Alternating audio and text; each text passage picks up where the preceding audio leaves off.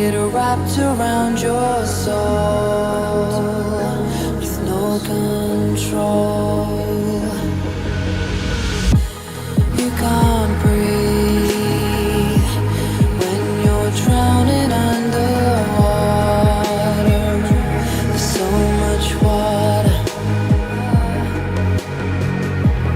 I'll run, I'll hide. Darkness always clouds my mind. When I look behind, it's moving closer every time.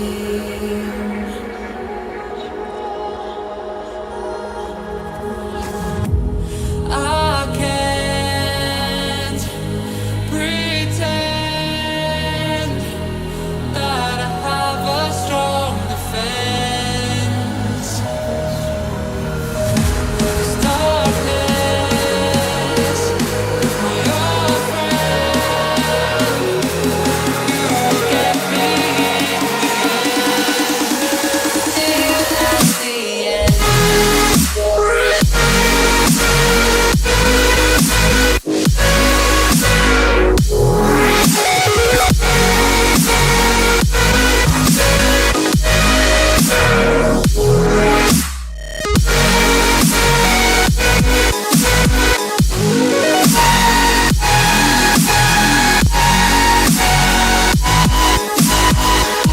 At the end.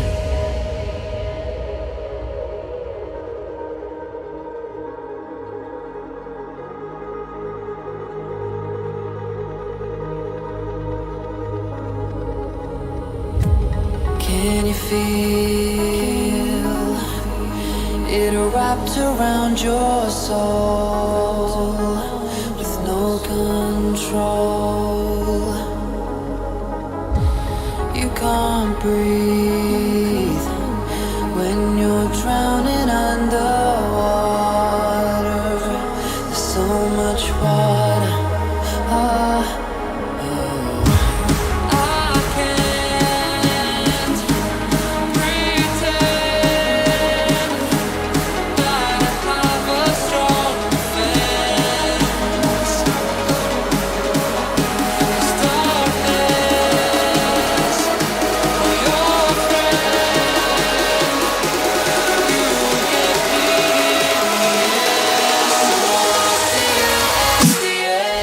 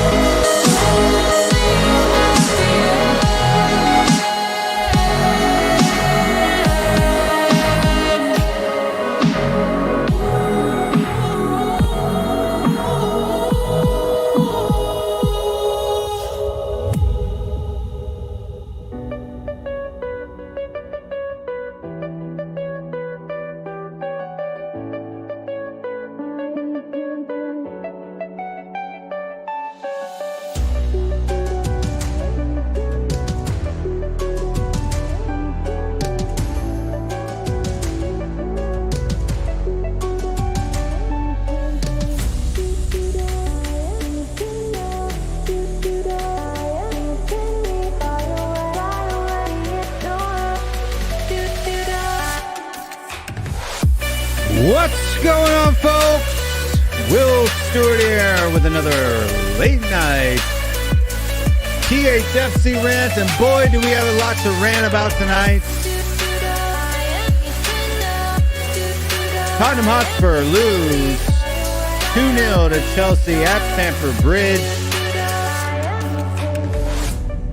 Was it a great performance tonight? I don't know. I don't think it was. We kind of beat ourselves. 2 own goals, as far as I'm concerned. And we put ourselves in a very, very difficult place if we want to continue to continue on in this cup competition. Who would have ever thought that I would have said, boy, did I miss Eric Dyer tonight. And I've been on some Twitter battles about Emerson Royale. Twitter's a dirty place, man. A lot of people like to make up stories, cast you in the lights that you aren't, but that's okay. I'm used to that. I get it a lot. But Emerson Royale continues to prove that he is lacking. Jaffa Tanganga 2 had a very difficult match today as well. And then all around, our midfield was pretty poor. Front line, all three of them pretty poor. Son, Kane, and Mora were pretty much non-existent. Some sparks of goodness, but overall, pretty underwhelming, if you ask me.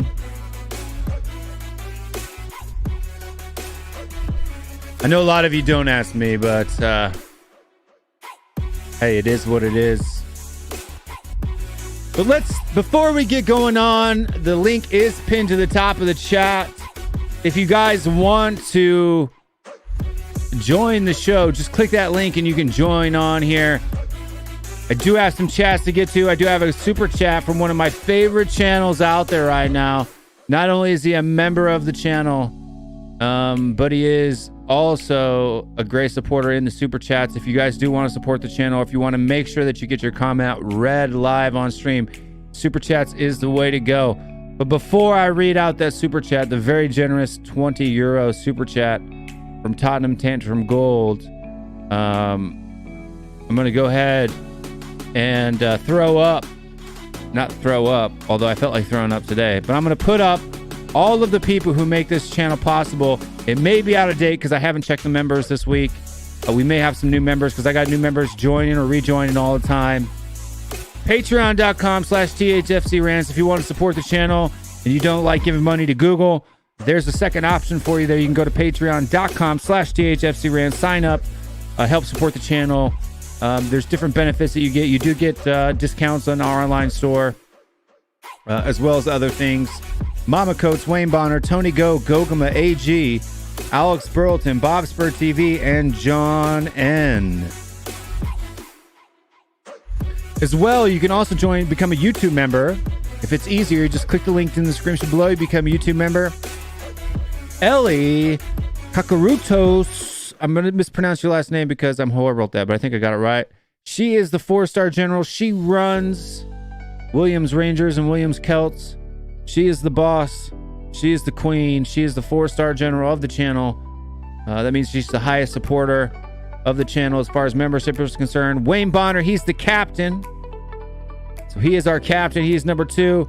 And then in order from newest or oldest to newest, we have Matt Hayes' Tottenham blog. If you need transfer news, that's the place to go. Sai says, Danny Kiriakou, Tony Go, Scott M, Dave Jones, Tottenham Tantrum. Amazing channel. Make sure you subscribe to him as well. Our Canadian friend Yunez, John Langford. He disagrees with me a lot of the times, but he still has become a member. That's what you should follow his lead. The True Sets Free and David. All of those guys are there. And you can also head over to another way to support the channel is to go over to thfcrants.com, buy yourself some merch. You at least get something from it. And when we do hit 2,000 subscribers, which we're only 510 away from 2,000, we will be giving away free merchandise from our online store. But if you would like to help out the channel, there's a way to do that. We have cups, we got mugs, we got masks, we got t-shirts and sweatshirts and all kinds of fun stuff that you can pick up. Go ahead and do that. Let's get out here and read Tottenham Tantrum Gold's comment right off the bat before we bring in our good friend, Mr. Mari. Tottenham got Tantrum Gold with 20 euros says, tonight was an embarrassment to all fans. Bill Nick would be turning in his grave to see the great club that he built be destroyed by Levy and Enoch. But on a bright side, we do have the great Steve Perryman on Friday. Great stream, Will. Thank you very much, my friend. I appreciate all the support. And if you would like to help the channel, just even $1.99 super chat or up to $20, 20 pounds like Mr. Tottenham Tantrum Gold here. Every little bit helps. Every little bit helps. So make sure you do that. And when you do put in a super chat, I'm out of focus all of a sudden. I skip all of the other chats and goes directly to yours. Before we get into some other chats, let's bring on the one, the only, the man who loves Spurs more than anyone else. I don't know about that, but pretty dang close. He's got that love and feeling on his show every week. He was on earlier tonight. I watched a little bit of it. And all the way from Florida in the United States, Mari from that Spurs episode. Oh, yeah. What's going on, man? What's going on? Well, not much better. Try to look at the positives outside of the field of this defeat. But really laughing because people can have an opinion, but they can go to the extreme. I was one of the first few who was kind of critical of Højbjerg's play, but now people are now going way too overboard. I just saw a tweet where someone says he's been our worst midfielder in the last 15 years. That is ridiculous. That is crazy. So I'm seeing a lot of crazy talk. Yes. No, I've actually seen, like, on the We Are Tottenham TV after show, multiple people in the comments saying Conte out, which is just insane. That's insane. Yes, it's insane. That's retarded. Sorry, it's not politically correct to use the R word. No, but it's as close as you're gonna get, right? I think there are some times when it calls for it. Because like, people have a balance, okay? Like, Højbjerg he's not playing well. There's many reasons and there's many excuses, but you cannot tell me he is the worst. I saw on Twitter, he's the worst midfielder we've had for 15 years. Are you kidding me? Are you forgetting the Strambolis and all the other like that's like asinine talk. That's like crazy talk. Like, please be sensible. I know we're upset. You know, everybody was awful. And like I said, this is good. I heard Conte's comment, which was spot on. Now it's a reminder to our fan base who sometimes take criticism and think it's hating. It's not hating. It's criticism. It's critique. I think now this game is really, now people are understanding this is going to take a couple of transfer windows. This is going to take time. And what Conte said, I 100% agree. And those people who want to Conte out, maybe Tuchel, I'll coach them with the setup because they have 5, which became a 4, and that's how midfield got destroyed. They did get destroyed. I mean, they got punked. But maybe we just don't have the personnel. We don't have the depth. We don't have the quality. That's why it's important to get a McKinney and Kessie, to have more depth in the midfield. So, so I think people just go a little bit too extreme. All right, Conte out or Højbjerg is the worst midfield in 15 years. I think that's crazy talk. A little bit. We do have a super chat here from our good friend over at Tottenham Away, Mr. Iggy Prince. Rocky Balboa in the profile pic. I'm digging it. I'm a big Rocky fan myself. Watch our stats for sure. We're gonna have another one with the rest of the people in the other leagues. We did it was a good show. I watched it back. I didn't get to watch it live, unfortunately. I was gonna troll you guys live, but I missed it. But I did watch it back. And you guys didn't trash Weston McKinney too hard, so I didn't have any problems with that.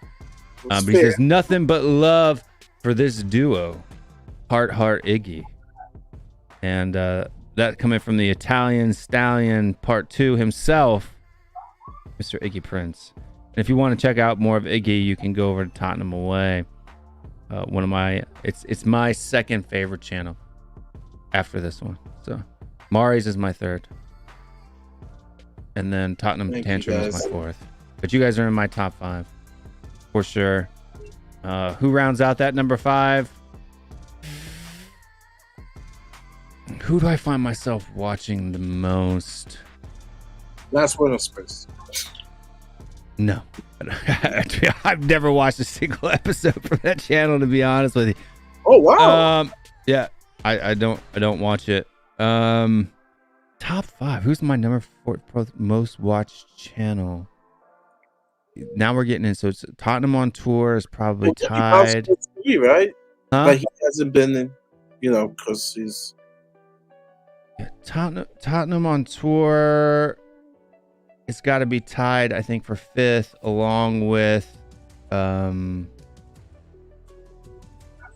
think it's like a three-way tie for 5th. So it'd be Tottenham on Tour, Tommy, and then probably Colin. But he hasn't been live in a while. I don't think Colin has been live. And Bob hasn't been on a while. But Bob definitely would be in that top. Bob would be probably 5th, at least 4th, if not up there. But unfortunately, Bob is still not with us here in the family, still fighting COVID. Yeah. But he definitely is missed. And one guy who used to stream a lot of the time, but hasn't done it so much, and we miss his shows. My other good friend from the United States of America, Mr. Kieran from Spurs Late Night? I can't even remember, dude. It's been so long since you streamed. Yeah, man. You're muted or something. I can't hear your mic, dude. You're not muted on the stream, but we can't hear you. How's that? There you go. We got you. Yeah, there we go. Yeah. Yes, it was Spurs After Dark. It's been a long time. It might make a comeback eventually. We'll see. It's not as easy as people think, is it? Like no, man. You it takes a lot of commitment. It's you have to make time in your schedule, and you have to be on point with it. And it's difficult to get guests to come on. You got to work with other people's schedules. It's a lot, and so I'd like to get back to it eventually, once other things in life permit. Yeah, it is tough. Look, trust me, if I had all the time in the world, I'd be doing a stream every day. Like if I was single and this was my full-time job, and maybe at some point in life that'll reach that point, I'd be doing shows every day. Well, right? Hopefully not the single part, right? Well, yeah, hopefully not the single part. But this being my full-time job, I'd be doing streams every day. Maybe even 2 a day. Because one, I enjoy it. I love talking with my friends and family in the Spurs community. But 2, I really enjoy the people in the comments as well. Like all the people that are in the comments actively participating in the show in one way or another makes it worth it. But you have to have a plan. You have to set up the show. You have to schedule the show. You have to create the thumbnails. You have to do all of this stuff. Yeah. And it's a lot more work. And when you're literally doing the show for less than minimum wage or for nothing, if you're not monetized at all, it makes it difficult to get yourself up for it, right? So, look, I'm telling you right now, if I didn't have my members, I probably would have quit the show a while ago, to be honest with you. But because these guys have invested in the channel and continually support me month after month after month after month, I owe them content for their cash, right? So And that just shows how important all you guys are. All you guys who support this channel and the other channels in Spurs too, man. Like you guys keep it all going for sure. You know, along with the commitment and the hard work from the creators, it's your support that makes all this happen. So. And one of my other good friends here, from my number 2. Oh, We Are Tottenham TV. Iggy's asking if We Are Tottenham TV is in my top 5. Yeah, they would be in my top 5. Of course. Look, I wouldn't be here right now if it wasn't for We Are Tottenham TV. I cut my teeth on coming on streams on We Are Tottenham TV's channel. I think I've been a member of their channel for almost 20 months now. I mean, back in the day when I very first started going on We Are Tottenham TV, it was, you know, before any of us had channels of our own, it was me, David, Marcelo, Brian Daigle, you know, Charlie THFC. People don't even, he hasn't been on in a long time. I don't even know if you guys even know who Charlie THFC is, but I know Charlie, but geez, yeah, I haven't seen him in a long time. Yeah, he's got Matt Hayes. Matt Hayes had a channel for a long time, but for a lot of the folks, but the guy who killed it today on the watch along in the After Fan Show, to be honest with you, I think it's one of the best people they've had on a watch along in a long time. It was one of the most enjoyable. Cody's favorite coach, the one and only Stelios. Hey. Spurs. I didn't know if you were going to make it home in time. You guys ran that after show till like right up to 8:30, 1:30 in the morning your time, man. I didn't think you were going to make it home in time for this show tonight.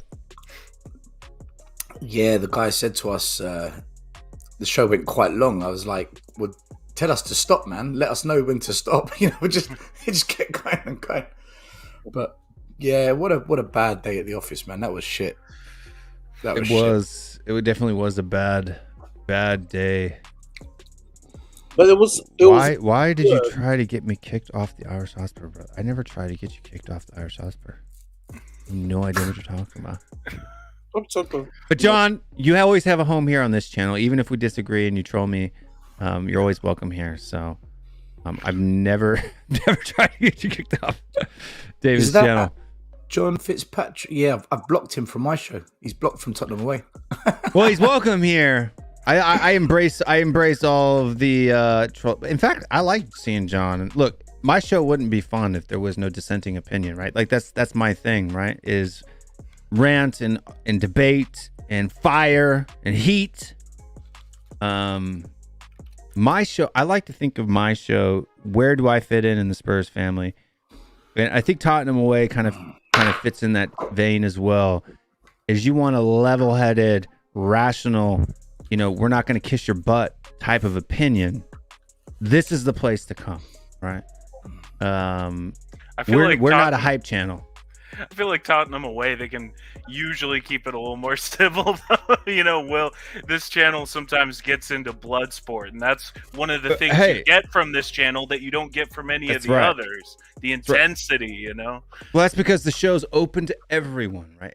Every single aftermath show, the link is pinned to the top. Anybody who wants to join can join. It's open to the world. We have Chelsea fans. We have Man United fans. We have all of these guys coming on. Maybe the Chelsea fan will come on tonight and give us a hard time. Maybe he'll troll us a little bit. Maybe he'll give us a little bit of banter. Yeah. You know what? I don't know. Tonight, and a lot of people are actually giving him some kudos. Alex D had a good stream tonight. I couldn't disagree much with what he was saying. And he's been saying it for... He says not me, so he's talking to somebody in the comments. All right, I was just saying, I was like, whoa. Yeah, Alex D. People, if you go see him, please like and subscribe. But he actually, you know, he had some interesting points that he's always been saying. He had a good stream, Alex D. Alex D. Look, Alex D. boycotts my show. Apparently, he's scared to come on and face the Will. He's afraid to come on and face the will. Yeah, I'm telling you. You know, he'll go up against David and he'll go up against Marcelo, but he's afraid to come on and face the will. I'm calling you out right now, Alex D. THFC. I mean, come on the show. You got to admit, though, Alex has had a Both bit of of you a... are tame. You both Alex agree on has been on the up a little bit. You know, he spent all that time defending Ben Davis, Harry Winks, and Eric King Dyer, and now they look like three of the best players in the squad. I mean, well, I don't know about three of the best. Dyer, maybe, right? Davies, I think Davies is still. Davies isn't doing anything wrong. A lot, 70 and 80% of the time in that left center back spot. He's not doing anything amazing either. He's just there. He's solid. Okay, he's solid. But Ben Davies has always kind of been solid. He's always kind of been one of those players that does a job. He's always kind of a 6 or a 7 on the day. Never does anything to really shock and amaze. But he's kind of like, he's like, I don't want to get too misogynistic here, but he's like that girl at the club who comes, you see her every week and she's not super great looking, but she's always there and you know that you've always got a plan B, right? Like that type of thing. But I think Jersey Shore had a word for that. Yeah, I can't remember. Grenade. Grenade. Gonna call it a grenade.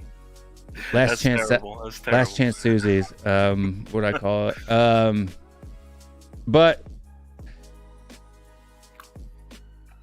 you know, it's today was one of those matches where it was like you were nervous coming into it. You were wondering what was going to happen, hoping maybe you can squeak out like a 0-0 draw, 1-0 defeat or something like that. And look, I mean, they didn't really score from open play, right? We gave away the 2 goals. So, you know, we did kind of do our job. And if it wasn't for some bad luck, for example, that Tanganga clearance, I mean, that was just bad luck. Look, people were giving him a lot of crap for that. He headed it out in the right direction. Davies just happened to be in the way. If Davies would have stepped forward instead of stepping back after his attempted to try to get into the header, it would have cleared, right? And there would have been no problem. That one was a little bad luck. He hit the guy in the back shoulder. You know, Tanganga's not really looking, you know what I mean? Well, I came prepared tonight with a rant, so do you mind if I just fire off? No, just go ahead and fire it off, man. But before you do, I'm going to bring in my favorite Canadian, even more favorite than Cody Mack, and that's saying a lot. But he is, by far, the tie of Tottenham Hotspur. Dietrich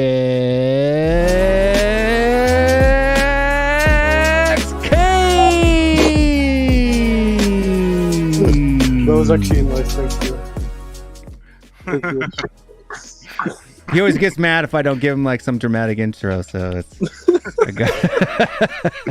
Well, sorry, I'm just going to turn my camera off and mic just for 1 minute. Sure. Because I've got a cheeseburger here. I know Cody, man. You haven't eaten. You've been working all day, so go ahead. Cody Mack gets upset when I eat live, so I'm going to go finish off my cheeseburger. All right. That hurts, Cody. That hurts, Cody. Oh, Cody. Scott M's getting booty hurt. You guys are my top 3. Cody Mack, Scott M. Right. But lately, Dietrich's taken the number 1 spot because he's come on my show a lot more than the other 2 of you. It's true. Called out. All right. Do you mind, Will, bringing up a comment? It's a little back. Junior D at Mr. K. Starts with Conte and all Junior caps. D at Mr. K. You got a time stamp on that? 9:27 Oh, I saw PM. Junior D comment. Yeah. Go have it. This one here. So Junior D, I'm not coming at you directly. First of all, I just want to let you know this is more of a broader point. The criticism I've seen of Conte on Spurs Twitter today has just been absolutely ridiculous. Honestly, like how dare you? How dare you criticize this man? He is one of the top 3 managers in the world. He has won what, 6 out of 7 of his last seasons. He's won a league title. I mean, it's just unbelievable. The guy, we are lucky he's even here. We should be kissing his feet just the fact that he's gracing our club with his presence. And to go into if you're going to criticize his tactics, and this is what I've heard a lot today, he's made wrong tactical choices. Look, okay, for the starting 11, you might have some points. Doherty at left wing back, I think possibly bringing Tanganga over Rodon. Honestly, I think that's a wash, but you could have a discussion there. But in terms of how we set up for the game, I understand a lot of people thought we should come at Chelsea because there were holes in the team. They haven't been in sparkling form. They had a lot of good players out. But it totally makes sense if you're Antonio Conte to set up this team, especially without Eric Dyer in it, who is clearly crucial to this back three, to set up this team to go into that first leg away at Stamford Bridge, where Spurs have a terrible record, where it's going to be a raucous atmosphere. The entire crowd's going to be behind the team. To set up the team to go in there and not concede, play for that second leg. And for the most part, we did exactly that. But those 2 goals, those are not goals that you can plan for as a manager. They were completely, both of them were like blooper reel stuff. Tanganga, he's rusty, has hardly played all season, receives the ball in the half turn, as he should have seen that Emerson was going to be closed down immediately. He should have known that was going to be the case because of how hard and how high Chelsea were pressing in the beginning of the game. He makes a poor pass with not enough power on it, and obviously gets taken. And Emerson did poor too as well. So. And he also did poor on that play as well. But, that kind of mistake is not something you can plan for. And the second one, I agree completely with Will's analysis of it. Tanganga did exactly what he was supposed to do. Ben Davis was in a way. From there, it's blooper reel. There's nothing you can do about that. Conte set up the team perfectly to achieve the result that he wanted, which was to not concede and play for the return leg. But, two goals from just silly mistakes is not something you can plan for. It's not something you can account for. He tried to change the game in the second half, but as we all know, we don't have the strength off the bench to really change the game once we're 2-0 down. Can I add to that? And the thing is, because G&D said Conte had no plan B. All right, so let's go back. They look like they set up, they were playing a back 5. Sam from Paxton explained it well. They make Zizic come into the midfield, so kind of like a 3-4-3, and so it's basically our 2 midfielders against their midfielders, and they bossed us the whole time. Now you say Conte doesn't have a plan B. Look at the quality Chelsea has. Right, Seal is having a rough year with Chelsea. But this is the same Saul who played for Atletico Madrid. So if he plays his A game, my goodness, the depth and quality, we don't have that. Of course, we're not going to have a plan B or plan C. We don't have that quality. Yeah, exactly. The preseason game, remember that first half against Chelsea? That tournament, London tournament? Their midfield bossed us when Nuno was there. The same thing happened today. It goes to explain the quality that we have. We don't have that. They got Jorginho. So Conte didn't play. They have quality. And the truth hurts. But we saw it today. You cannot say that what he has. You can only work with it. And that's why I love his press conference after, because, man, the quality, it's not there. It's light years. It hurts, but when you can bring a Saul from the bench to start this game, and, that's saying where Chelsea is and where we are, and what our previous coaches, Mourinho, Pochettino, said about our depth, our quality of our squad. It is what it is. It is what it is, but I do want to get Gogama's 3001 super chat in here. If you, like I said, if you do want to support the channel, you want to do want to skip the line, go ahead and throw in that super chat. Tanganga second goal, very unlucky. I think we all agree with you on that. No, don't. Can I just say I don't agree with that? You don't agree with that? No, I don't agree with that. All right, let's hear Dietrich Kane's opinion on why Okay. Tanganga screwed the pooch. Okay, as a center back that played professionally, one thing the coaches always tell you in this situation, just put the ball for a corner. And what did he do? He did the stupidest thing you can do. That's just my personal opinion. He should have just taken a corner and hope for the best. That was a dangerous ball. What coach told you that, Dietrich? No, as a Canadian, like when I was playing youngster as a professional. That's a bad coach. I'll tell you now. No, it's the truth, bro. I'd rather But it's a bad coach if he told you to give away a corner. No. Yeah, you give away a corner. You just don't put the ball like, oh, just put it there and then hopefully one of the defenders is going to clear it. No, just take a corner for it.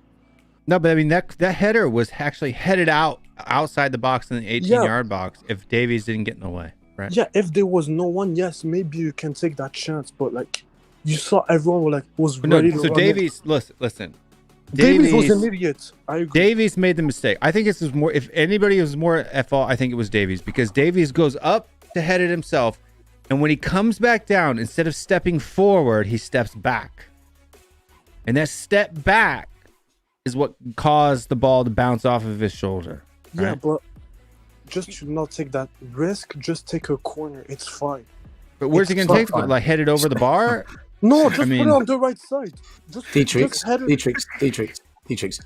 The reason Chelsea scored these goals today is because they kept the ball and they pressed us. When you don't have the ball and the other team presses you, you're under pressure. And that constant pressure leads to mistakes. That's where the first goal came from. The second goal, again, we're under pressure of having to deal with attacks, corners, free kicks. If you give away the corner, you're just saying, send us more pressure. Yeah, send us more pressure. So any coach that says just give away the corner, it depends on the situation. If you're playing against a team of midgets, yeah, give them a corner. I get that. But we're not playing against a team of midgets. We're playing against the third best team in the country. Yeah, but they didn't have Thiago Silva, the best corner. They didn't have him, so just they scored from a corner. They scored from a corner. From a corner? The ball wasn't it a cross that came into the box that Tanganga tried to clear? Yeah, but just take a chance. So we conceded from a cross, and your answer is give them another cross. But that was a dangerous cross. Corners are. It's not like the same level. Corners are not dangerous. Did you watch Spurs last season? How many goals did we give away from set pieces last season? So you want our players who had just played the entire match up to that point on the back foot, being pressed, under pressure, giving away the ball over and over again. They're scatterbrained at this point, and you want them to go defend more set pieces. Let's just give Chelsea a set piece we have to defend. Yeah, we were doing better defending from open play, so why would you concede that and give a set piece? Yeah, Dietrich, we got lucky tonight, right? Lukaku took a shot straight at Lloris. Left or right, it might go in. Timo Werner absolutely fucked up a chance he got. Absolutely fucked it. Ziyech from 6 yards out. Okay, so let's do what you say. Give them a corner. They score another goal. The entire performance tonight, we were dominated. We absolutely dominated. So even if we gave, as you said, just clear it for a corner, Chelsea was still coming out. We were going to buckle at another moment, man. We're lucky. It's 2-0. We're still in the tie. In Adobe or Adobe, I don't know if he necessarily messed up the lineup. If Dyer wasn't available, the lineup was pretty much what we've been playing all season. But I just have a question. Why Why did he put Sanchez in the middle and he succeeded on the right-sided center back? That's just my question. Why did he do that? I guess he rates him higher than Rodon in the middle. I mean, that's the only explanation that you can have, right? I'll tell you why. I'll tell you why. Dietrich, I'll tell you why. Yeah. Because he's not going to play Davis in the middle because Davis is the only left-sided centre-back. Yeah. So it's either Rodon, Tanganga or Sanchez. Sanchez is the most senior centre-back left who was available. That's why he played him. But that's not an excuse. I'm sorry. Second half, it's beyond that. He's just the most senior. It's also he's a taller, more physical presence than Tanganga. Tanganga. So you you're in a back three. You want your central defender to typically be the tallest, the most physical, the one who's best in the air. Out of those three players, assuming he wasn't going to play Rodon at all, because I don't think there was any chance he was going to play Rodon. I mean, I think that the lineup shows that. So out of those three defenders, that's the only way you can set up is Davis, Sanchez, Tanganga left to right. But Besides, the outside center backs need to be better on the ball, and we know for a fact Tanganga is better on the ball than Sanchez because Sanchez is a calamity every time he touches. I don't think this is necessarily an option because Conte plays 3 at the back. He doesn't play 4 at the back unless he has to. Like he can't play what he wants to play. But my question, like he even said in the interviews that Rodon is behind Dyer for the central role. So in a way, he lied. He didn't lie. Just apparently Rodon's not of it. And who knows? Was Rodon even on the bench? Yeah, he was on the bench. Yeah. I'll be honest with you. Even if Eric Dyer started tonight, and even if we had Davies, Dyer, Sanchez, even if Romero started tonight, we still would have lost because the way we could not keep possession and the lack of attacking play. If at halftime it was 0-0, Tuchel would have made a tactical change, brought Pulisic earlier, Kovacic earlier, and they would have got a goal a different way. We were completely outclassed tonight, man. But I mean, we probably would have lost 1-0 instead of 2-0, I think, if Dyer would have been available. Sure, but I think we still lose. I mean, I think the main problem was the midfield, and we just don't have the players. I mean, we just don't have the players in midfield to be able to retain possession. When you go 1-0 down in the tie, though, the tie's still on, right? Now, if we're being honest, Højbjerg, I don't know what the fuck happened to him. Højbjerg was horrible today. He's exhausted. No, like that's worse than he's played 18 months straight. I'm just sick and tired. He needs a break. I understand. You need the depth. He needs to. He had COVID 2-3 weeks ago. Everybody, I get that. Everybody's tired. But today, what happened? Same thing that happened in preseason. We got worked. All right, we got worked. He came in full strength. They worked him. The only time we saw a post in the midfield is when Tanga came in, and then now said, "Oh, someone finding way around Jorginho." Other than that, we got worked by the midfield. It's the truth. It's the truth. It's not being tired whatsoever. It's like it's not the quality. It's not the level. Like Jorginho is world class. Conte, world class. No, chill. He's not world class. Chill. But he made the top 5 Ballon d'Or vote. And he was important to Italy and Chelsea winning. That doesn't matter. I mean that's. Well, and compared to our players, it's all besides the point. It doesn't matter which of our midfielders you played and what combination. It doesn't matter what formation, whether you played with the 2 in midfield or you stacked the midfield. We were still going to get torn apart because we don't have a midfielder that can retain possession and create chances. We just don't have it. We don't have a creative mid player who takes care of the ball when in possession. We just don't have the closest thing we have is Harry Winks. But if you start Harry Winks alongside Skip in that 2 in the 3-4-3, they're still going to get overrun. You know, so Conte looked at it and he said, "Well, my best chance is to take my 2 defensive midfielders and just play them together and hope that the 2 of them can break up enough of Chelsea's attacking play and their link-up play through the midfield and to keep us from too much pressure on the back line." I mean, they didn't have Kovacic until he came in. So if you could imagine that. But the thing is, I know it's unpopular. It's like I said, I love Højbjerg. I love the heart and passion. Last year, when people quit, he was the only one. But I have to be fair. I have to go by game. I have to call it like I see it. And he gave the ball away a lot, and he was not attacking first and second balls in the midfield near as much as he should have. Do you know? And did you see how he got bullied? Did you see how he got bullied? That's not how he got bullied. It was 4 against 2. They stacked the midfield. Chelsea came out in like a 4-2-2-2. They didn't have a chance. They had 4 players inside against 2. One of them is a Højbjerg who's played every game of the Premier League for us last season. Then he went and played every game up to the semifinals for Denmark. Had like 2 weeks rest. Comes into this team and has been playing a lot still.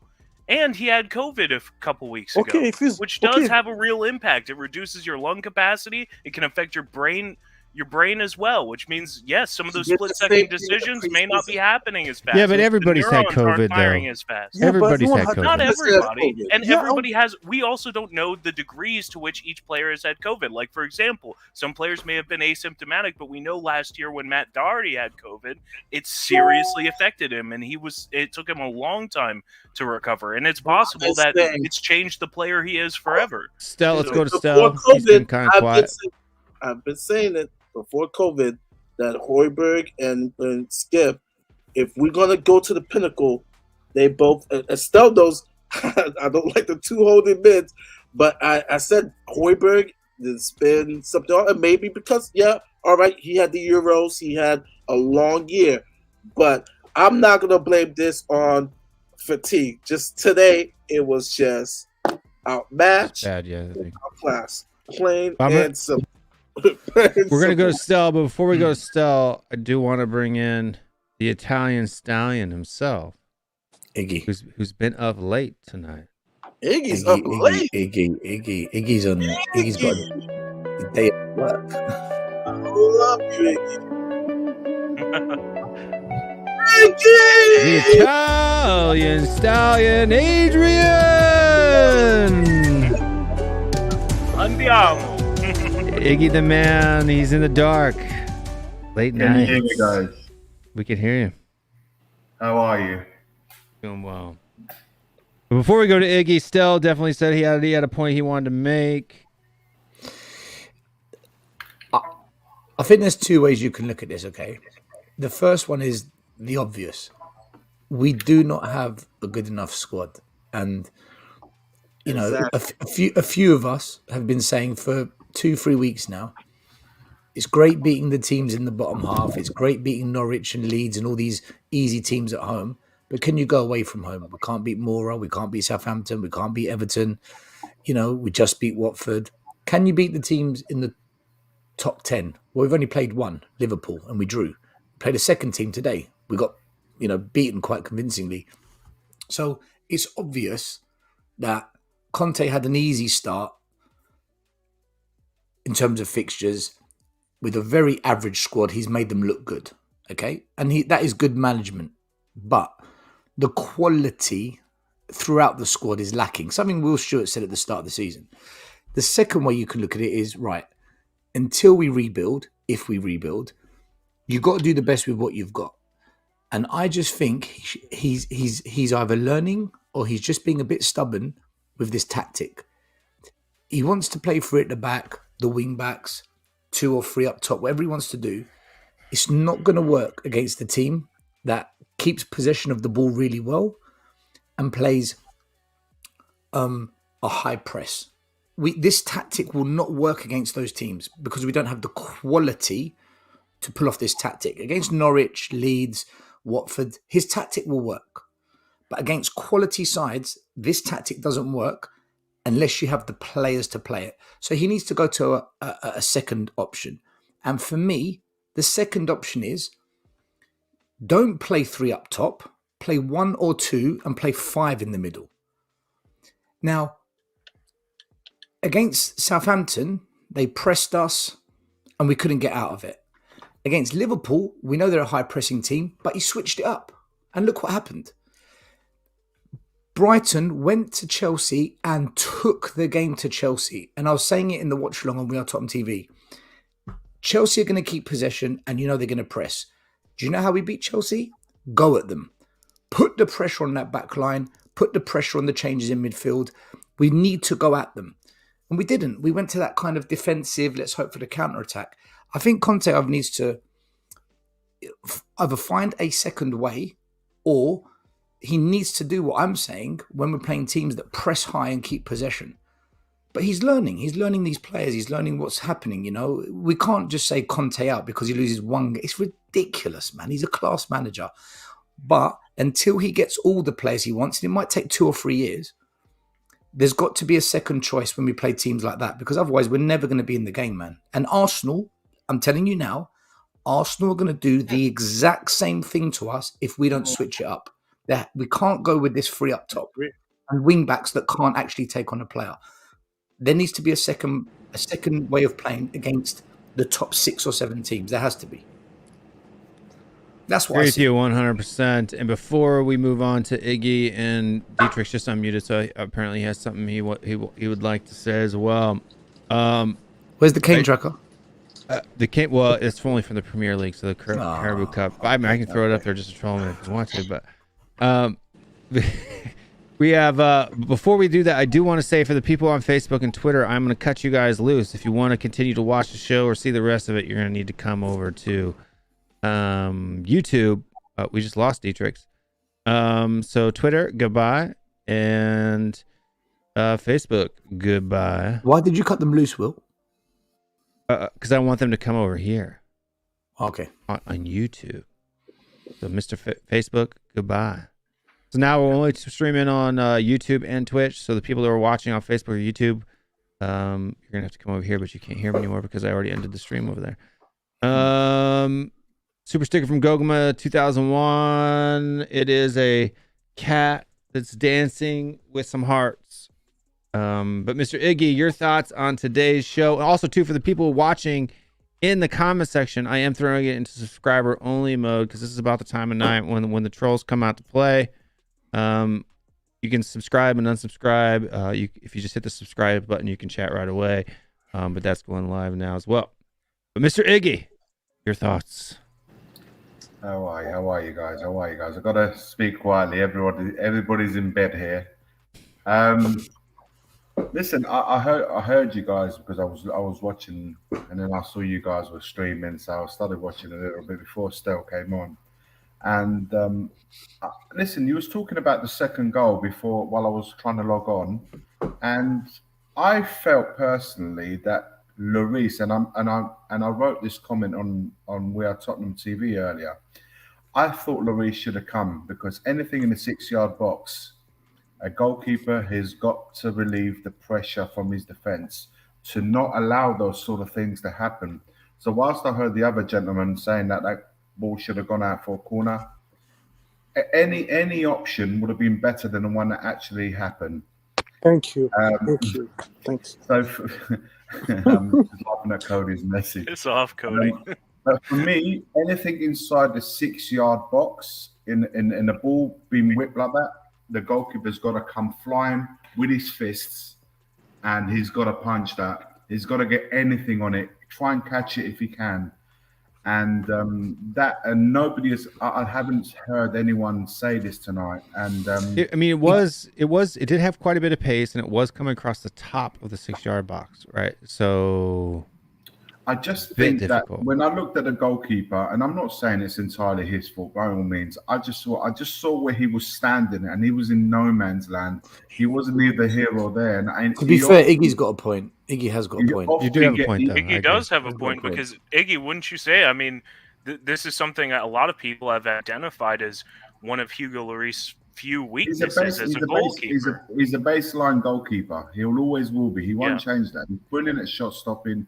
His handling from crosses and his distribution has always been a question mark. That doesn't take away that he's not a great goalkeeper. He is, by all means.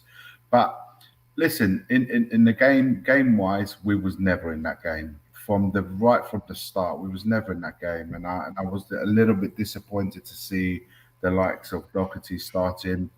I would have rather if Dyer was missing from that game, I would have rather have had a like-for-likes change rather than bringing Sanchez in to centre and then bringing someone else in on the right hand side. That meant that you've made 2 unnecessary changes. One from a defender that always played on the right side of the defence into the middle, and then bringing Tanganga in. And who's the like for like, Iggy?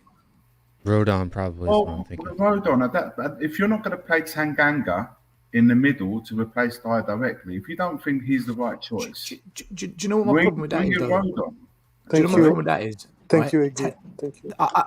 I'm not sure, and I'll tell you why. A lot of people got on Tanganga's back today, and I'm going to defend him. No. Listen, I've said this before. Stel, not you. Hang on. What I've said, and I've said this from many places. Sorry, Stel. what I've said before is I said this yesterday when we was on our show. I said it's not fair for any player who hasn't played for a period of time to then bring him on in the big stage, in even more so in a ground that we hardly ever get a result. Exactly. It's unfair. It's unfair, but it wouldn't be correct. And also, so if you bring on Rodon out of complete obscurity, and you say, right, here's your first chance of the whole season away at Stamford Bridge. What do you think that would have been? No, it wouldn't have been the right thing. I wouldn't have personally crucified him for it, because I would have understood that he would have come in cold. Yeah. I would have understood. But when you don't have the choice, you have to play somebody. And in that case, Rodon would have been the better fit for like.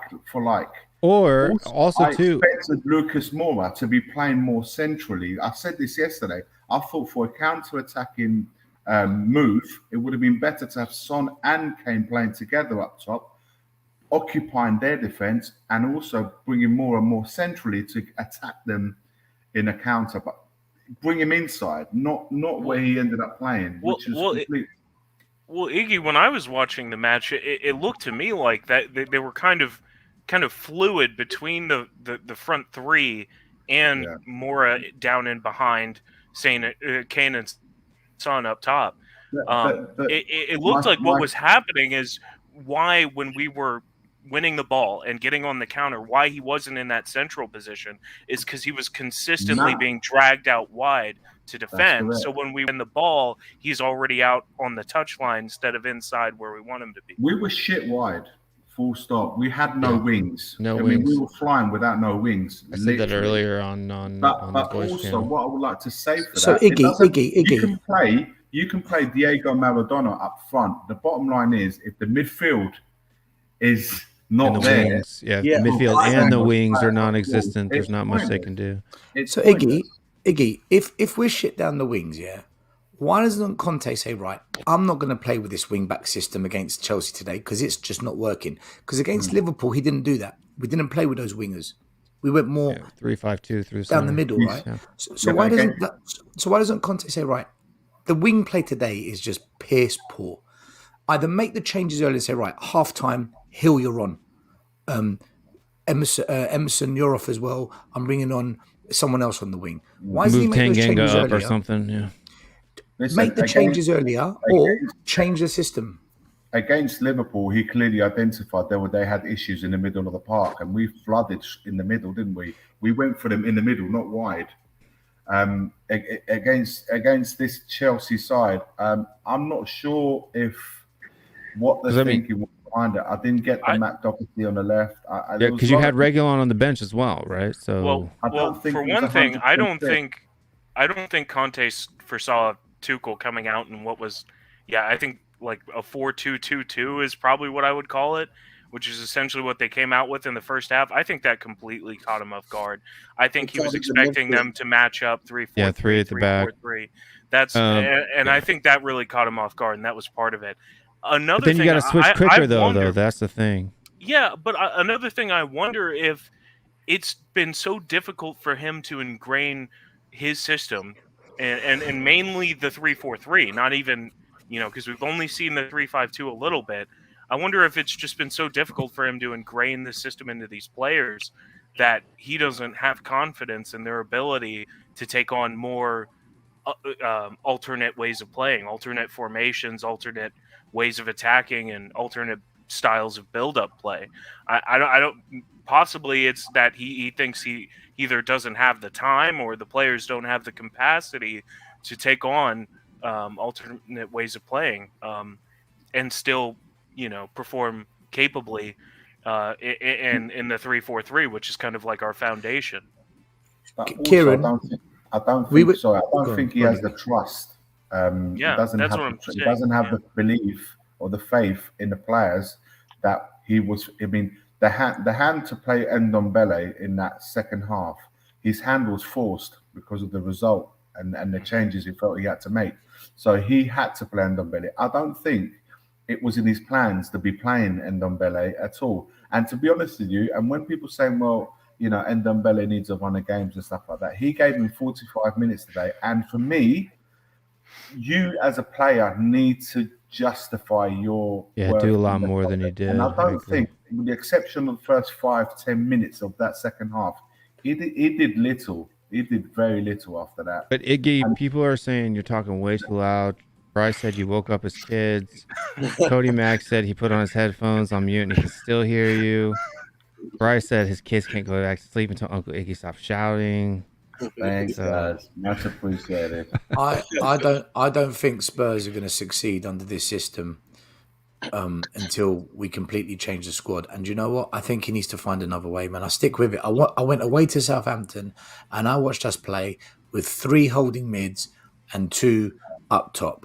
And all that did was invite Southampton to press us. And they pressed us and they pressed us. And then they got their goal. The only reason we got a point at Southampton is because they went down to 10 men. No other reason. If that penalty and that red card didn't happen, Southampton would have beaten us. And it was the way we were set up. I'm telling you, I'm not against Conte. I'm not against him at all. I want him here and I want him to be backed. But he has to change the stubbornness in certain games because our players aren't good enough for it. They can't do it. They're just useless, man. Any team that presses us or any team in the top 6, we're in trouble every single time. I have a question to Stel. Stel, I have a question for you. Yeah. Would you change the formation to a back 4 or are you going to stay with the back 5? Depends who we're playing, Dietrich. Against Arsenal, I'd go to a back 4 and play 5 in the middle and 1 up top. 1, they won't expect it. 2, they won't dominate the midfield. Yeah. And 3, there's no point playing Son and Moore up top because we can't get the ball to them. We can't even get... Do you know, the last 15 minutes against Chelsea, Harry Kane was on the halfway line out wide and standing right next to him was Ndombele. And I'm like, why is Ndombele and Harry Kane on the halfway line on the throwing line next to each other? This is ridiculous. Yeah. It's crazy. It doesn't work. So who would play in, like, let's say we play a back 4. Who would play like in the number 10 for you? Who would play number 10? Yeah. I'd have 2 number 10s.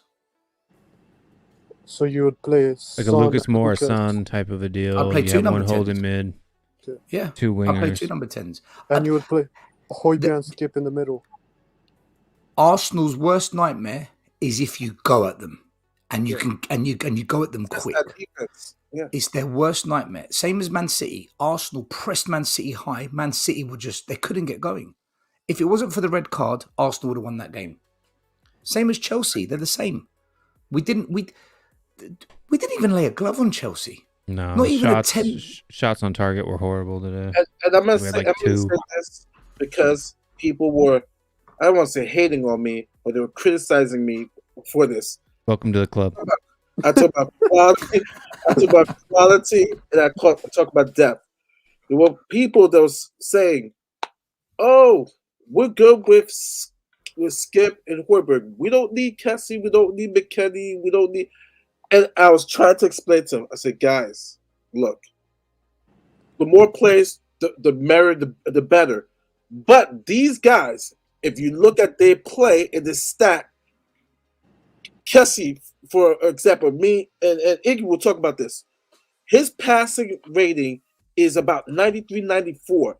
But how he does it, because Sam was breaking it down where Højbjerg passes from the back, Kessie builds up the play from connecting from the defense, box to box to the forwards. That's why you see Kane coming back to with taking them the belly. And I'm just like, I'm watching the game, I'm thinking, like, the people that we're interested in, people were actually saying, oh, we don't need that. And I'm just like, are you watching a game like today where it would have been beautiful to have those guys get them up, receive the ball, and be able to advance forward in progression of our offense? I'm watching the game. In my mind, I'm at work. I'm like, we're not going to do anything until we brought Tange. And then for those 10 minutes, we did something. And then the last time I felt that way was the last 10 minutes when we brought Brian Hill, where we saw the only person who Yes, he's young. No, don't do that. Get real. The only thing that Brian Hill did was that the move on the touchline, which is a Brian Hill specialty. Especially He's against not afraid. Name me one player who's not afraid to attack that defense. Yeah, he may lose the ball, but at least there's somebody like, damn, at least he went and tried to attack. Yeah, but one time there was other people that did it one time as well, right? So let's not get over. I think down the wings, only Hill attacked down the wings. But I loved how he spinned around the Captain America. It was like the only one. Christian Pulisic is not a defender, my friend. He's not a No. wingback. Even though he's playing as one, he's not a wingback. At least it was something. At least whenever the 7 or 8 minutes, he is trying to do something that no one else. Maybe sometimes we see it from Mora, just attack, not be afraid to just attack, even if you lose the ball. A post. Do you know another thing as well, which will always go against us no matter what we do? Chelsea, no matter what's going on in the season, when it comes to Spurs, they always turn up. Without fail, they could be 10th in the league. If they play Spurs, they turn up. When it comes to Tottenham, they know never to lose that game. It's ingrained in them. It's a mentality that when it's Tottenham, we do not ever, ever, ever back down. That's a problem for us. That is a problem because they're just, they know, man. They know. So Cody Mack doesn't like the fact that I'm being too neutral on tonight's stream, and so he's put out a troll thing. If you could, question for the panel, if you could do it right now, would you swap entire squads with Wolves and keep Conte? Like only the midfield. Here's a question for you, Cody. I reverse the question. Why are Wolves playing such fantastic football and Spurs can't? Because I watch Wolves and I think I love watching Wolves at the moment. Even when we went Great match on the Wolves, weekend. and we beat Wolves 1-0. The way Wolves played against us with the same manager, I thought they were fantastic. I thought Wolves were fantastic. I would say if you take Kane and Son and put them on Wolves with Conte, I'd take that team all day. Yep. Yeah, I would. Because they have Moutinho and Neves. Pedence is better than what we've got. Neves is better than what we got. Moutinho is better than what we got. Cody Mack would... No, what's his name? Is it? No, Connor Cody, not Cody Connor Mack. Cody is just as good as Eric Dyer. Yeah, Connor Cody's as good as Eric Dyer. The wing-backs, I don't know about the wing-backs. Wingbacks are a little bit weak, but Semedo had a good game. they're no worse than the ones we have, right? So Semedo's better than Emerson. Yeah, I was going to say. I might bring Reguilon along. along. I might bring Reguilon along to play on the left-hand side, but other than that, let's say take Kane, Son, and then take the rest of their players. I'll probably take their 2 centre mids. I'll take their midfield. Their midfield's good. I'll take their 2 centre mids, like Neves. I'm absolutely a massive fan of Neves. He's brilliant. Neves is brilliant. I'll take Neves. So they're central midfielders, yes, but as for the rest of the team, I'm not too sure. Honestly, the only 3 players I wouldn't swap are Coutinho Kane, is and old, but it's the like, rest. I mean, Coutinho's not a bad keeper either, to be honest with you. It's like the Coutinho rumors, right? People are just like, oh, no, don't even look at Coutinho. But name me someone on the team currently who could do something that Coutinho do. But we can get somebody cheaper than him.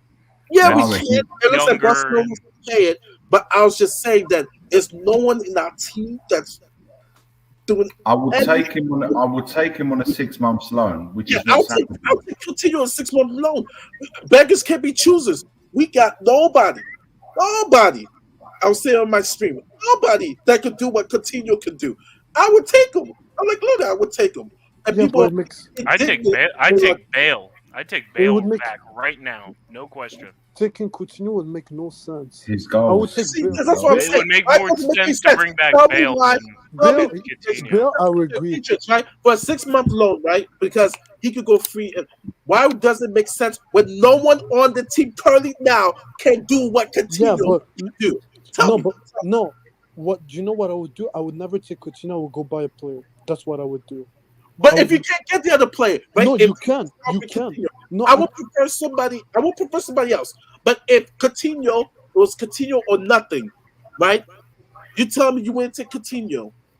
If it was the other option. Yeah, but No, because Before- you're gonna take someone that hasn't played well for almost. Dietrich, 40 years. he's saying to you, Dietrich, he's saying to you, if you can't, he's saying if you can't, just pretend you can't buy a player, you can only do a loan deal. Would you not take Coutinho to the end of the season? That's what he's asking you. No, personally, I wouldn't. Because what's the point of taking him? He hasn't. He's better than anybody else in the midfield. No, I agree, but he hasn't performed for years. So if you take him, Neither it's are our midfields. You're taking one you've just- non-performer for another non-performer. Good deal. It Yeah, sounds like a Dietrich, good idea to me. Dietrich, you just said that you agree he's better than anyone else we've got in the midfield. Yeah, you just agreed. So why would you not have him then? No, because my issue, I know he's better than anyone, but my So issue why would you not hasn't- have him? It's a loan, man. It's a It's risk. only for 6 months. Because if you take him, at the end of the day, who tells you he's going to perform? So what's the point of taking But you him? just said Well, better he's than going to what we got. perform just as well. Even if he doesn't so- perform at all, he's performing What as is- well as everyone else in the midfield. So it doesn't matter. Isn't Coutinho earning like 600,000 a Yeah, week and he or earns something? like 600. Barcelona's gonna pay a chunk. That's what. So Yeah, So you I Yeah, mean, well, how much Bale are they was on gonna pay, 700 grand though? a week, and we paid But this is why you 250,000. don't take Because them Gareth on- Bale is a sure thing. Gareth Bale is Exactly. going to score Coutinho's going to goals. score 5-6 goals too. We No, don't he's not know gonna that, score for Will. long. Yeah, We he really will. don't. No, No, we no. don't know Look that. what he did at Bayern. Yeah, but that's Bayern. He's not playing in La Liga because he's not playing. You can't score goals if you're not on the pitch. Yeah, because Yeah. they're going with the youth movement. The reason why he's not playing for Barcelona right now is they're playing Pedri, the young kids, Gabi, and that's where Barcelona wants to go. But for 6 And months, they're in the mud anyway. But Barcelona, they're like in 8th. I don't know. Barcelona is like I- I- 8th in the table. So That's my- the I beauty just of think taking them alone consi- for 6 months. That's yeah, the but I beauty think of it. I think considering Levy, I mean, even say we pay half his wages, which is 300 grand a week. That's more than any player at Spurs owns. Even for 6 months, I think as far as Levy's concerned, that is buying a player, and that's going to be less money for the summer if we bring in. I mean, Yeah, I just but- think yeah, but I think that there are could be the plenty of difference. players. Kieran, that could be the difference of making top 4 and not. Yeah, but look, And- I put my minimum transfer thing in on the Watch show earlier today, and my minimum, I think if you got McKennie, Kessie, and Torre in, at a minimum, you're talking 50 million pounds, right? At a minimum, those 3 players right there are going to help significantly in what we're trying to do right now in the season. Significantly, Yeah, and even though they're crap. Like overall, compared to what we could go out and buy, like they're not big name marquee signings, but they are far better at the positions and the roles that they're playing now than anyone else that we've got on the squad. yeah, I agree. Scott M. Bale scored 15 goals in all comps last season, 3rd highest score. And How many? much- He had another like 7 or 8 assists on top of it. And I he mean, had a he's hat. the only reason we got European football at all last season. Yeah. So Scored- I would say yes, Bale is a sure thing. It's- If you put him on the this pitch, lacks- he will score goals. that's Period. anything we have right now. He's this one of the team lacks Bale is quality. one of the It greatest lacks British players of quality. all time. The amount of disrespect this guy gets because of the last few years at Madrid is absolutely insane. He's one of the greatest British players of all time. And he's still playing football. Why would you not have him on your team? King A, where am I getting these figures for? It's mind-blowing. Kessie, AC Milan said they'll let Kessie go for 10 million euro this January because he's going on a free in the summer. It was already out. Fabrizio Romano posted that out. AC Milan is willing to let Kessie go for 10 million euro this window. That's 10. Okay. Adama Traore was 20 million euro. Weston McKennie was valued between 25 and 30 million euros. So if you take 25, that's 55 million. That's 50 million pounds. That's exactly where I said. That's where I got it. Milan are already looking for a replacement for Kessie, and they're looking into bringing Renato Sanchez. I have a question. That's But why- another player I'd like what- us to go for, honestly. But why did for the swap deal between Cassian and Ndombele? Straight swap. And they're ready to accept 10 million. That would make no No, sense. they refused it. Milan refused it. Yeah, but They're not going to pay Ndombele's wages. Because Ndombele is a net loss. You're taking a loss on that And player. also, With the amount of wages you have to pay him and the lack of production he gives you, the lack of commitment, the lack of professionalism, it's a loss.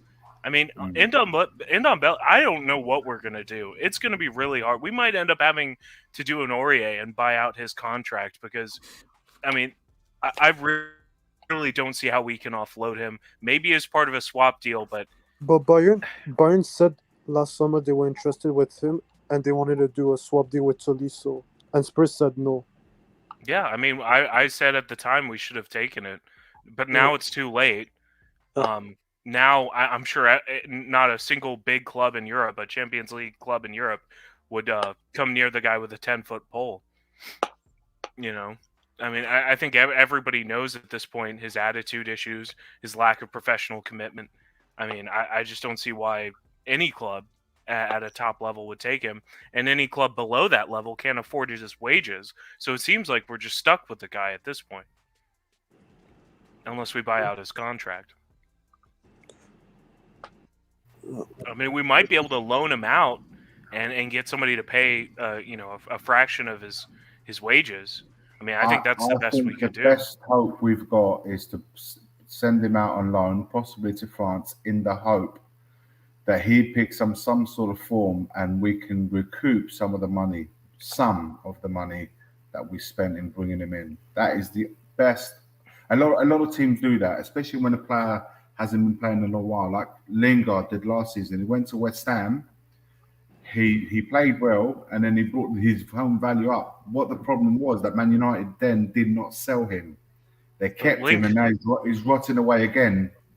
I see your point, Iggy, but Lingard wasn't on 250K a week. No. Lingard. I just use Lingard as an example. The best hope you have is to send him out alone. He picks up some good form. World Cup. I mean, he has to aspire to get into that French team. I don't think he aspires for much at all, honestly. It seems to me like the guy doesn't really take being a professional footballer seriously. It seems to me like he got his big payday when he moved to Spurs, and I think he's that. I mean, I don't think he wants to be at Spurs. He doesn't look like somebody that wants to be there. He doesn't give me that impression whenever I see him on the pitch. That's somebody that actually wants to make it at Spurs. I think that ship has sailed, and we need to do something to alleviate the club of the wages that he's on, and to bring someone else. Someone's put down Van der Beek. I don't think Manchester United are going to deprive themselves of Van der Beek, and even more so selling him or giving him to us. That's not going to happen, because we're challenging for the same thing, really, which is top four. But top four can be achieved if we bring 2 or 3 players in. Without that, we've got no chance. I stand by what I said at the beginning of the season. 7th or 8th is the best we can hope for. With this, are we going to sign players this window? Do you think? No. Did you look at Conte's interview about that? Did you see Conte's interview? He looked upset. He looked upset tonight. He stayed very contained, but he looked upset. No, honestly, and he literally said that we are levels behind Chelsea and that sort of caliber of teams. Which is, he told the truth, really. He told the truth. I have a feeling we're going to sign 0 players. Actually, 0. I think, honestly, right now we bring in Adama Traore, and then we make some loan signing of a younger player, a very Jedson Fernandez type signing, and that's going to be our transfer window. I think we bring in Traore and 1 lone young player on loan, and that's our That's our January. February 1st. That's what it'll be. Deuces.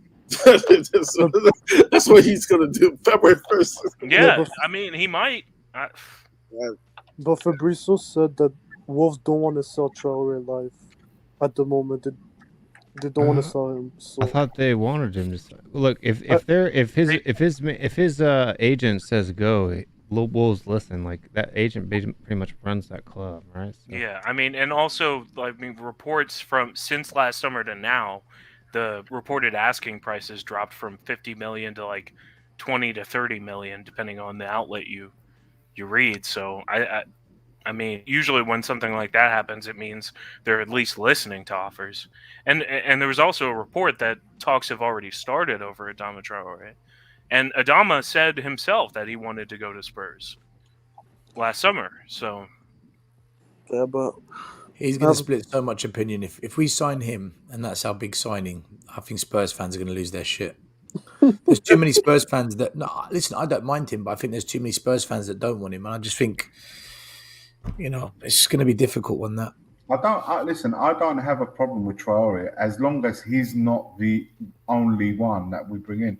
I think he has bringing Traore in can't just be like an impact, keeping fans happy. There's got to be something like further down the line. He's got to be part of the plans of this team moving forward. If he's coming in as a wing back to take players on the right hand side in a position where Emerson's playing, I can see that. That's fine. I've got no problems whatsoever with it. But we need other players. This team lacked creativity badly, and that needs to be addressed sooner rather than later. The problem is creative players are the most expensive in the market. The players that then you've got to create spend the money, chances my man. at the highest. You want to get good players, you've got to spend the money, man. Exactly. That's the way football that's is the problem. But the problem is that you've got teams around you in that area where Spurs is, that are all making moves, and we're just watching the parade go by. Sky Sports, Man United, Neves and Kamara among the targets as United look for new midfielder. So if United's going after Kamara and Neves, and we know that our midfield needs help, like they're not going to. I'll feel bad for Wolves if they sell Neves. I'll feel bad for Wolves fans, honestly. Yeah, that's impossible. They're going to sell Neves. I don't think it's impossible because, like Will said, at the end of the day, it's Mino Raiola, right? Who's like he runs that club. Yeah, so. I mean, at the end of the day, if he says the player's leaving, the player's leaving because all their players come in and go out through that agent. So. I mean, that's the whole Wolves model. They've done something that no other Premier League club has done and linked themselves to one of these super agents. And, the club, if they want to continue to get his talent, then they have to agree to sell his players when he wants them to move. So, our biggest pulling power is our manager. We have to use that. We have to use that to bring those players in. Well, Iggy, I don't think the problem is that players wouldn't want to come or don't want to come to Spurs. I think it's just that we don't want to pay what clubs are asking for. I mean, it's the same old problem, Mm-hmm. And I think, someone said it's Mendes, the agent. Oh, Mendes. Yeah, Mendes. That's who it is, not Raiola. I always get those two guys confused. Yeah. But Mendes has got an affiliation with Wolverhampton, hasn't he? It's Mendes. Yeah, sorry, not Raiola. Yeah. But what's annoying me at the moment, like we didn't even open talks with actually no one. Like there's nothing official. I know there's nothing at all. It's been dead silence. Like it's dead silent. I don't know what the fuck is Paratici doing at the moment. I don't know. Well, I mean, what we've always heard about Paratici is that he does the whole negotiate with several players in the same position, at one time, and then see which deal moves in, the best way, and then he pulls the trigger. So, I mean, I think it could come down late, but we might be surprised. We might get more than we think. Yeah, but do these things late. Yeah, but we have Chelsea. We have Chelsea, Arsenal, and Chelsea again. Like we need players now. The thing is, guys, doing the transfers late this month would mean potentially the derby has come and gone, the Carabao Cup has come and gone. You need to act now because and top four, Iggy, and top four. We got Chelsea away, and Arsenal. I think those teams around us. Teams. We have a better manager than those that are around us right now. For that top four, we have the best manager. We got, Man United. You can see what's happening with their new manager. That's going to take time. You got West Ham that are doing well, and you got Arteta, who's got. It seems it's got Arsenal going again.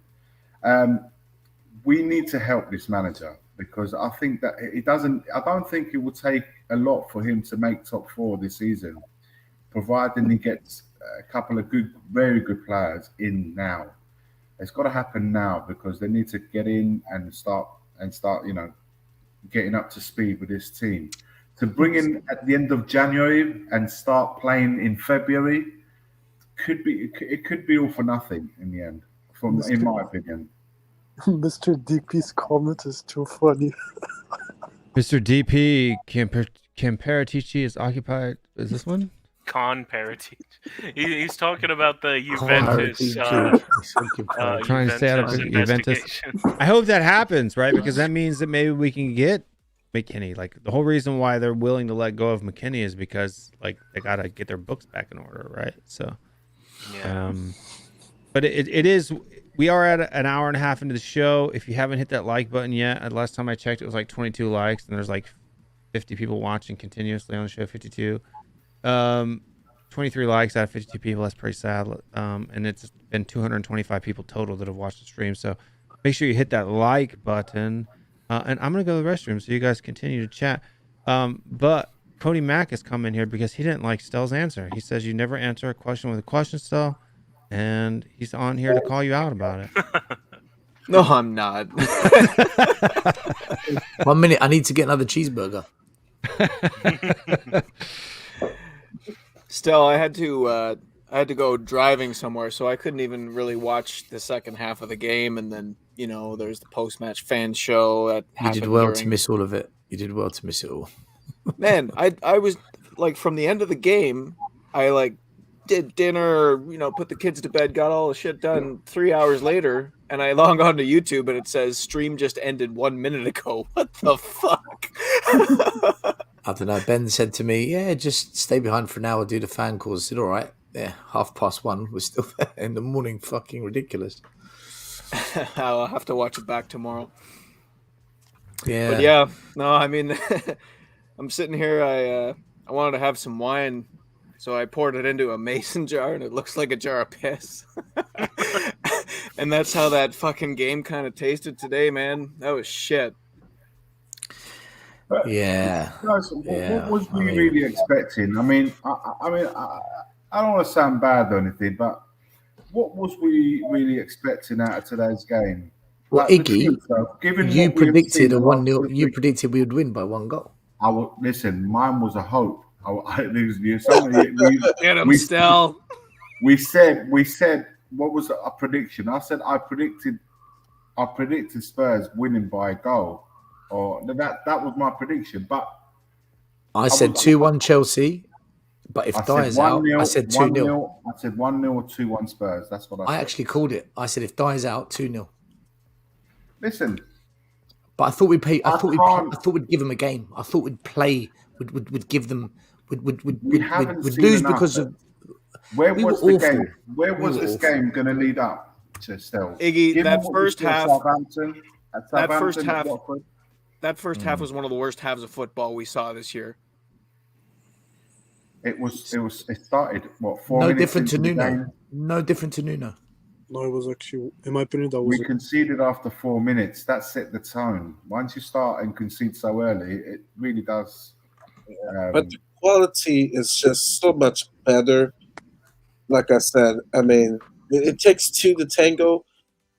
Our play, but also the quality. The quality. Like I said, he said it after the game. The quality it's a huge difference. It's I just agree with is. Maury. I don't know if there's a way we could have set up differently that would actually made a difference in the result. We might have looked better, played better, but I just think at the end of the day, I mean, they've just got better players in every position and several of them. So Yeah, you but know. Kieran, you got to look at what Brentford and what Brighton did. They troubled Chelsea. They really troubled Chelsea. And I just feel it's the way we play. It's the way Conte wants us to play against certain teams. I've said it probably 3 times tonight. I'm repeating myself because I'm tired. But if you do not take the game to the opposition, we're so this obsession with wing backs. They're shit. Emerson is not good enough. Reggie is out of form. Sessegnon's injured. Yeah, but still, the midfielders aren't good enough either, and I don't think Yeah. that. I mean, I don't think we have the squad to play on the front foot. I don't think we if can you play play, possession if you football. play, if you play 1 holding mid, 2 attacking mids, do you know what I would do? I'd stick with the three at the back because if we keep going four at the back, five, stick with the three at the back because they get it. Well, we can't play four at the back without Dyer or I Romero. would do this. One. I'd play Kane up front, and I'd play Mora, Son, Lo Celso, two of those three in attacking mid. I'd play Son left wing. Son, you can see this isn't his best position in this front. I'll play Son left wing. On the right wing, I'd play Bryan Hill. He clearly showed there's something about him. Play him right wing. And then one holding mid, and it would be Skip. I'd pick Skip over Højbjerg because he can pop the pass. Three at the back, one holding mid, two attacking mid, two wingers, not wing backs, wingers. Son can take on a man and he can shoot. Hill can take on a man and he can shoot. Kane up top. And you know what you say? Press. Press them when they get the ball and see what happens. And I bet you, we would. I'm not saying we'd win. I'm not saying that we'd knock Chelsea out. But I bet you we would be proud of the performance. We'd be proud of the effort. Tonight, none of us are proud. Still, you're bang on. I just want to let Iggy tell us where we can find him on YouTube because he's got to go back to bed. Well, where you can find Stel, you can find me. Tottenham away, guys. So it'd be great to have you on whenever you guys are free. Give us a follow, subscribe as per usual. And listen, guys, it's always a pleasure seeing you guys and coming on here. And I'm sure each and every one of you will be catching up with you at some point or another. You take care, guys. And from here, it's 3:30 a.m. I wish you good night. All right, Iggy. Take care, buddy. Check out the Mari show with Iggy as well, where they did the Serie A breakdown. That was a pretty good show, actually. Yeah, we gotta revisit that at the end of the month, aren't we, Mari?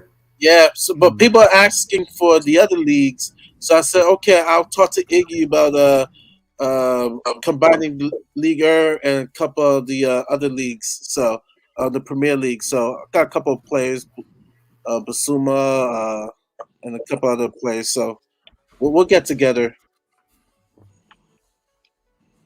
Okay, take care, Iggy. Cool. See you later, Iggy. Bye. Well, I'll be honest. I started off watching the game, but when they scored, I had to go back to work. I work from home, so like I was still like half watching, but only half watching after the second goal went in, and it was just such terrible watching. Like, so, still, I just want to respond real quick to your setup. I mean, I agree that I wish we were pressing higher up the pitch because there were definitely situations in which Chelsea had the ball at the back. They made a back pass or something like that. They one of the center backs received a ball that he had to take a second to control, a second touch. And there were opportunities for us to press there and create havoc and win the ball higher up the pitch. And I agree with that. I do think we need to press more as a team. What's the point in getting this team to be one of the fittest in the league with all this distance covered if we can't press higher up the pitch and create problems for the opposition back line when they're in possession? I agree with that. I just, I just think that if Chelsea plays out of our press, which they could, and I know that's a risk you take when you're playing a high press, but I just do not trust us to be able to recover and not give up goals from having our press. Okay, Kieran, what? Okay, and that's a fair comment, by the way. That is a fair comment. So here's my counter. What, in your opinion, is worse? Pressing a team with the risk that they get past the press, or giving them possession and sitting deep and just waiting to see if a mistake happens at the back, if it happens. In my personal philosophy of how I like football to be played, how I like to watch football being played, I personally agree with you that yes, I prefer to press and take the risk. But I just see why I also see why Conte is hesitant to do that with this team, especially with Dyer out and Romero out at Stamford Bridge against Chelsea, and in a two-leg game as well. I mean, I kind of see why take the risk, why not set up shop, try not to concede, and get them on the return leg. I mean, 'Cause it obviously, didn't work. It didn't yeah, work. well, when you concede 2 silly goals that are just from ridiculous mistakes, you What can't about account Werner? for that. What about Werner's miss? What about Ziyech's miss? What about Lukaku's miss? We're lucky they never hit the target. We're I- lucky they never scored. I So agree. I don't think that the either whole way, game it didn't work. Not one point, other than when Hill beat the player and squared it to Lo Celso. Other than until the 88th minute, nothing was working for me.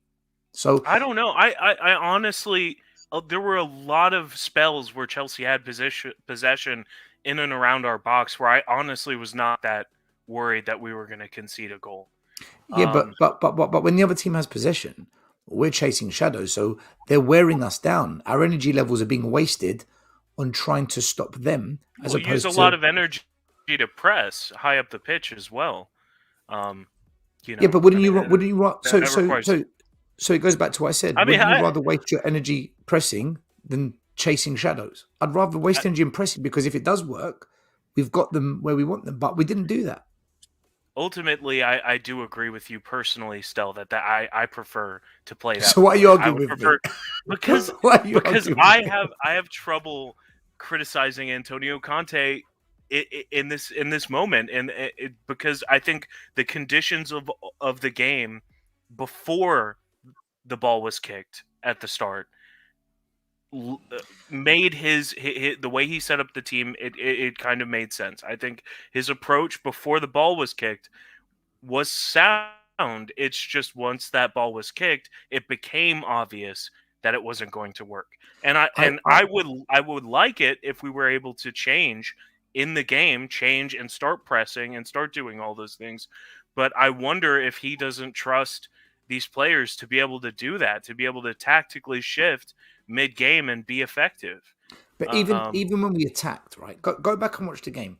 Even when we did attack and we managed to get some kind of movement and we went forward, we would always have 4 attackers against 6 or 7 Chelsea players. We didn't commit numbers, so you don't have to press. But when you do attack, flood the attack, overload it. We never ever did that.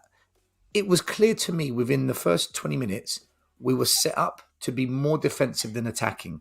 And against teams like Chelsea, that's exactly what they want.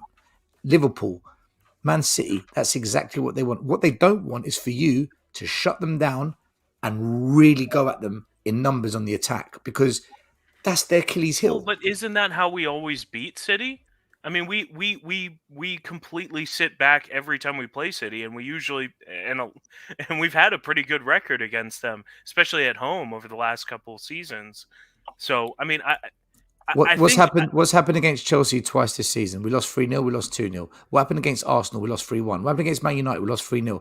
Just because it works once against City. It's beyond, with Nuno, it was beyond just sitting back. It was beyond just playing defensive. It was also the way he completely vacated the midfield, the way he wanted his midfielders to spread out to the wings, to link up balls on the wings, and completely leave this giant chasm through midfield. I think that was, as much as, you know, being too defensive, sitting back too much, I think that tactic was really why Nuno failed. I just think if you're going to be a team that is so dependent, you're so heavily dependent on wing backs for your attacking play against good teams, it will never ever work unless you've got quality wing backs, which we do not. I don't. So disagree he has with to that change it. Yeah. So he has to change it. He has to. Yeah. Emerson tonight was just the most average looking player. Emerson, you know, Doherty was awful. No, apparently I'm going. I you know, Emerson is fine. He's doing fine. No, he's shit. No, he was very poor. No, he's top 10 right backs in the league. No. Defensively, he's a fine, and that's the whole thing. That's why he was brought in, right, to be a defensive right back in a back four under Nuno, and now he's being played as a right wing back in Conte's system. And I agree with Stel here. Honestly, you know, that's something I've noticed over the last couple of games is just our wing backs are just not good enough for this system. And so we either need to upgrade them like right now, which, you know, are we going to do that? Probably not.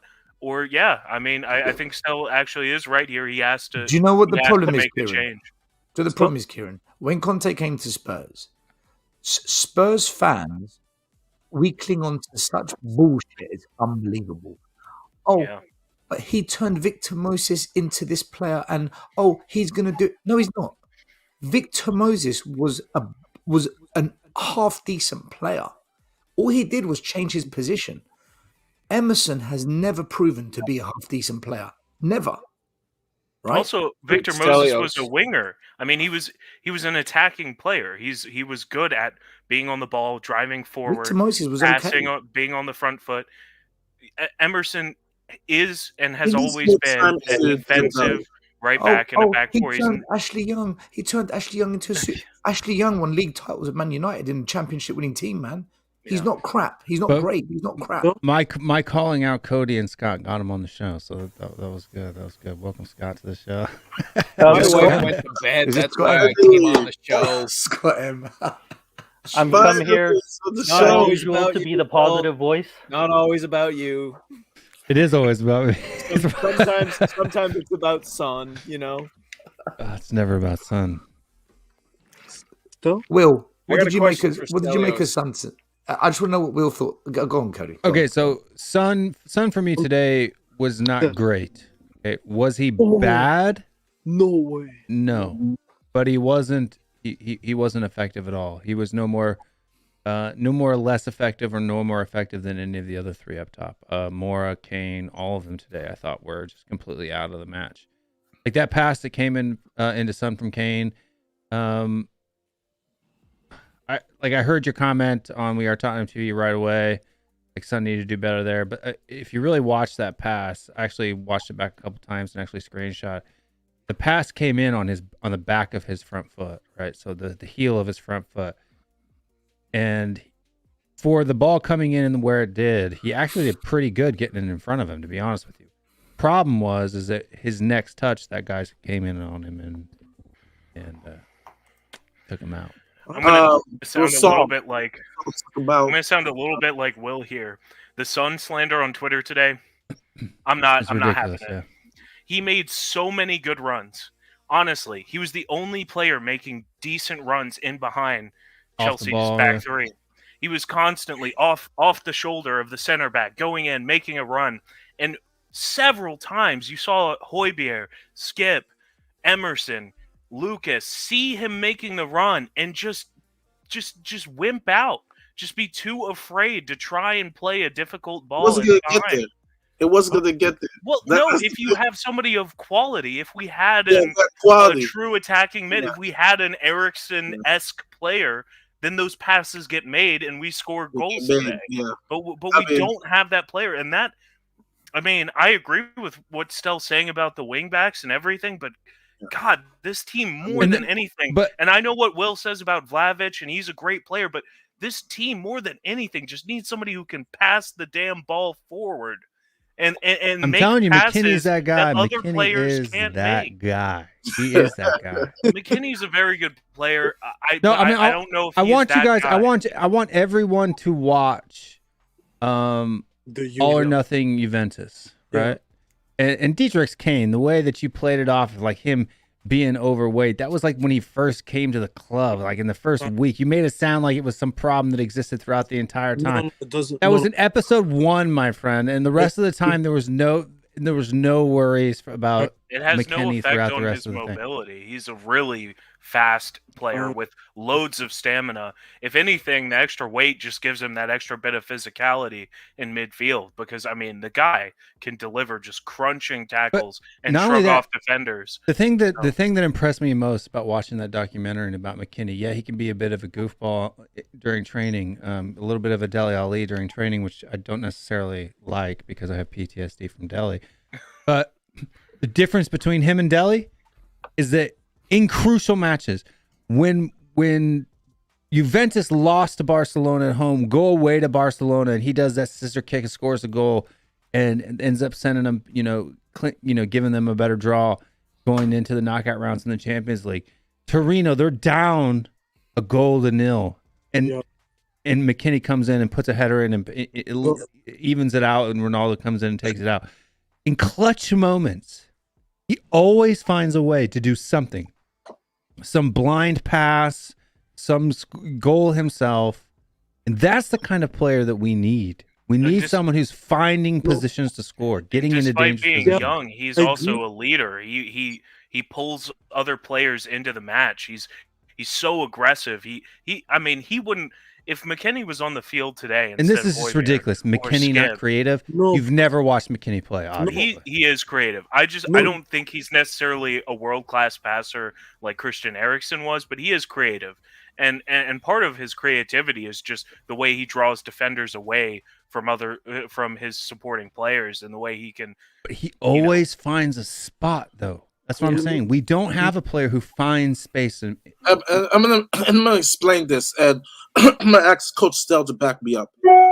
But there is different types of creative. There are those who are creative, like say Messi. They take nothing and turn it into something. And there's a creative where, like say on a counter attack or on the front attack, like what Cassie McKinney does is that they have effective passing where with Sonny and Lucas and Kim making those runs, they can get the ball to them and be able to score. Right? There's different types of creative.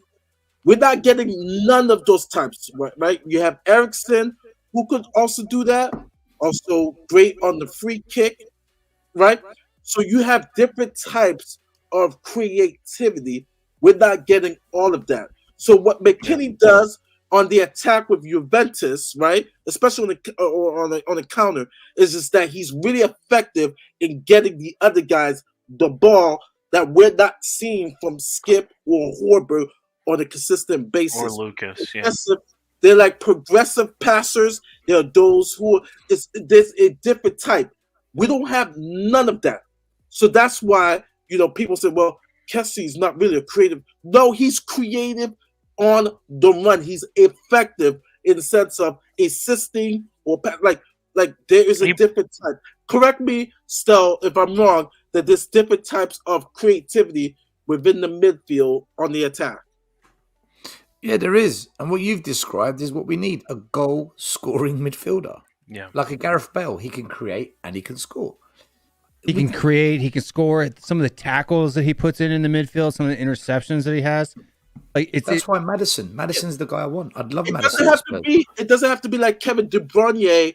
Even Van de Beek. I'd take Van de Beek of Man United. Yeah, that's a different creativity. But like the creativity you get from Van de Beek is different from Kevin De Bruyne. Kevin De Bruyne could do a 360, so it's the same thing with McKinney. The way McKinney would create, the way that Kessler would create, is different than what we have now. That's on the attack. So that's what people need to understand, because people think there's one type of creator. No, there's different types. If you watch the game, there are different. Yeah, like Christian Eriksen will find a ball in behind and dink it in. Ndombele will find a killer pass on the ground. On the ground, De Bruyne would travel with the ball and then find that pass. Yeah. Exactly. That's what people make people understand. There's different type of creativity. We just need one. We just need one type, Without trying to cause another debate for 2 hours about what a creative midfielder is or isn't, or if it exists, I think people have got a little bit too focused on the word creative, right, in our midfield. And I think people are getting a little too worried about, it has to be Eriksen. And if a player doesn't play exactly like Eriksen, then he can't fit. And that's not like McKennie can bring a different style and help our team out. He doesn't have to be exactly like Eriksen to be effective. It's not Eriksen or nothing. And I think McKennie definitely is a player that can help. I don't think on his own he's the only thing, and bringing him in doesn't mean that we can't bring other players that can bring more Eriksen-like qualities. But there's no doubt that McKennie coming into our midfield brings something that we don't currently have. Exactly. Just looking at the tape here, you can see how he's looking at the tape here, you can see how he draws defenders' attention every time he gets on the ball. The closest 2-3 defenders are turning towards him every time. And when their attention is turned towards him, it's opening up space for other players. And then he can find that pass. Guys, what does it matter if the manager focuses on the wing backs? This is what I'm saying about what is option 2. Watching McKennie, this is an option 2 way. Let's go a bit more direct through the middle. Let's get the ball in the middle and wide and pass it middle like McKennie's doing. But if we're depending on these wing backs, it doesn't matter who we get in the middle. Conte needs to have a plan 2, and plan 2 is... But he has shown that he can, Stelios, right? Like his team at Chelsea played a lot different than Juventus. No. And played different than they did at Inter. I'm talking now. Do you not think that's because he's only been here for 8 weeks and hasn't had a chance to bring in any players? What, he can't see that the wing backs are shit? Yeah, he does know shit. That. The whole team I is think shit. I think he's also said that, you know, he wants to eventually move to the 3-5-2. And if you look at the 3-5-2 he played at Inter Milan, there was a lot more variation in build-up play. They could build up down the wings or through the center. One minute. That's what he wants to do, but he hasn't got the players for it. So stop doing that and play a system against the good teams that will work. This obsession with wingbacks against the top teams is a disaster. Tonight it was painful to watch. Doherty was an absolute shit show. Emerson looked so out of his depth. Change it. Stop the wingbacks. Stop it. Go a different way. Yeah. That's what top managers do. Pochettino. We went away to Man City in the Champions League. He hasn't got Harry Kane. Right, we're going to change it. We're going 2 up top. And he changed it, and we got some joy. That's what top managers do. I don't understand why every fucking game we go into, it has to be with 2 wing backs. It doesn't work. Are you saying Conte is not a top manager? He's average, man. He's an amazing manager. But so why would he persist with this? Would there be any reason on his... Yes. What would it be? Would it be to expose the need? No, it's because he wants to drum into these players the system, and the best way to perfect anything is repetition of the practice. Repeat. So he keeps doing it, but there comes a point where you say, this isn't working against certain teams. And I've said it again. When a team presses you or a team has got good possession, you cannot. When we go away to Brighton, if we do this wing-back system, Brighton are going to beat us. I'm telling you now. When Wolves come to White Hart Lane, if we play this wing-back system, they're going to beat us as well, because they're good teams. He needs to change it, and maybe he's learning that. This is look. It's easy for me because I observe and I can just watch it. I can see it. He's at the training ground. He's dealing with Paratici and Levy. We don't know what issues he's dealing with players. We don't know what the fitness levels and the COVID. He knows better than me. Of course he does. But just watching it on the outside, we can't obsess with wingbacks every single game against every team. It doesn't work. Okay. No, I agree. I honestly, I think playing Hill and Bergwijn on the left and right today probably would have gotten us more. 100%. More they can going forward. Yeah. They can Stelios, I want to ask you a question about. Sorry, I don't have to ask all the questions at Stelios. Will, I'll ask you. What did you make of Conte's post-match comments in which he talked so much about patience and how like this team can't be fixed in January and all of these things that he's talking? This man is here for 18 months, so that was a little bit worrying for me because it's like the nicest way to say that this team is dog shit, you know? Yeah, so I'm hoping that those comments are directed at us as fans, right? Meaning that even if we buy players in January, that we're not going to get to, title-winning squad, which I agree with. If it was like a hint that we're not going to sign anybody in the winter, fuck that, right? Like I don't care, right?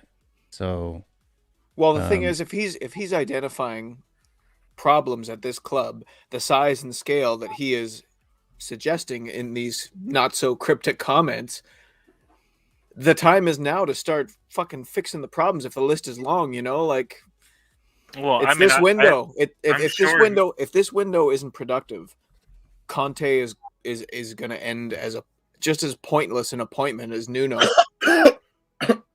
Well, I mean, I think he would want to get these things fixed. I don't think there's any reason why he wouldn't want to. I mean, obviously, it's just a matter of whether Levy plays ball or not, and it's also a matter of how much Levy and the board realize the risk here if they choose to not pay out, choose to not give a decent budget for the winter, because it's all going to come back on them if he walks. You know, so I mean, it's kind of got to be a risk assessment from them, and they need to realize that if they don't put forward the cash to spend, then it's all going to come back on them, because he doesn't need to be here. He doesn't need the paycheck. But what he does want is to maintain his reputation. He won't let them ruin it. He'll walk if it comes to that, and then it all comes back on them. And, you know, I think we all know that at this point the fans realize who the problem has been all these years. I mean, it was obvious with that loss to Manchester United that got Nuno fired and brought Conte in the first place. So, yeah, and we got a $5 super chat in here from Awesome Law. Long time no see, Mr. Awesome Law. Welcome back to the shows. We've missed you. After watching Conte's honest review of the match, I'm the first to say Conte's not going to be in THFC long. Need transfers ASAP, otherwise it's over. I agree. I don't think you're the first to say that. We're all saying that. I've been worried. We've been about saying Conte's, that since Conte signed. I've been worried about Conte's imminent departure since the very day he put pen to paper. I agree, 100%. But you're spot on. I think another perspective on this is maybe the press conference was partially for the fans to manage expectations, because you remember how we were all feeling in December of last season with Jose when we were first in the league, and how it all fell apart after then. Jose wasn't trying to manage expectations in the press at all. He was like, "Look, I'm back, bitches," you know. But so maybe Conte's trying to make sure that doesn't happen, to manage the fans' expectations. Also, that press conference could have been for the players, to humble them, to let them understand what it's going to take for them to continue to be a part of this project, for them to continue to get picked. And you know, maybe he feels like a lot of these players started, you know, feeling themselves after 8 unbeaten in the league. And he thinks that, you know, I want to take full advantage of this loss to use it as a reality check / wake-up call to these players. Like, hey, we haven't been good. We've been struggling. You know, we're not good enough. You're not good enough. You're not playing good enough. And if you want to be here past the summer, then you better step it up. I mean, it's possible that it could be more of a shout to them as well. How can it be? I disagree with that, Kieran. How can it be a message to the players when he's come out publicly and said, "I've done my evaluation of the players and who I want"? I don't buy that. That tonight was nothing to do with that with players. For me, tonight was partly for the fans. It was partly for the board to wake your fucking asses up, and also I think partly it was PR. He was part of that was scripted for me, because Brian Daigle made a really good comment tonight on the We Are Tottenham TV show. Really good comment. He said that, what is the point of Paratici? He's the man. He's the director of football. He's got the control now. He's cooking. Why do you need a meeting with Levy and the board? What's Paratici for then? They have to approve the budget. I think it's but Conte shouldn't be having that conversation anyway. That should be Paratici and Levy having that conversation. And then Conte and Paratici just talking to each other. His words were, "I need now to have a meeting with the club." No, Paratici. So this just stinks of bullshit. And do you know what? Cody's right to be worried. There's little things that they're, you know when there's bullshit, you slip up in the words you say. You're beginning to see it, man. I'm like Cody on this one, man. I'm worried. Hasn't Conte been kind of known as a no bullshit manager, like both on the touchline and in the media? Hasn't he traditionally been a guy that doesn't obfuscate? But maybe Conte's being honest. Maybe Conte's being honest. I need to speak with the club. Maybe he didn't say Paratici because that's not who's really in charge. Maybe he's let it slip. Then why are we paying Paratici a wage then if he's not the one who's in charge? Perhaps Paratici has come to Conte told him what the board has allowed for a budget this January. But no, look, Conte's I not watched. happy Look, with it, if and anybody that's why wants, he wants to beat him but look, if more. anybody wants to get the line in on Paratici and how he does business, go watch the Juventus thing. Right, you get to see Paratici all the time, and he went to Juventus' owner and said, "We need a striker. A striker must be signed. Right, like this is what we need." And they went in and signed 2. Right, so like, Yeah, but did he bring a weapon to the meeting? no, he needs to. No, he didn't, but he needs to. He needs to bring a. Why ship. is Conte speaking to the club? Why is he bypassing Paratici? I Shouldn't be speaking to Daniel. Maybe Maybe he- be speaking to Daniel Well, Levy. Maybe ever. he feels like Paratici isn't being strong Forceful enough enough? in his interactions with Levy. Maybe So he needs to thinks that- go. Paratici Yeah. needs to go then. But hold on. So like, maybe he has a disagreement with Paratici and he wants to only talk with Levy about the players. So what's the point of director of football then? There you go. Yeah, but that's Well, he's I know. never. I mean, Well, I isn't think this a we problem, guys? I Isn't think this a we all problem? knew when he got hired he wasn't a real director of football, and the fact that he's. I mean, that's not even his official role, isn't it? Isn't the title like Every president director of football works underneath football the chairman. operations? Well, yeah. Don't disrespect this guy's career, okay? Like seriously, I No, understand he might not be as good as some people think he is, and I personally agree with Stel. If Conte's come in here and he is now calling the shots, I don't understand why we're paying Paratici, but I also do understand because Paratici was hired at a time of great need for a human shield on behalf of Daniel Levy. He was the first line of defense, and he thought, okay, that's bought me a little bit of time to rebuild. I don't need to bring in a decent coach. They hired Nuno, and it just didn't work out, and now everything has had to be accelerated. Paratici, the Paratici plan failed when Nuno failed, if I'm being honest. yeah. Well, We I mean, got, it's also partially only because of him that we brought in Conte as well. So, But we got. Can you guys just see though the confusion here? The messages yeah. we're sent, the things that are now being said, and this whole discussion just shows that this wonderful triangular plan of Levy, Paratici, and Conte isn't what it really seems now. So for me, this stinks of all the problems we've had over the past 20 fucking years. It's there. It's still there. That's how. But I never thought of it this way until Brian said tonight. Why is he speaking to the club, not Paratici? I thought, you got a really good point, man. You got a really good point, Brian. You know, It's a good point, but it's kind of looking at how the way that Paratici did business over at Juventus as well. Whenever they had meetings with Piore or however you pronounce his name, the owner was always there too. So it was like the owner, Paratici, and Piore. They were all three of them were kind of in the thing. I will say this: Frank Major, who is on probably the 2 biggest podcasts, Chris Collins, it's some of them crackers, but Frank Major. Those aren't big podcasts. Those are just noise machines. Last word. He posted on Twitter, which I 100% agree. He said, "Man, I'm worried that we're not going to back this guy Conte." He said this before the game, or what was it today? Yeah, he says if we do not back, no, he said before the game because of some of the statements that have come out. He said if we don't back this guy and he leaves, he said from his we're finished. I'm protesting, and mind you, they better. I'm going to hold them out to that then, because if that happens and these channels, these mouthpieces for the club don't come out and do something, then they're not freaking fans. They're not on our side. They're not one of us. And for him to say that, and some of those other guys who are saying that, the main hosts are not saying, but those other guys are saying that, shit is gonna hit the fan. If this guy, it dang well better.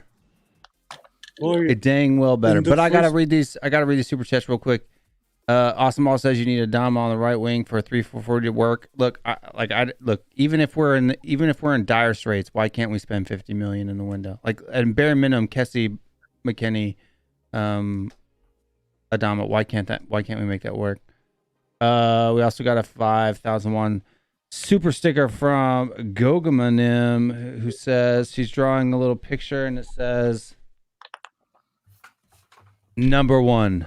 So we are number one. Thank you very much for all the support. If anybody does want to jump the line, if you want to make sure your super chat gets read out on screen, go ahead and do that. Also, too, hit the like button. Only 35 likes. I mean, are you guys sleeping out there or something? We got 53 viewers, 311 viewers total. Smash a like, you bums. Smash the like. Yeah, seriously. Come on. It's free. It doesn't cost you nothing. Just hit that like button. And we got our Chelsea friend is in the chat as well. I'm sorry, guys. Mad Mullah. You're not sorry, and it's okay. You don't need. It's okay. You don't have to be sorry. Let me read this. Fuck I Chelsea. don't, this was 9 a.m. This is before the game. I don't want to jump the gun, but if Levy doesn't fully back Conte, every single supporter who cares about Spurs has to protest. It would be the final straw to lose the best manager we've had in 40 years plus. I'll reserve judgment for a time being, but they can't muck this up. Frank Major, he said this earlier in the day, before the game.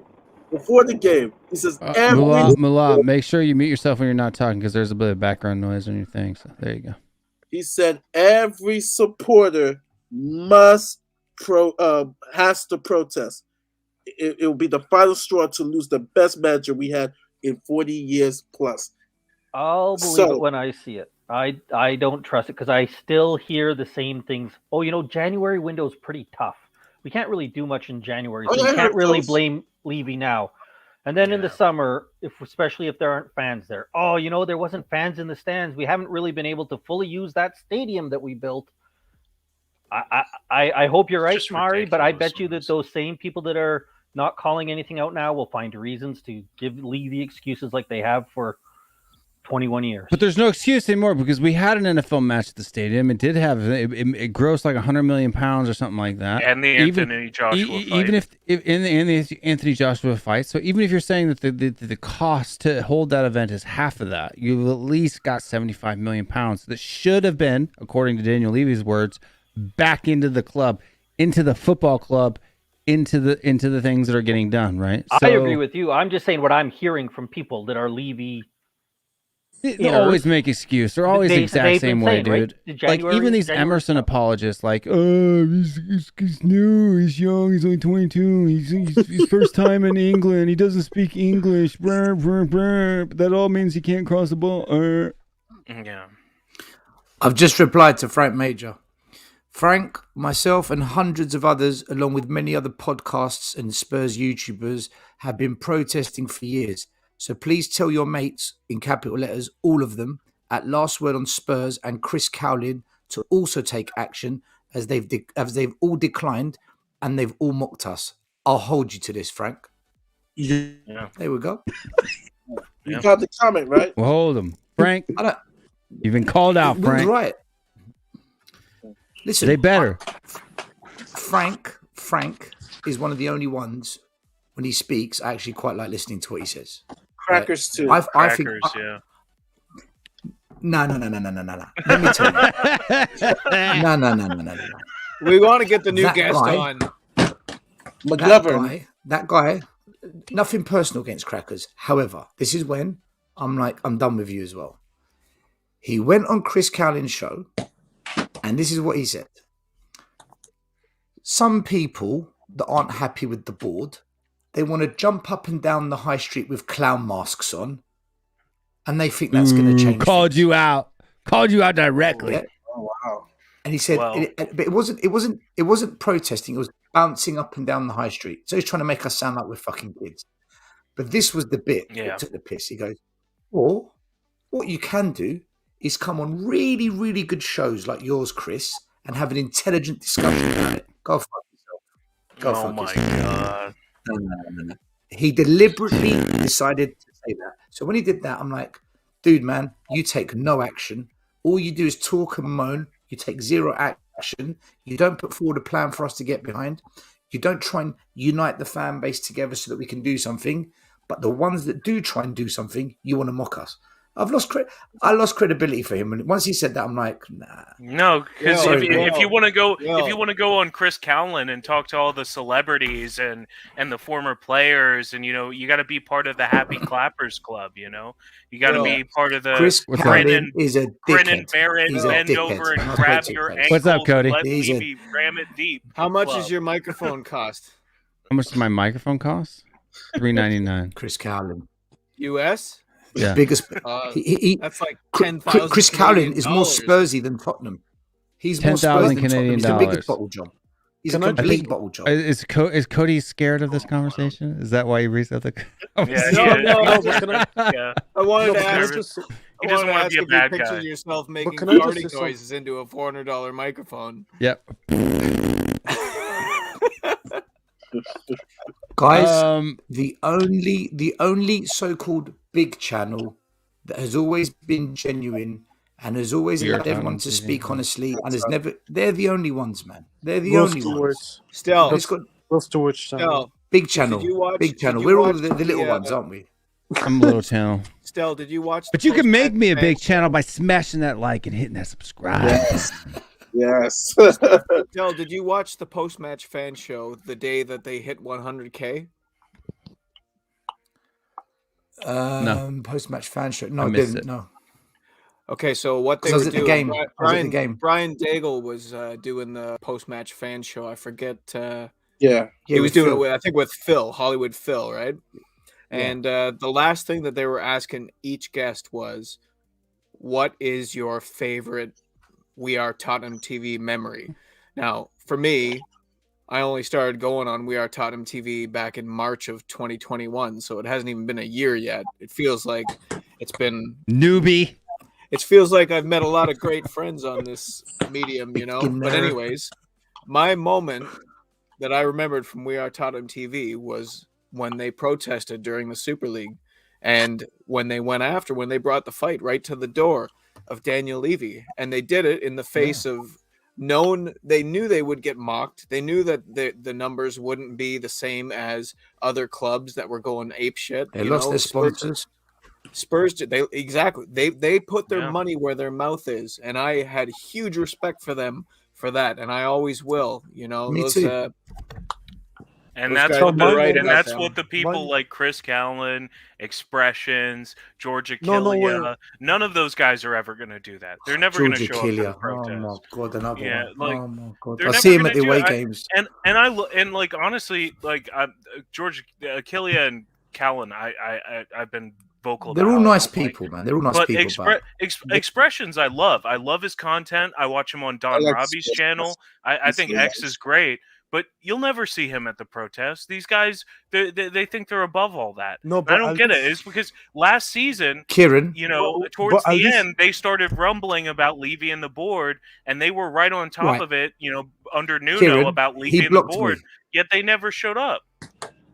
Expressions blocked me because I tweeted him saying, "Yo, Mr. Expressions, great content, love your show. Why aren't you at the protests?" No, don't be saying that, fam. I don't go to the protests. I said, that's fine, Why but you not? talk about Enoch and Levy 24/7, how much you hate them, how much they've got to go.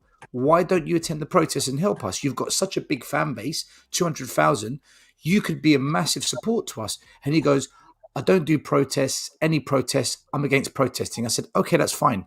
Can you tell your viewers about the protest? Because they might want to come. And I got He blocked. said he's against protesting. He's not- He protests. Which is Yeah, fair enough. No, it's about access. But that's It's okay. about access. It's about sponsorships But that's and okay. access. They don't want to. They don't But want that's to lose okay. that. But that's okay. They put the No, money but that's above okay. the club, just like Levy he does. might- They put the money above the club. But he might legit listen.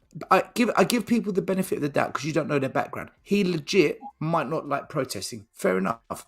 So I said to him, "That's fine, but can you tell all the people watching your show that there is a protest going on, and if it is their thing, feel free to go down." That's when I got blocked. I got a Who thing doesn't about like- expression what, you, shows. You don't like standing in one place with a sign. Like that's what Some protesting people don't is. like it because of COVID and whatever. I get it, but so I just don't get- but why. Why aren't you making people aware of the protest in case they are protesters? And that's when I got blocked. So it's like you don't even want to talk about it, man. You know, this is bullshit. All of them. Chris Cowlin, the kid, all of them. It's no. I just don't get why. Still, you know that Expressions, when Crackers first met Expressions, he said to him, they were talking about Tottenham, obviously, right off the bat, and Crackers said to him that his son's name. He didn't know who Bill Nichols was. Expressions didn't know. Yeah, that Crackers said his first son's name and was like Bill Nick, and he was like, who? So, yeah, it's not just him, man. All these shows, like, look, it's sort of last word on Spurs, all of them. They're all the same. Honestly, are you telling me that if I get up here and act like an ass on screen, that I'll get 200,000 subscribers? No, that'll get you about 1,500 apparently. I can do that if you want me to. You know, I can while out and just be dumb on screen. You know what I mean? There's a lot. It's what I just don't get. You have a lot of these channels. You know, anywhere from 5 to 200,000 people, and it's just people just hype mechanics, just no content, no actual discussions, nothing that challenges you up here, and people just eat it up. I don't get it. Why do people love TikTok? Why is TikTok so popular? Because it takes zero mental energy to consume. I can just BJ out all the time. 10-minute vids or whatever, you know.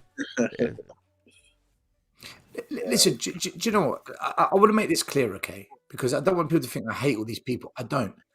Expressions, right? He's not come from the richest background. So if he's now found a niche where he's making money and he wants to protect that income, I get that, man. You know, money for him, pays bills. That's not what I'm talking about, yeah. Yeah, I get it. I'm not hating his game. If he's worried about his reputation, fair enough. And if last word on Spurs, if they're worried about how they're perceived, fair enough. But don't start fucking talking about Enoch out, Levy out, and moan and groan if you don't want to take action, and then take the piss out of us who are taking action. That's the bit where I thought, I've had enough. You've crossed the line. Do you know what? You know how Brian Daigle feels about Levy out, Enoch out, how he gets triggered? When I hear these other channels, I get triggered. That's my kryptonite. No, I do too. I can't. I watch a lot of these other channels, and I watch them for 5 minutes, and I get so mad that I have to click off. Like it's Yep, same. What was the score? You guys here. The score was 2-0, man. The score was 2-0. Oh my God! No wonder why you guys crying. You know, I tell you something. Is that too. Mother Yeah, what's going on? What's going on, Greek boy? Yeah, today I'm driving my truck, so I'm about to park my truck right now. I watched the highlights. You know, we always kill Spurs dreams. You know, you guys remember what happened to you in 2015 when we gifted Leicester City the first miraculous title at the EPL. We denied you. We denied you winning the EPL. No, we gifted you a 2-0 win today. You mean you have killed our dreams since a Russian oligarch bought your club? Is what you mean? No since Roman bought your club, you have killed our dreams. You were nothing before the oligarch came to buy your club and started dumping his dirty oil. Nobody on your squad scored a goal tonight. Like if you haven't watched the mat yet, nobody on your squad scored a goal tonight. I understand. It's a psychological issue happening right here. It's all good. Get used to this, man. Did you say get used to it? Did you say get used to this? We've been living this for decades. We've been living for 30 years, man. Yeah. What are you talking about? We don't know any other way. This is all we know. You know what? You know what else? You know what I've actually been getting on Twitter too? It's like all of these old school fans, or they think that because they've been following the club since the 80s or whatever, that they have some kind of like, I don't know, seniority. Divine right on what they can say. Because you've only been, supporting the club since 2006 and seriously supporting it since 2015. You just don't have the scope. And I mean, like what? Accepting mediocrity? Like just because you've been around following the fan. Why should I? Look, I could have been following this club for 50 years. My personality, I don't accept mediocrity ever. I don't accept it from my own kids. Okay? So don't play that game with me. You have a particular mentality. If you're a Spurs fan and you think that that being second fiddle or being second best is okay, or having players that are do the close face camera. Do the close face. I wanna say something. You First of all, let me tell you. need to stop accepting mediocrity, old man. When Spurs, when I hear Spurs, or the name of Spurs or Tottenham in the Super League, it sure reminds me of like a YouTube celebrity showing up at Oscar party. Like, I don't understand why even Spurs counted in the Super League. We shouldn't have been in it. You're right. Yeah, it's kind of ridiculous. But it is. Yeah. Well, it's because we actually have the fourth most international fans of any club. We make money. We make these money. Numbers, we all know. Speaking of this oozing expression, AFT, these channels, they flourish on the downfall of their clubs. Yeah, but at least we don't. Hold on. You don't. Let me finish this point. Can I please deliver my point, please? Yeah, finish your point. Expecting someone to, channels like AFTV, Expression, they flourish on ranting, anger, showing disappointment. Those are the feelings that they market and they make money. Entertainment. It's entertainment. It's entertainment. But hold on. I got to ask you a question though before you go on. Who are your fan channels? You got a wash-up actor and a porn star. Congratulations. Bro,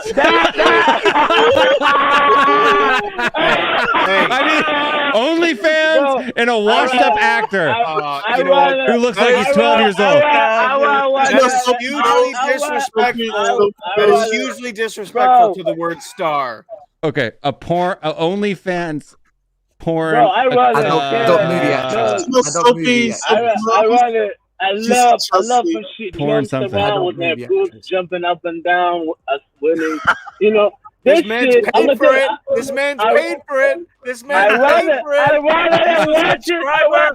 I rather than turning a channel and see like oozing ugly ass pounding on the table, angry. You know what I mean? And yeah, but he's got more subscribers. He's got more subscribers than Rory, and Rory has been an actual actor. Because people love drama.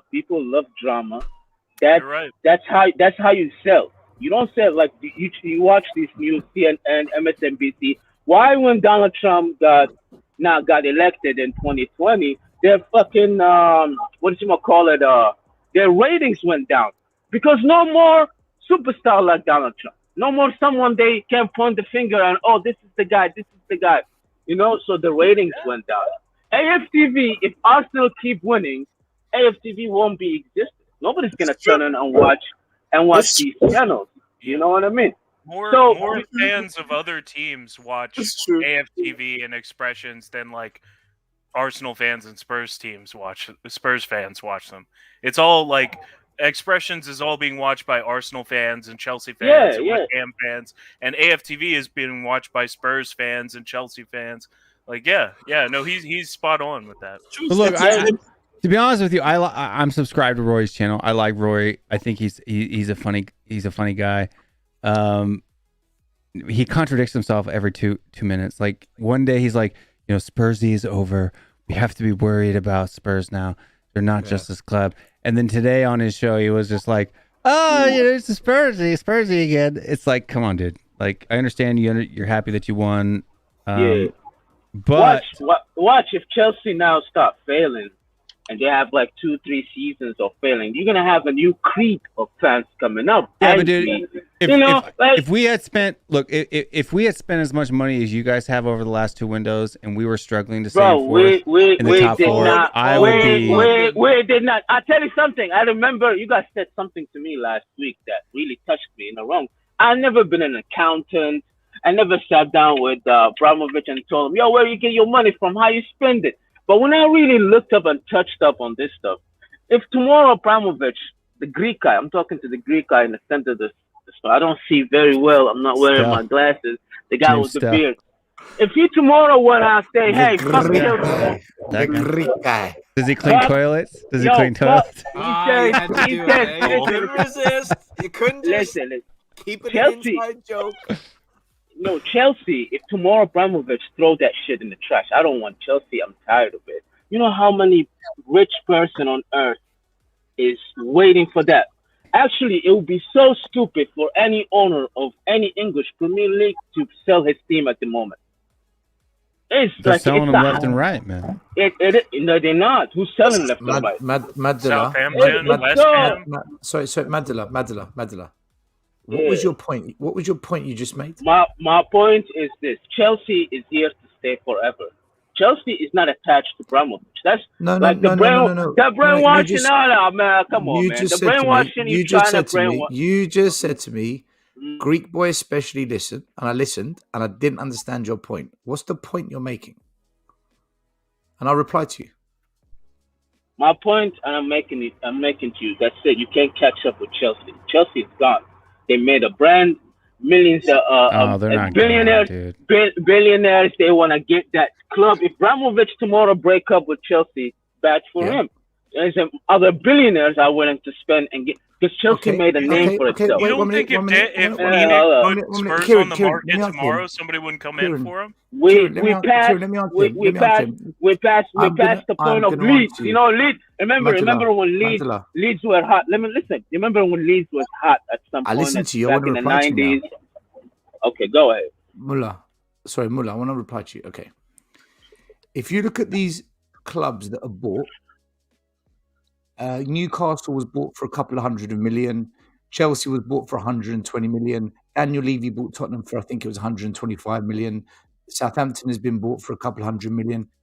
Billionaires do not go and buy a club for £1 billion because it's a shit investment.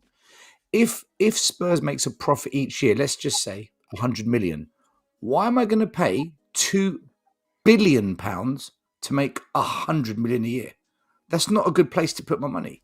So if you think Abramovich tomorrow is going to sell Chelsea, someone's going to pay £2 billion for it, you're deluded, man. If he pulls the money out of the club that's owed to him, you are fucked. Mark my words on this. Yep. He will destroy your club. And then you're going to be begging the government to come in and save you. He is your club now, man. I mean, Same your with Tottenham. stadium. Same with Your Tottenham. stadium. You guys, Nobody is going to buy Tottenham for $2 billion. Nobody's going to buy Tottenham for $2 billion. For all your cups, you still play in a dump, so that's not worth anything. No, I'm not salty. I've given you a good answer, and you don't know what to say. So your natural reaction is, you're salty. You're negative. Go on. That's what I'm used to this on social media. It's okay. Can somebody? Okay. No. Scott, no go problem, ahead. man. Scott, I was going to ask, and Mad Mullah can answer after, or one of you guys can. I don't get why Chelsea fans and City fans always take this approach. Like, why not just say, yes, we're winning because our money? It doesn't take away you still get all your titles. Exactly. You still get all the joy. Exactly. Like, why do you Just admit the fact that you win because you have money. Like, it's so ridiculous. Just admit it, bro. Here's the problem. Can I say something, please? Can I say something? Here's the problem. I sense hypocritical way of thinking because every club is owned by a rich man. I could easily say, your rich man sell potato. If your rich man sell potato, I can say potato money. You can call me oil money. I call you potato money. I call the other guy diamond money. No, there is a difference. There is a difference between some rich guys and guys who are insanely rich. Every club is owned by a rich. Just to But be not every club. Joe Louis, who owns Tottenham, is worth a fraction of what Abramovich is worth. Mullah, but not every rich guy lends his company 1.6 billion pounds for free. Not every rich guy does that because that is a stupid way. That's a stupid way to push your money down the drain. The reason your guys done it, the reason your guys done it is for two reasons. One, I tell you, my brother. I tell you something. Abramovich. He needs to clean his money, man. Yes, no problem. Abramovich he's not only Russian, but he's also a Jewish. They're very smart people. He combined both of the world in business. That motherfucker smart. He's one of the first one who took a risk in the EPL. He bought the oil companies, the Russian oil companies. So there's no smart African people. There's no smart Chinese people. No. Muslim people. I'm talking. There's no smart I'm Australian talking people. about. There's no smart We Buddhists. multiply. There's no We're smart multiplying Christians. the chances. We're multiplying the chances of a This guy success in You're business. finished. We're I'm done. multiplying the If chances. you don't believe what you're Bro, saying, bro, if listen. you don't believe what I'm you're saying, telling you you don't this. believe what you're saying. Every club, you guys acting like your club is owned by you. You're not in Bundesliga. If I could understand a German team or a German fans talk like that because they put money into their clubs. You guys, none of you put money in your club. Who puts the money? What? No, What are let you me talking stop. about? Let me stop. Can I finish Enid my hasn't point? put a dime into this club since they bought it Yo, 20 years ago. let me Everything finish. comes I from know. the supporters, bro. You I know know the truth. nothing. I know No, the you're truth finished, hurts. bro. You know I nothing. know. No, Calm you're down, man. Relax. bullshitting, bro. Take No, a you're chill. bullshitting, bro. Take a Please chill go pill. read a book. Take Please a go chill read pill. a book. I'm begging you. Yeah, I'm I begging don't you, read dude. books, man. Oh, I'm too chilling. rich. I'm Mo chilling, I'm bro. too rich to read a book. You don't know We what can you're tell. talking about. You just don't know what you're talking Bro, about. stop being emotional. Let me get the point across. My emotion is joy because it's hilarious listening to you say this shit, dude. Bottle my it God. for me.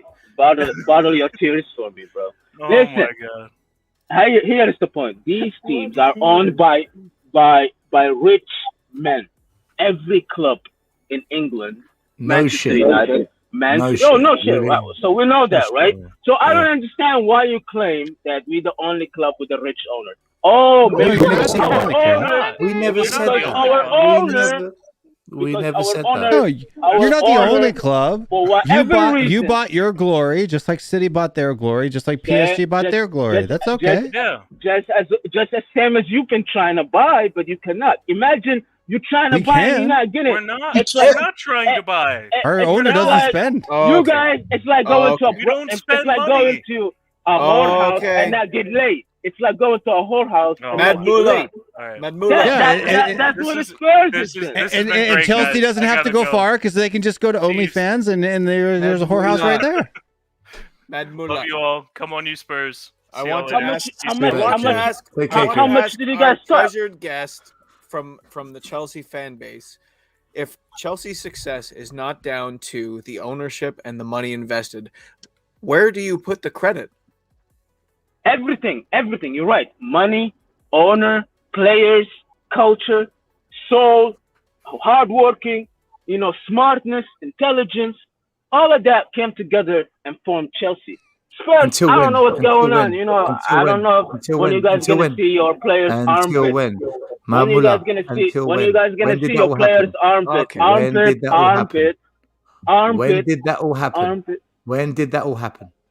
It happened like in 25 years ago, like since 25. That's like a quarter No, decade, no, quarter no. century. It happened in 2004 God damn, when that's a whole Abramovich, generation. took over. Bro, he a bought whole the best players. generation. He bought A the whole- best directors. He bought the best scouts. He bought the best coaches. We he bought bought everything. the best You're right. newspaper. Money That's true. bought I wish- everything in your club. I wish everything. we bought Just that like it bought Champions League. Mourinho. Just like it bought I- Mourinho. Just like it bought From- Tuchel. Everything wish- has been bought in You your club. you wish you had that Mourinho. Yes. That Mourinho Yes, I do. that Yes, I do. Porto, you know? Yes, But I do. why Why can't you do We Yeah, have why that can't you Conte do- though. In fact, we probably have a better Conte than when you had. I don't know. You're gonna have a Conte that's gonna lose his hair. His hair, by the way, is transplanted, so he's gonna Yeah, lose we that know hair that. from the stress. It was You know what I transplanted mean? when he was manager for you as I well. don't care if it's wig, implant, transplant. All I care about is we cannot compete with a club when you just get free money. We have to borrow money from the banks to build a stadium. We have we have to sell players to You raise say money. You And borrowed say- more money to pay for players than what our say- stadium cost. I turn off the truck for you. You say some words that goes flies on the top of my head, like we get free You money. have borrowed more money. You I have don't- I borrowed don't- more money from your owner to buy players than we spent on our entire It's interest stadium. free. It's the Well- loan is free. You don't have to pay it back. It's free money.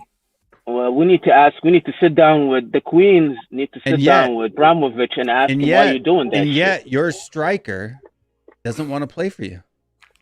It don't matter. Lukaku was a reject to begin with, but we brought him back. You know what I mean, bro? You know what I discovered? Just the best- listen to what this guy the just best- said. They spent 96 million pounds on him, and his response is, He's a reject. Who cares? Bro, He's a reject. the amount of talent that Chelsea had, the amount of talents that Chelsea sprinkling around the league. We blessed West Ham with the best midfield. I forgot his name. Wait, you mean like spending 70 million pounds on an American player who's been injured for the last 2 years? I mean, I'm talking. It don't matter. He's a luxury player, bro. We replaced him. Hey, listen.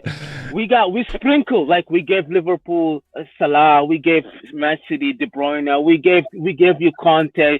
Oh, we got the best West Ham midfield this season. He's a loanee from Chelsea. Yo, Chelsea is like an octopus everywhere. We got investments, we got players, loanee. You don't have that shit. You've been trying for like us for the past 20 years. But nobody sees your players' armpit. We have never tried spent the money you've spent, man. What are you talking about, dude? We've never spent the money you've spent. Never. And yet we still produce world-class players. Gareth Bale, Luka Modric, Harry Kane, and we haven't spent a tenth of what you spent. No, we didn't spend it on the stadium. We got a bank loan. We borrowed money that we pay back each month. It's called a mortgage. It's cost us money to build the stadium. You get free money. Your chairman says, here's the money. Don't pay it back. It's okay. It's free. There's a massive difference. How can you not agree to that? What you're saying is look like a straight money laundry. Then we need to ask the Queen of England what's going on. Money laundry. Obviously like where he gets some money and you throw it at Chelsea and you don't expect money back. Maybe where you're from, it's money laundering. Maybe where you're from, but here it's called an interest-free loan. I can lend money to you, Mullah. I can give you money now. Here's £1,000, and I say to you, it's okay. Don't pay it back. I've lent you the money for free. So your chairman's done the same to your club. Bro, whatever he's doing. I've just told you what he's doing. I've just told you what he's doing. Well, look, what I want to know is, how do you feel as a Chelsea fan, spending all the money that you have with all the talent that you have, right? A bench arguably as deep as City's bench, right? And yet you're still getting handed over by teams like Brighton, Liverpool, Wolves. Like, how does that make you feel? Come on, bro. Liverpool. How does that make you feel? Liverpool hasn't spent half the amount of money you've spent. We just spent half the money. 2-2. Bro, but you know how much their team cost? We drew them 2-2 as well. Do you know how much their team costs? Do you know, like, 300 million? Do you know how much? Do you know how much? Million last summer. Do you know how much their starters are? Three times more than Liverpool you spent. Very expensive team, man. Dude, they haven't spent half the money you have. Who did they bring in last window? Jota? 40 million pounds? Who did they bring in the window before that? They have their own culture. Liverpool always known for that. And they turned you over. They're not. They're known. No, they're known to keep their players. They actually treat their players better than Chelsea treat their players. That's a known fact. They have different culture over there. You can't beat Brighton. You can't beat Wolves. You can't beat Everton. We're still above you, right? You can't beat Man United. Are we your main competitor? You can't beat Burnley. Jesus Christ. No, you're right. We only compete with Man City and Liverpool. The rest is like... Oh, please, dude. How many times have we finished? Look, how many times have we finished above you in the table in the last decade? Oh, it don't matter. How many times you guys won the EPL? Come on, bro. No way. A couple times. I love. Not in the last decade, but a couple. Well, not the EPL. I guess. I respect you guys. You know, you guys stand for. Do you know what? This is what Daniel Levy's done to us. All it needs is for a fan to say, "What trophy have you won?" and we don't have a fucking comeback. This Bryce is what in the house, bearded out, ready to chase some Chelsea ass. They don't even. Bryce. Hey, Larry. Oh man! Go, mate. Oh my goodness! Bryce, we missed you. You know you got the Bob Spur All Year Award 2 streams ago on my show, but you weren't there to receive it. You weren't there to receive it. Congratulations! I was giving out awards. Mike. You got the Bob Spur All Year Award. So I want to officially say you have that award. Thank you for being an awesome supporter and poster on all the streams. So Cheers, man. Except for not being there to accept your award. Yeah, I'll let the team down there. Sorry, Bryce, I can't hear you. My ears are still ringing from Iggy talking so loud. But going back to the Chelsea game too, like you guys realize you're only 10 points ahead of us, and we have 3 games in hand, right? So that means you're 1 point ahead of us if we beat those. Yeah, but we're terrible, and they're good. No, the teams that we have in hand aren't good either. No. Chelsea. If we don't get 7 out of 9 of those points, we're nothing. There's no universe in which we finish above Chelsea this year. I don't know. Chelsea. Any moment, Chelsea can go on like a 10-game losing streak. I know. It's actually bad to have games in hand if you know, like historically, and know like to have games in hand. The pressure is on you. You need to get those games. You need to win all your games in your hand, which is very nerve-wracking, to be honest. All of our games in our hand to be a point clear of Liverpool in third. How do you rate our last 3 games, Will?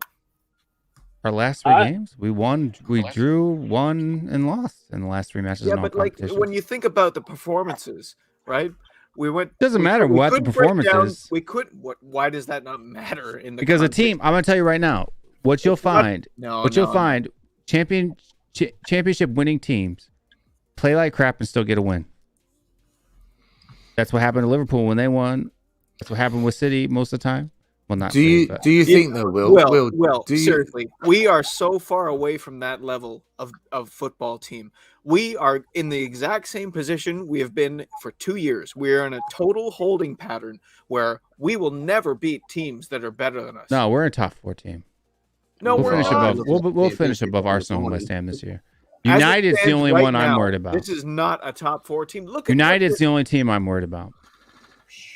Will, you think we're the 4th best team in the country? Yeah, right now.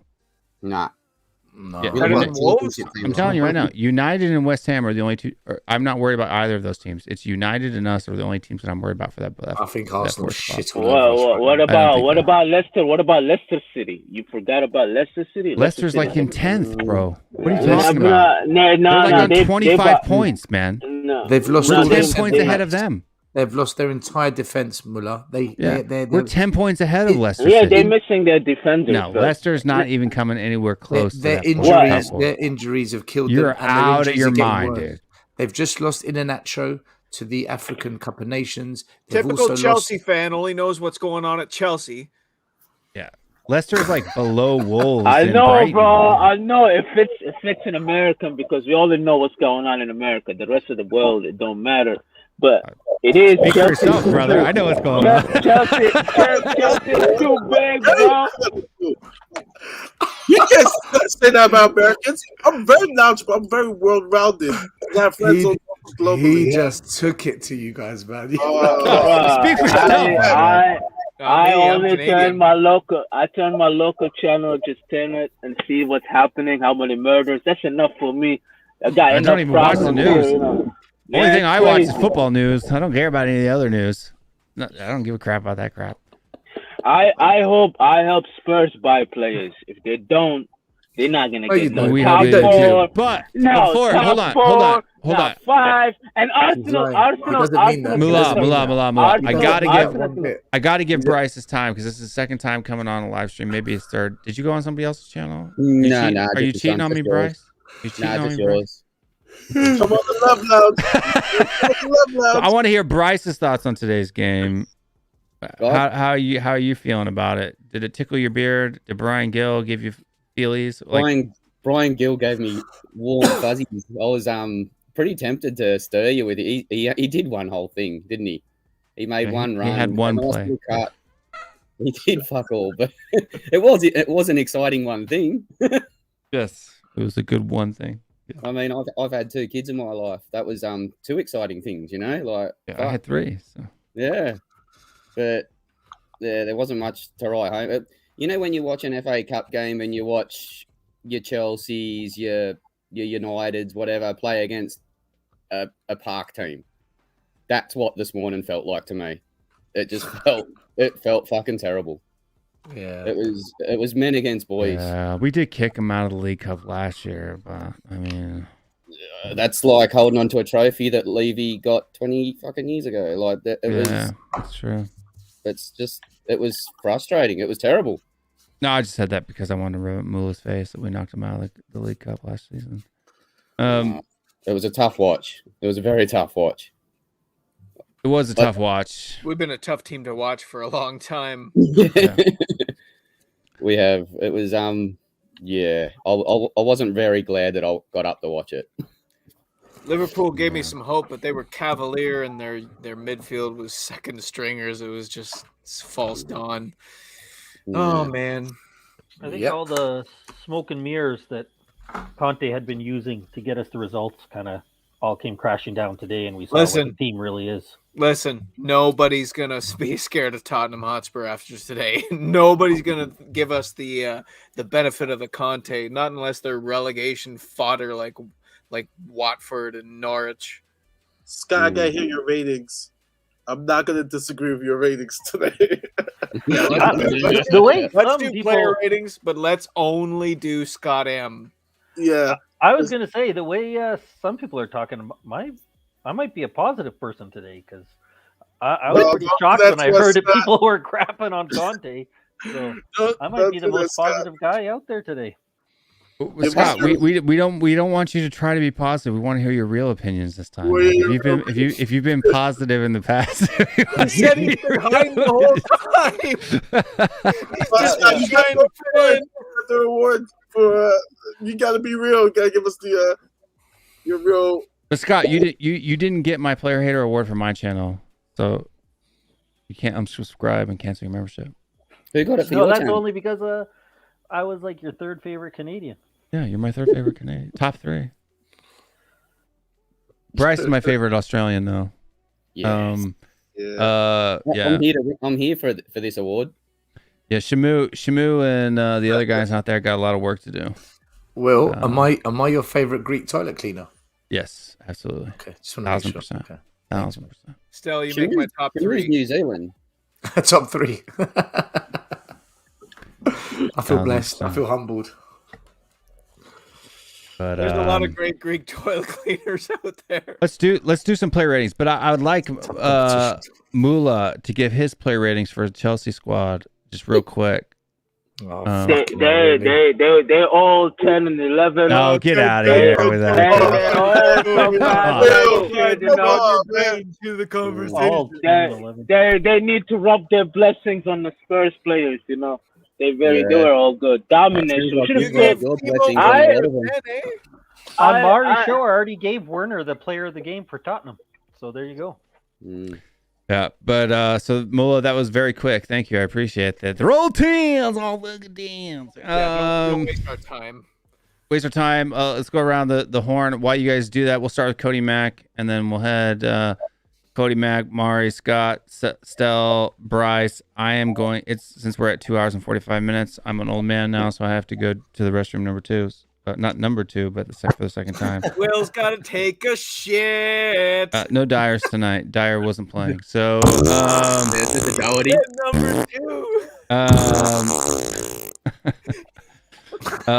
Cody Mack, your player ratings. Are you going to do it player by player? You can do each one. No, I'm not doing it. Do you want me to put the players up on the screen so people can see, or only doing Scott M's player? Only Scott M.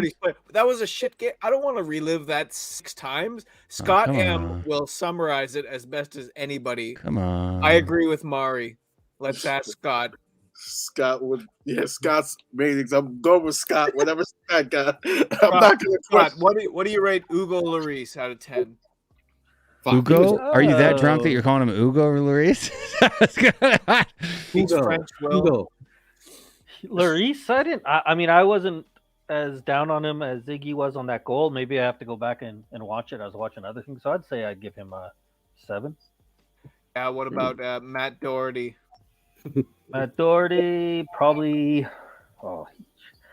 He's so bad, but you expect him to be bad. So I'd say like a 4. You've been kind. Are you serious? You're giving a 4. I told you, my ratings today are. If you're doing this Scott, for the choose. Threes and twos, Scott. Oh, those are coming all right. from What do later. you give Ben Davies? We want the real Davies Scott. would have gave him a lesser Davies, rating. I would probably real give Scott Davies M? there's a 3 or a 2, debatable which one. I'll give Okay, him that's Scott. We know. That's the I'll Scott. give Davies a 3. Okay. Or a 2. How I the think he was more at fuck fault have on you that given Ben Tanganga Davies goal than a anyone. lower mark than Doherty, Scott? What's that? How have you given Ben Davies a lower score than Matt Doherty? Because I didn't see Davies do a single quality thing, and watching him jump and totally miss that ball and then turn around and get the ball off his head, I think he played that worse out of anybody on the Tanganga goal. I think that question comes down to whether or not you blame Ben Davies for his own goal. But Scott M, Davinson Sanchez out of 10, what do you give him?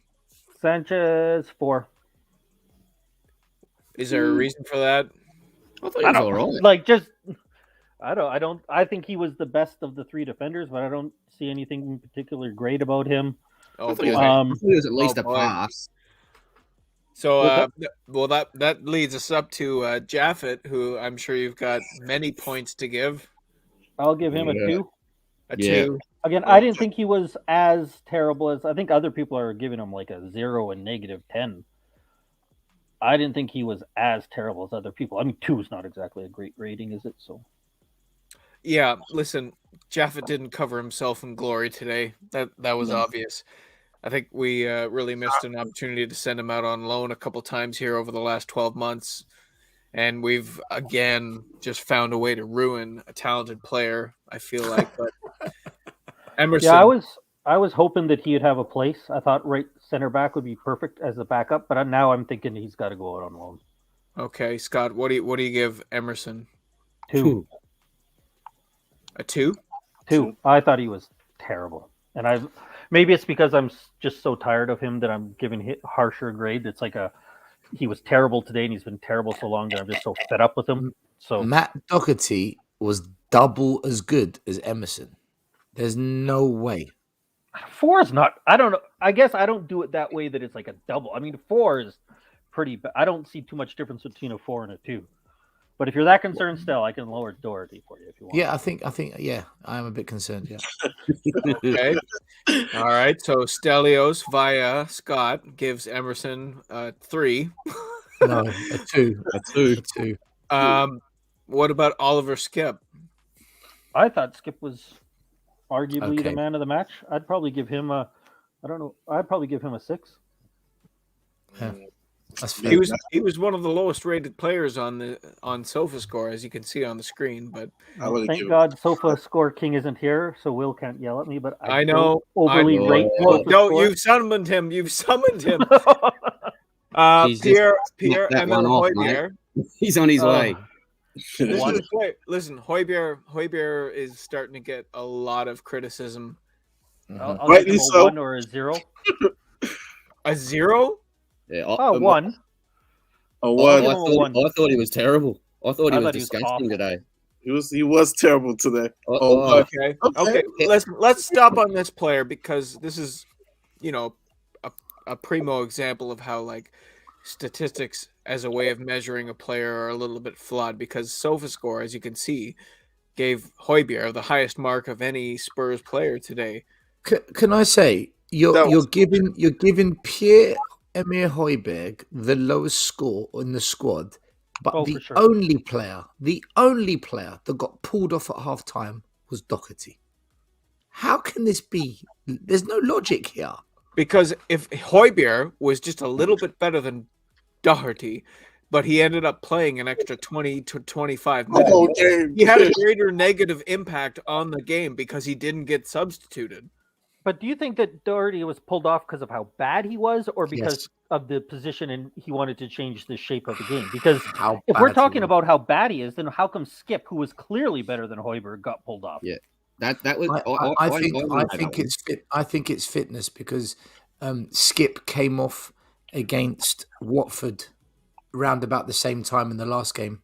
I think there's because I think he's coming back from COVID or because he didn't start against Liverpool either, did he? Skip because of COVID. So I think he's one of the players recovering. Yeah, maybe. Pierre had a full game off as well. Wasn't he coming back from COVID as well? No. He had a full game where he wasn't even on the bench. You might be right. I just think there's a fitness issue with Skip, I think. Mm. We don't know what COVID is doing to these players. Let's start with that because as much as we don't like Matt Doherty, he was one of the bright players against Everton at the very beginning of last season. And he got COVID on international duty in October. And since then, I'm not going to say he would have been a different player, you know what I mean? But he's definitely been much, much worse than any of us could have ever possibly imagined. I can't believe he started for Tottenham today, considering the amount of rumors that are going around about him leaving the club and everything. This is just, and not only starting, but starting as an inverted wingback. Like, Jesus Christ. The state of this squad is so fucking haphazard right now.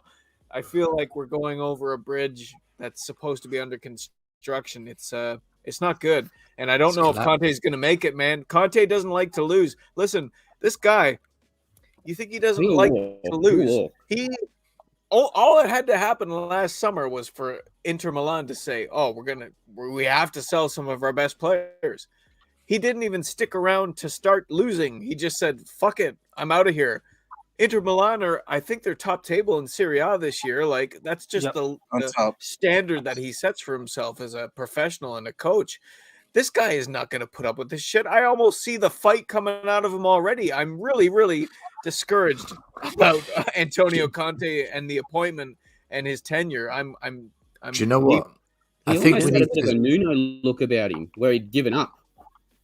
Yeah. His comments are concerning in the media because they are not like him at all. Like some of the stuff that he's saying, and I'm a little worried that he's realizing pretty quickly that this is a different club than he's ever been. Guys, can I ask you a question? Have we done what we always do? Have we broken our manager? Ask me again in 3 weeks. Right? Has he been Levi'd? Have we done the impossible and have we broken Conte? Well, we broke Jose. We broke Poch. We broke Nuno. We destroyed Nuno. We fucking destroyed Nuno. Nuno didn't. Nuno was. Oh my god. Nuno was already broken. Nuno was a snowflake in front of a hairdryer. That guy, Jesus Christ. Yeah, but we turned the power proper high up. Like it was on max power. Listen, if Conte walks before the start of next season, I won't be surprised. I wouldn't be surprised, but he'll fall right into the category of useless appointments. Like, is this fan base actually going to do something?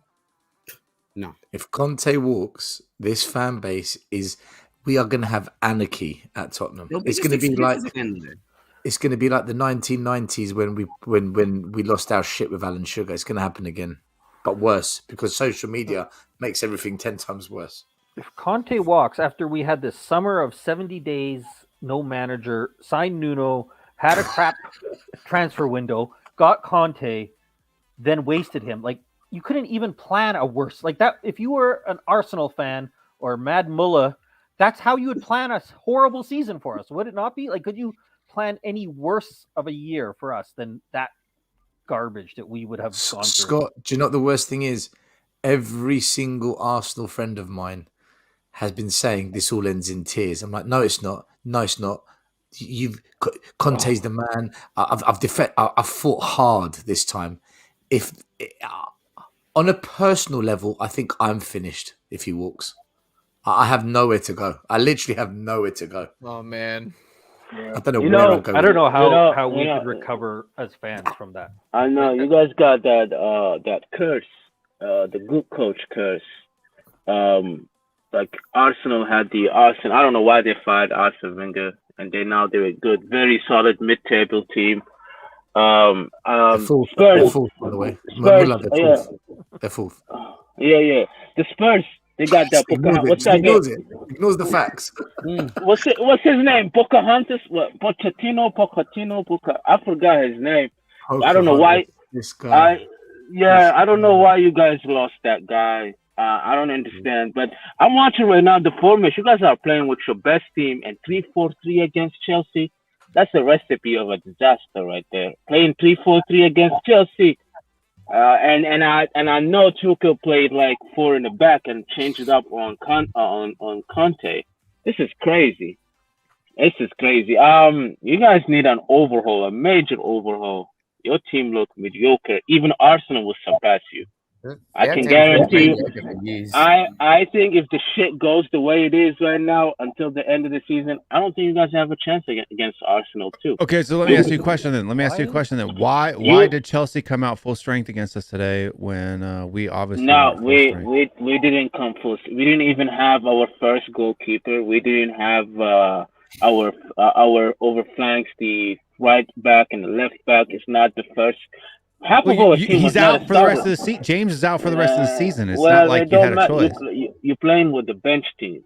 Just imagine the magnificent Chelsea. It's so not your bench team. Chelsea is not a a bench team today. Bro. Don't make me pull it up, man. If Spurs won today, it would have been an upset. Do you understand that? Can I put that 2-line under the word upset? It would have been categorized. You're telling me this is your bench team? Most of the team was Havertz, Lukaku, Ziyech, Mount, Jorginho, Saul, Alan Dawn, Azpilicueta, Alonso, Rudiger, Alonso and Saul, and the goalkeeper, and there was another guy, a bald guy, I forgot. I'm bad with names. So the only people that don't normally start for you is Sar, Azpilicueta, and Saul. That's it. Half of the team was not a starter. This is not our best team. You had three players. You did not play against our best 11. Point blank. Play against our best 11. You didn't play against our best 11. I see you're a Romero. No What the?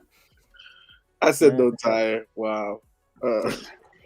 Hey, that's how bad it's got, Mari. That's how bad it's got, brother. I love Spurs, and the Greeks did not invent the gyro.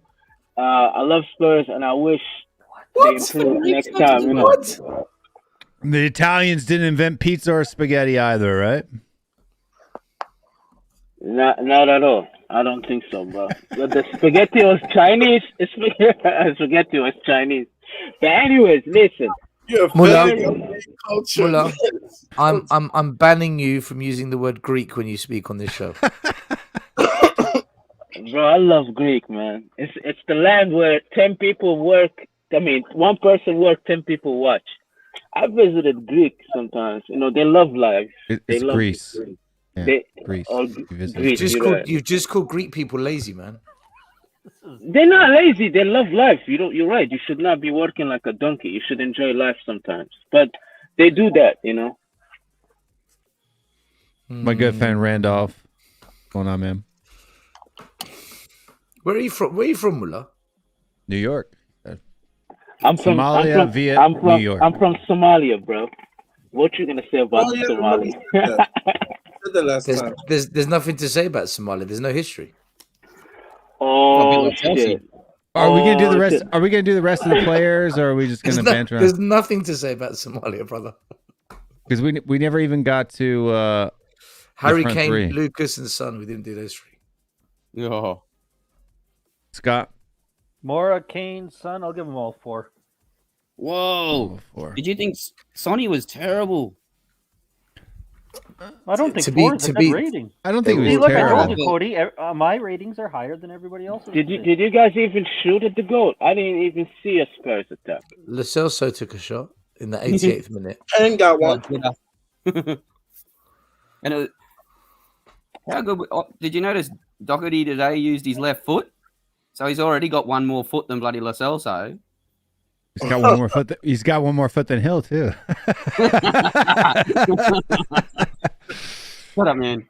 Do you know what? When we took off Son and Mora at the same time, I think that was for fitness. I think Conte already knew that he wasn't going to get a result. Yeah, exactly. It was just saving him for. Yeah. That was the white flag moment. That was like, okay, we're done. We're done here, man. That's what he was saving him. He was like, okay, the damage is done. I just hate the way Chelsea always get super fucking over the top when they beat Spurs, when they spend so much more money than us, and it's as if this is some big achievement. So do you guys? It's some you big guys achievement think- to beat Tottenham. That's true. I know. It's not a big achievement to beat Tottenham, man. We don't have the money the way you. Yeah, you don't know. I'll You give don't you. know. I'll Don't give stop you. saying you I'll know. give- You don't know. I'll give you some napkin. I feel your pain. Hey, listen. What are you guys gonna do? What are you guys gonna do against Chelsea next year? Do you guys think that you can qualify, or you're done? Should we sleep? We're done. You guys not gonna qualify to the second round or anything? I think we're out. I think we're out. I think we're out. Wow, you guys lost hope basically. No, I think it's possible. I think it's possible. We'd have to score a goal I pretty still can't early. score to put us point in now. No, it's possible. I think it's possible. Look, you guys didn't. Chelsea didn't like amaze me today. It's not like I was like, whoa. They just completely dominated us. It was more like we screwed ourselves like normal. They bossed the shit out of our if we midfield. come out and don't screw ourselves, yeah, we can put 3 past you. I got no problem. Especially it's a home game too. Yep, which is crazy that you guys losing a hope. Yeah, Wow. I think he'll come out and sit back. Be scared of us. I think that's what you'll do. I don't know about losing hope. No, I didn't think we were going to win going into Muller, into the semifinals. So. I'm saying we're out because I don't think Conte is going to change this whole wing back thing. I don't think he is going to do that. If he does that, then maybe. But I just don't think Conte will change the wing back situation against. Like, Hopefully we get somebody in before then. Has Conte got the balls? Has he got the balls to not play Emerson, to not play Doherty, and to just go with something completely left field? Just completely like he did Bergwijn with and Hill. Sessegnon. Yeah, but like he did with Sessegnon against Liverpool. Yeah. If that guy. Well, I would like. I'm telling you, I think Bergwijn needs to be our right wing back. I've been saying that since the summer. I think Bergwijn needs to be the right wing back, like a Bergwijn, Reguilon. I'll try it. Huh? I think that's where we should go. You'll try.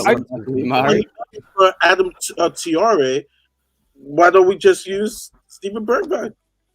I think if we're talking about bringing in Hill, Bergwijn, and Joe Rodon in to beat Chelsea, that kind of shows us. Like, I don't know. It's hard for me to then blame Conte when those are the 3 players we're talking about bringing in to beat Chelsea, who are bringing in. Not great, is it? Who are bringing in Kovacic off the bench, who can bring in Conte back into the team, who have, you know what I mean? It's tough. And I know what you're saying, Stel, and I don't necessarily disagree. And you obviously know more from the tactical perspective. But when you're saying maybe we can bring in Gil, Bergwijn, and other people are saying Rodon should have played in the center, it's like, man, to me that kind of tells me all I need to know about the problems with our team. But you can't say that Chelsea. You can't say you can't. I wouldn't. Sorry, Will. I actually wouldn't play with these attacking fullbacks against Chelsea. I'd play with wingers. I'd play with wingers in a more flooded midfield at 4 at the back. I wouldn't play 3 up top or 2. I'd play 1. I'd change the complete way we play just because it's Chelsea. Wing back against Chelsea, I don't think will work. But that's what I'm saying. They respected us though, because they've never played a 4-4-2-2-2 before, and they did today specifically to go against Conte, and it worked. It worked. So we got to change. Well, it worked kind of because really the only goals they got were off own goals. Yeah, but Will, we didn't lay a glove on them, man. We didn't lay a glove on them. That's true. They shut us down. But I'm saying if it wasn't for, especially for example, the Tanganga mistake, if they win that fixture 1-0 today, because at least that one own goal came off of Sanchez's foot, as you know, it was just like a deflection. But without the Tanganga, poofar, they leave that fixture 1-0, and it's the fixture's wide open. The set's wide open. Tie's wide open. I think they would have scored another one. I don't think they would have. I think they would have just increased the pressure on us even more. I thought our back 3, as crap as they were in the first half, were fairly decent in the second half. Oh. Did you see the way Werner got in behind them for that chance? Yeah, but Werner can't score anyway. You could literally have Hugo Lloris walk out of the goal and Werner would take a shot from 6 yards out and still put it over the bar. Like, that's not a problem. What if that was another player like Pulisic? Like, Pulisic would have come on earlier. Pulisic would have scored. Pulisic would have come on earlier.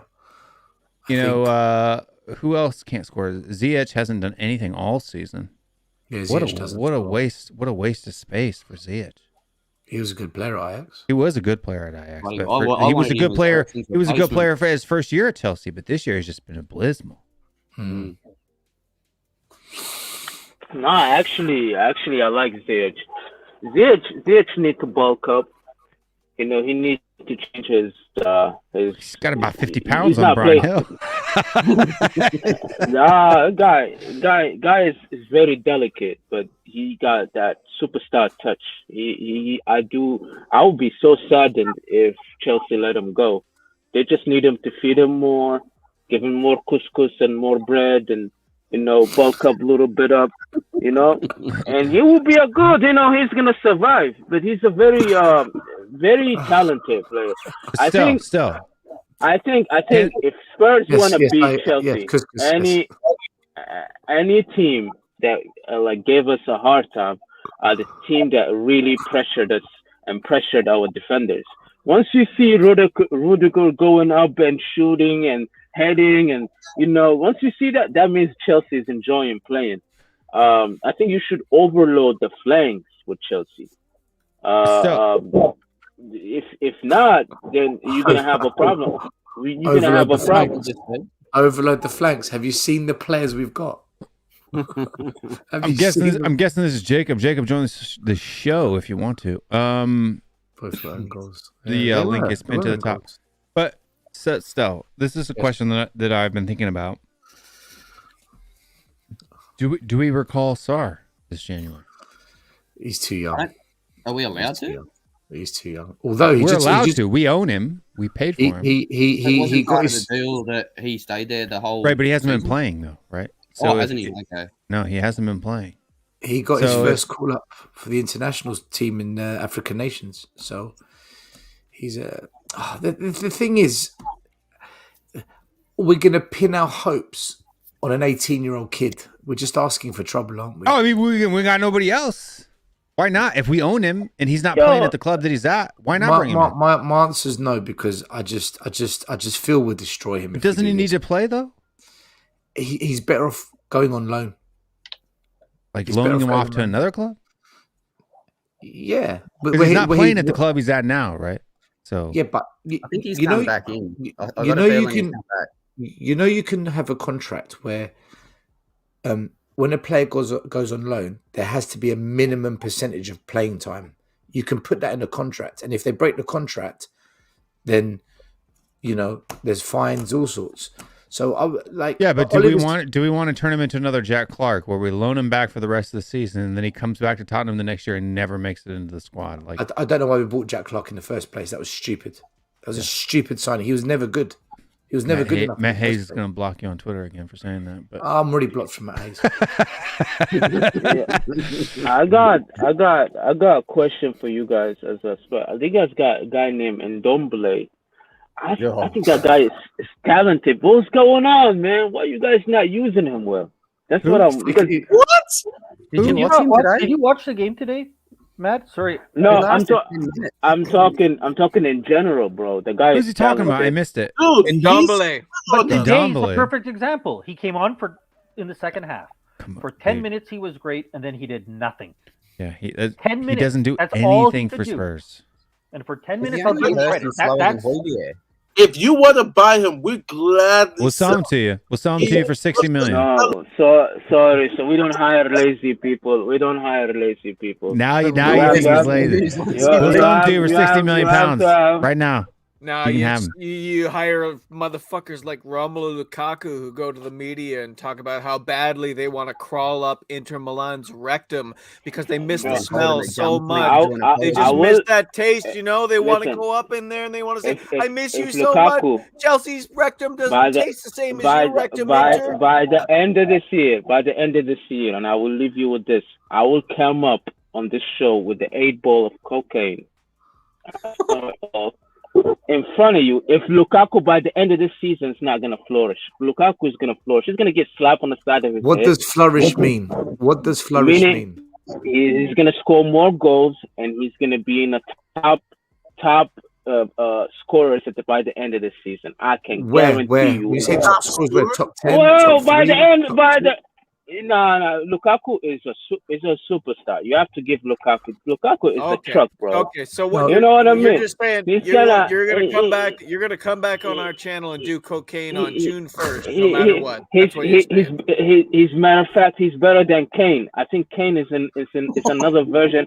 It's the white version of Get Out. You guys watch the movie Get Out? That's how I feel Kane and Spurs. He needs to get the fuck out. He ain't gonna do nothing for you. You guys wasted the chance of selling this guy for 100 million. The thought of Muller on cocaine We never offered that. We never offered that. is such a mind fuck. That is such a mind fuck. I mean, I think he's on coke. So now. let me ask you, like, so we're gonna have a sign. Free Kane. Yeah, but as good as Chelsea is doing, how come you never have a single striker in the top 10 of goal scoring? Because everybody touched the glory. Every member of our team scores. Our only player don't score is our goalie, and he's gonna score. Mendy is gonna score a goal by the end of the season. Everybody's gonna be on the shit. Everybody's scoring. Even our substitutes are scoring. You know, we don't have a monopoly. Oh, if Kane don't score or Sam don't score, we're just gonna bend over and lose the game. We're not that team, bro. Antonio Muna Montana. Wow, he is talking some serious. What if we go in for like Rafinha? He's gone for a right wing back. I want to know if Muller. I want to know if Muller is paid. Did he go to Rafinha? No, he's still. I think Muller is paid by Chelsea. I reckon really bad. I reckon he works for Chelsea. Bayern. Has he signed? I haven't heard. I haven't seen Here We Go yet. He hasn't gone yet, but it's pretty close apparently.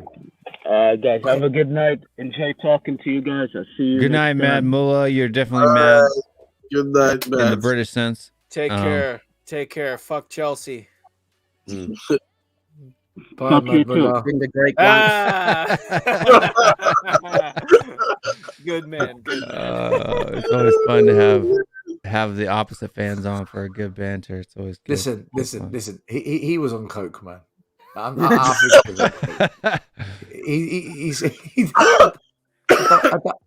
never want to see him on coke. I never ever. Lukaku Prem Tech. Well, he's on 5 goals right now, so with less appearances than Kane. So I don't think that'd be a good idea.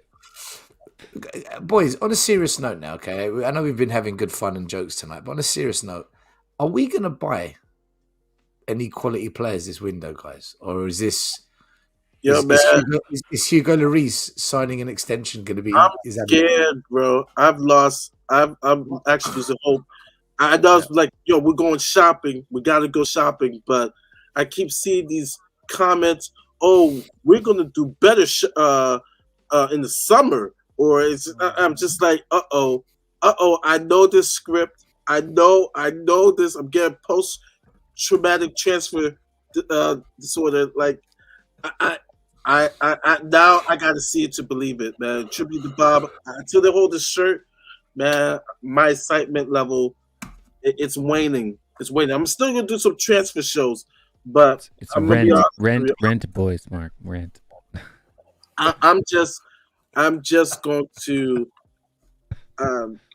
yeah, man. I can't get too excited until it happens, man. Until the ink dries. That's just me personally right now.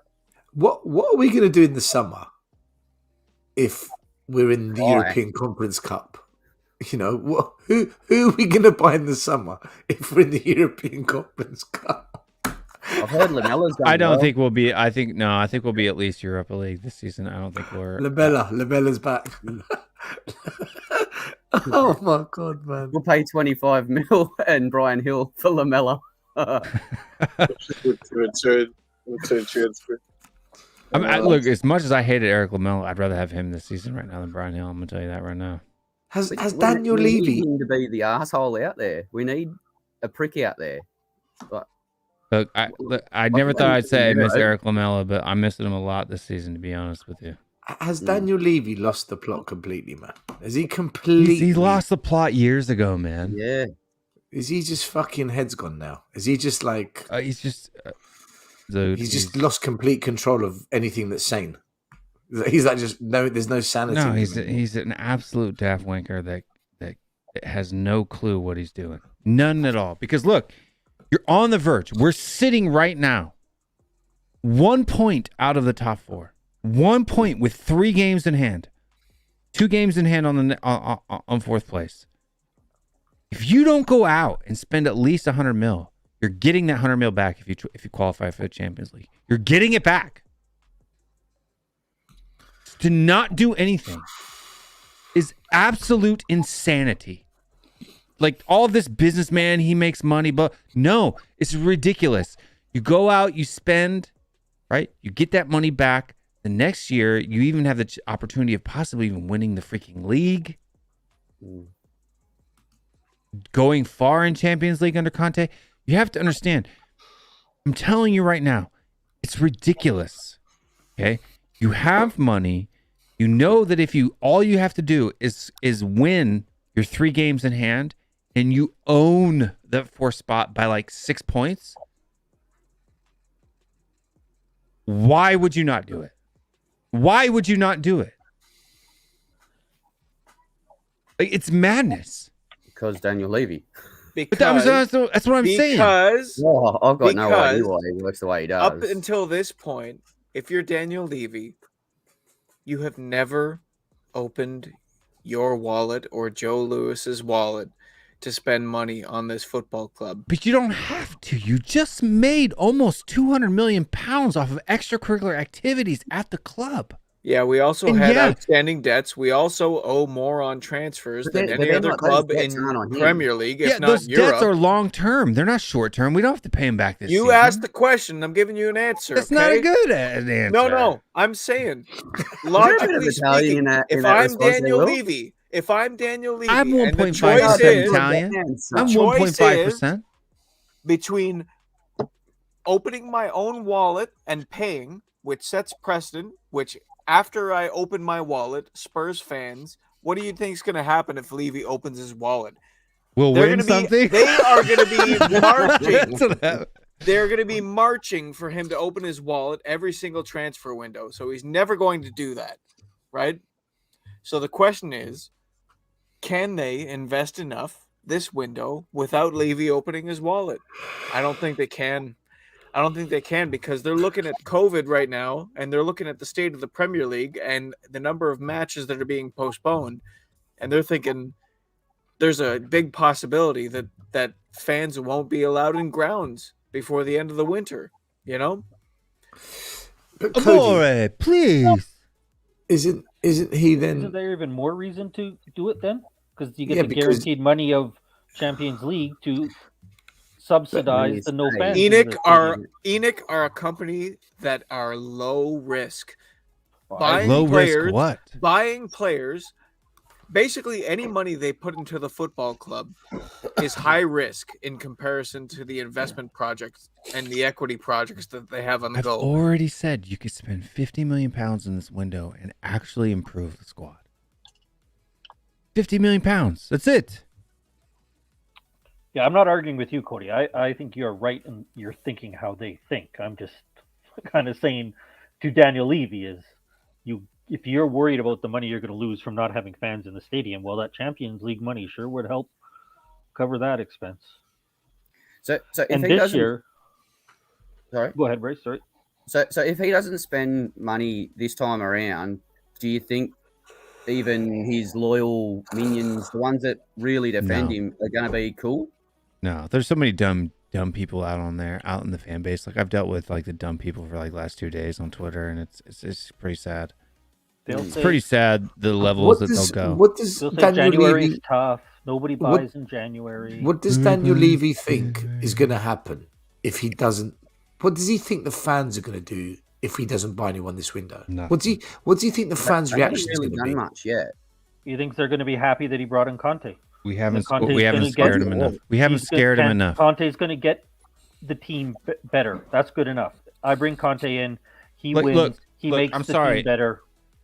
I'm some dumb Yankee, okay? I don't understand the passion and the culture over in the UK. But what I do understand is that how many protests did we have this past year, and nobody freaking showed up. So where's all this UK fan passion that everybody tells me about? Because I haven't fucking seen it. United fans, they showed up. Chelsea fans showed up. Arsenal fans showed up. Everybody showed up except for Tottenham fans. And then people want to give me a hard time because I'm somehow negative. I'm somehow some kind of newbie fan who doesn't get the mentality of Tottenham. Where? I said the same. Where the fuck were you at these protests? Thing. Our fan base is not only sensitive, but we settle for mediocrity. You see United fans, they stormed the ground. There was guys, but they stormed the ground and scared the Glazers. Chelsea, Arsenal brought in Ronaldo, and our fan, and I still wasn't happy with that. It's because our fan base, they settled for that. No one wants to blame Levy until finally they heard his name in the stadium and he got scared and hired contact. I said the same thing. Like the teams that support in America, like basketball, stuff like that, when we suck, we put paper bags so we can be seen on TV. They protest. But our club, even with the ESL, we did not protest. We were so soft. Our fan base is so soft, and it's the truth. I've already lost one subscriber over the stream. I don't know why. I think I've been fairly like calm for most of the stream, but might have been Mad Mullah. But no, it was before Mad Mullah even came on. But what I want to know, the racism, maybe, I guess. What I want to know is during the ESL stuff, right? When I caught a lot of heat for simply just describing what the American system was, what the ESL was trying to do. I caught a lot of heat. I got a lot of heat. And everybody, all of these UK, European fans were telling me that I didn't understand the passion. Oh my God, Where tears. The fuck is that passion? Where's it at from our fan base? Will, you always crying. Yeah. I think play the sad fiddle. I think because football's it's one of the oldest sports around, competitive sports. I think when you try and change the way it's run completely, you got to do it in stages over time. If you just try and say, that's not my question. American thing, you're going to get. That's not my question. In the ESL, Chelsea saved our ass, right? Chelsea saved our asses in the ESL. Okay, where's our passion? Where's the Tottenham fan base passion? Right? Not a handful of people. Like, I get it. I love all you guys, the handful that went out there. I'm talking about where's the rest of them? I hear what you're saying. Will, do you know what? I don't have an answer for you, man, because I was a kid. I was a kid when they were all protesting to get Irvin Scholar out in the 80s. I was there when the protests against Alan Sugar, they were insane protests. Very nasty, actually. I don't know what's happened to the fan base the last 20 years. They've kind of... They've been gentrified. I think because... Do you know what it is? Spurs is very unique in the sense that we're the only club to be classed as a big club, a top 6 club, without having won trophies to get there. Every other club is a top 6 club because they keep winning trophies. We're the only one not to do it that way. We've done it because we've grown global fans, we've grown market share, we've grown the size of the stadium, we've grown the brand. We've done it through business growth. Whereas all the other top 6, they've done it through football team success growth.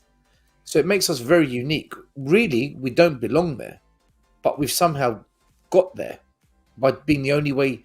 And I think in that process, our fan base has changed mentally. If that makes sense, guys. Why? Why am I catching heat from the guys that have been supporting the club since the 80s? Like, what's wrong? What is wrong with my mentality? That's a different question. You asked me why we're not protesting. I think I understand the protesting, but why? What I don't understand is why is it the long-term supporters? Because you're American, Will. But that's fine. what I'm saying, why are the long-term supporters the one who are crapping out, not stepping up to the plate? That's what I want to. It's like you and Daigle. Like you've been fighting this fight for a long time. I think I'm misunderstanding you. No, what is so your my actual question is like, so you got you and Daigle, right? Who are leading the front. You've been supporting for a long time. Bob, where are the soldiers? I'm talking about the old school Tottenham fans. This is what I'm saying. Where are they out? Right? Where are the bods? Where's the firm? This is what I'm trying to say to you. This is what I'm trying to say to you. No, the firm are there. Where are the hooligans at? They were there. They were there. The problem is we don't have a huge firm. Maybe a couple of hundred. We don't have like thousands of them. Only they all locked up in the clank or something? Like, where are they at?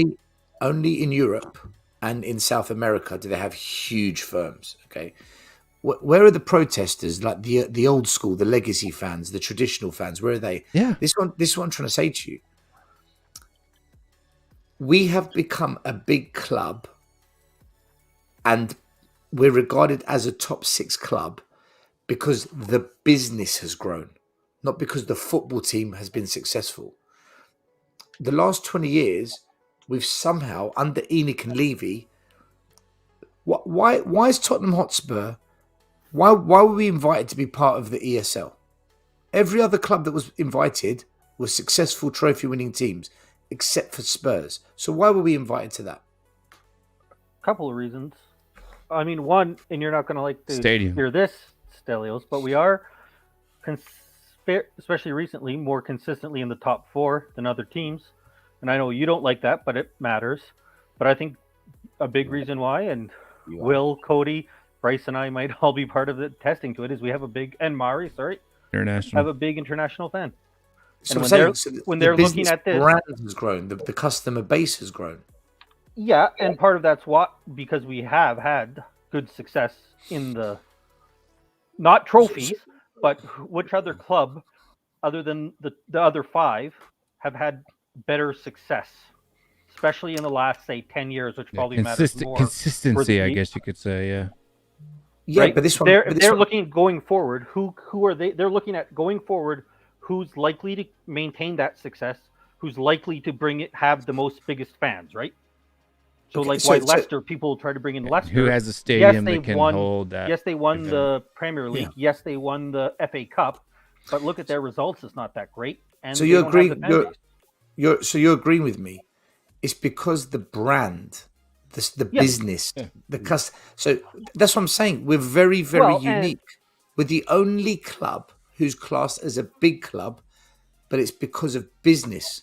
All the other big clubs, they're all called big because of trophies. So we're the most unique club in that sense. So I think well, the trophies are their brand. Correct. But I'm also saying, Stelios, is part of the reason why we have that brand is because of the results on the field. If we consistently finished 14th for the last 20 years, I don't think we would have the brand that we have. I don't think it's just purely business. No. Yes and no. I agree. I think it's unique how our brand, despite the trophies that we have, has grown.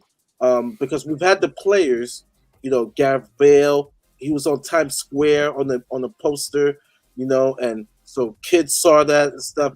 I think, and like I said, I have to give them credit, the way the team brand themselves, especially here, being here in the United States, it's been amazing. Okay, so then why is the club, if that's what they care about is the business part of things, why aren't they going after the second biggest market in the world? Why aren't they signing Weston McKennie? Will, what would add to Tottenham's brand in the United States other than signing Weston McKennie? Will, let me answer your first question. The first question was, or that why aren't we protesting? Yeah. And it's because I think there's a lot of Spurs fans who know we're actually shit. We don't win trophies. No, they call even if I. But hear me out. Wait. And because they know that, the only thing they've got left to cling on to make them feel relevant is that we're a top 6 club because of the business. So if you then attack the business, which is leaving ENIC, they're no longer relevant. And they're scared of losing that. Whereas for us true fans, I'm not scared of us not being relevant if it means we're going to win trophies again. Yeah. But I think in that 20-year process of us becoming a big club because of the business, the mindset has shifted, which is why I've always argued, and Scott M just touched on it, I'd always pick a trophy over top four. But because a lot of our fans now, like Scott M and many others would take top four over the Carabao Cup, that's why they don't go to the protests. Because your mindset isn't like mine. It's been brainwashed out of us, in my opinion. But we're not even getting top four anymore. Which is why now you're seeing the anger from the fans. I'm not seeing anything. I mean, obviously, I'm not in England, so we forced Levy to change and bring in Conte. I don't know. I don't know if that's necessarily the case, man. Because at the protest, literally, like the NFL protest, there was like 4 people there. I'll tell you what the test will be. The test will be this: if Conte isn't back and Conte walks, the reaction of the fans after that will tell you where we're really at. But you know what's going to kill me? That will be the biggest test of. Look, I put a lot of time and a lot of effort during the ESL thing. Did a lot of streams throughout the summer. Yeah. All the way up to the transfer window. And if you notice, the stream count that I've done has dropped significantly since the season started. Why? Because I have been demoralized by the lack of support for these protests from our fan base. I have been demoralized by the fans who call me out for simply wanting the club to do well, right? And saying, stop expecting the club to do well and just support the lads. Fuck that. Okay. I want to win shit. Okay. I don't support Tottenham Hotspur just to support some half-average players from across the world. That's not why I'm here. I want this thing right here to win shit. Will, I have to say, I'm going to blame America for this. And you're going to hate me so much. Because what Americans have done is over the last 15, 20 years, there's a lot of American businesses in the UK now, and they've just told everyone, always stay positive, always be positive, positive, positive, positive. And because everyone now has been told at all times remain positive, what if I'm drowning? What if I can't breathe? What if I'm going to die? Don't tell me to be positive. I'm going to fucking panic. Okay. Well, no, people need to stop listening to those Americans and start watching Gary Vee, right? Like, stop listening to the leftards and start watching Gary Vee, right? He said, "I don't give a fuck. I do what I want to do." Like people, I go to my elementary school teachers' kids and I say, "Fuck you," right? Like that's what Gary Vee does. Isn't the question Will's asking, why is that specific to Tottenham fans and not to other fans? Yeah, why? Right. So the one thing, I mean, I'm not. Still, you'll probably know better, and you guys might know better than other fans. But one thing I hear more from Spurs fans, especially the Enoch Inners, and I would say more from the older fans than younger, is things could be worse. We could go back to the 90s. And I don't know if other fans have that same fear, right? And that's the one thing that I've noticed different. But I don't know as many other. So I don't know, Stell, you know Arsenal fans, you might know United fans. Do they have that same fear? Scott, we could do a Leeds. Because that argument is just as bad as, say, even I use a relationship as at least I'm married to you. I'm not cheating on you. I hate that analogy. Or we could go back to the sugar days and whatsoever. Like, we owe it because they saved us. Now we can't expect elite. We can't expect nothing more than mediocrity because they did that a long time ago. That is weak mentality thinking. That's like Stockholm disease type of thinking. That because they did that, I heard that got me so pissed off. Because they did that in the 90s. You weren't there, so you can't complain about that. No, fuck no. I want to win some stuff. Mari, and no, I'm not gonna. I like this side of you, Mari. Huh? I like this side of you. Get mad, Mari. Get fucking mad, Mari. It's a weak argument. It's weak. This is what I just said to Scott M. Though we're saying the same thing in a different way. This is what I just said. Because the only thing we've got to because our fan base, the only thing they've got to cling on to make us as a fan base, as a club relevant, is that it's not the 90s. Look at the business we've built. if we go against Enoch and Levy, we're going against the business, which, yeah, you're right. It could take us back to the 90s. But because they don't want to lose that, and because it keeps them relevant, let's be honest, take away the stadium, take away the fact we get top four, and take away the fact that we're a rich club, we're the richest club, there's nothing about us that's relevant anymore. So they don't want to lose that because then we look like complete right. But I understand that. I understand that aspect of it. And that links to what I was saying about this positive shit. When I say fuck the stadium, fuck the money, I want trophies, fuck top four, I want trophies, bullshit to this. People, what do they say? You're negative. And I always say, no, I'm honest. But they're so brainwashed. Be positive, be positive, be positive. But we don't win anything. How can I be positive after 20 years of winning nothing? Why am I being positive for? There's clearly a problem. There's a problem, and I'm trying to highlight it so that we can be positive about winning trophies. If there's Do you know how hard this argument is to have? No, I know how hard it is. I know full-heartedly how hard it is. I have it almost every day on freaking Twitter with idiots, normally from the UK. And what frustrates me, if you got some yank, some dumb yank with no passion in the United States who's more pissed off than you, then shouldn't you be looking in the fucking mirror? If you're a British fan living in London your whole life and you got some yank across the sea who's only been a hardcore supporter of the club for 6-7 years, shouldn't you be the one looking in the mirror feeling shame? Why are you coming at me? I just don't freaking get it. I think Chelsea and Man City have kind of fucked us as well as a fan base, because the easy excuse is to always say we just can't compete with an owner that is stupidly wealthy, that just chucks crazy money at it and doesn't care. We can't compete with that. But my argument to that is always, how did Liverpool do it and how did Leicester do it then? You know, to me, it's an excuse. If there's a proper plan, an ambitious plan, where you recruit well, you spend your money well, and the number one focus is to win trophies, it can be done. Our owners aren't like that. But then when I say that, oh, fucking hell, a shitstorm blows up because, you know it all. Oh, you think you're always right. I'm like, no, I'm putting the argument forward and you don't want to hear it. Will, do you know what the truth is, buddy? Honestly, this is the gospel truth. And I'm going to insult a lot of people here. There's a lot of fucking thick people who support football teams. Football fans in general are fucking thick. Well, rugby is a middle-class man's sport. Golf is a middle-class man's sport. Football is for working-class people. And sadly, most of that group are thick. That's how it is. You would think the thick people would be all about heart and fire and passion. It's almost like we don't have enough thick people supporting our club. We need some more dumbasses supporting our club so that they will go out there and just be mindless, protesters like you go over at Arsenal. You can see, you watch the Arsenal protest and it's full of a bunch of idiots, right? But at least they're out there doing something. At least the idiots are active. I'd rather have active idiots than inactive intelligent.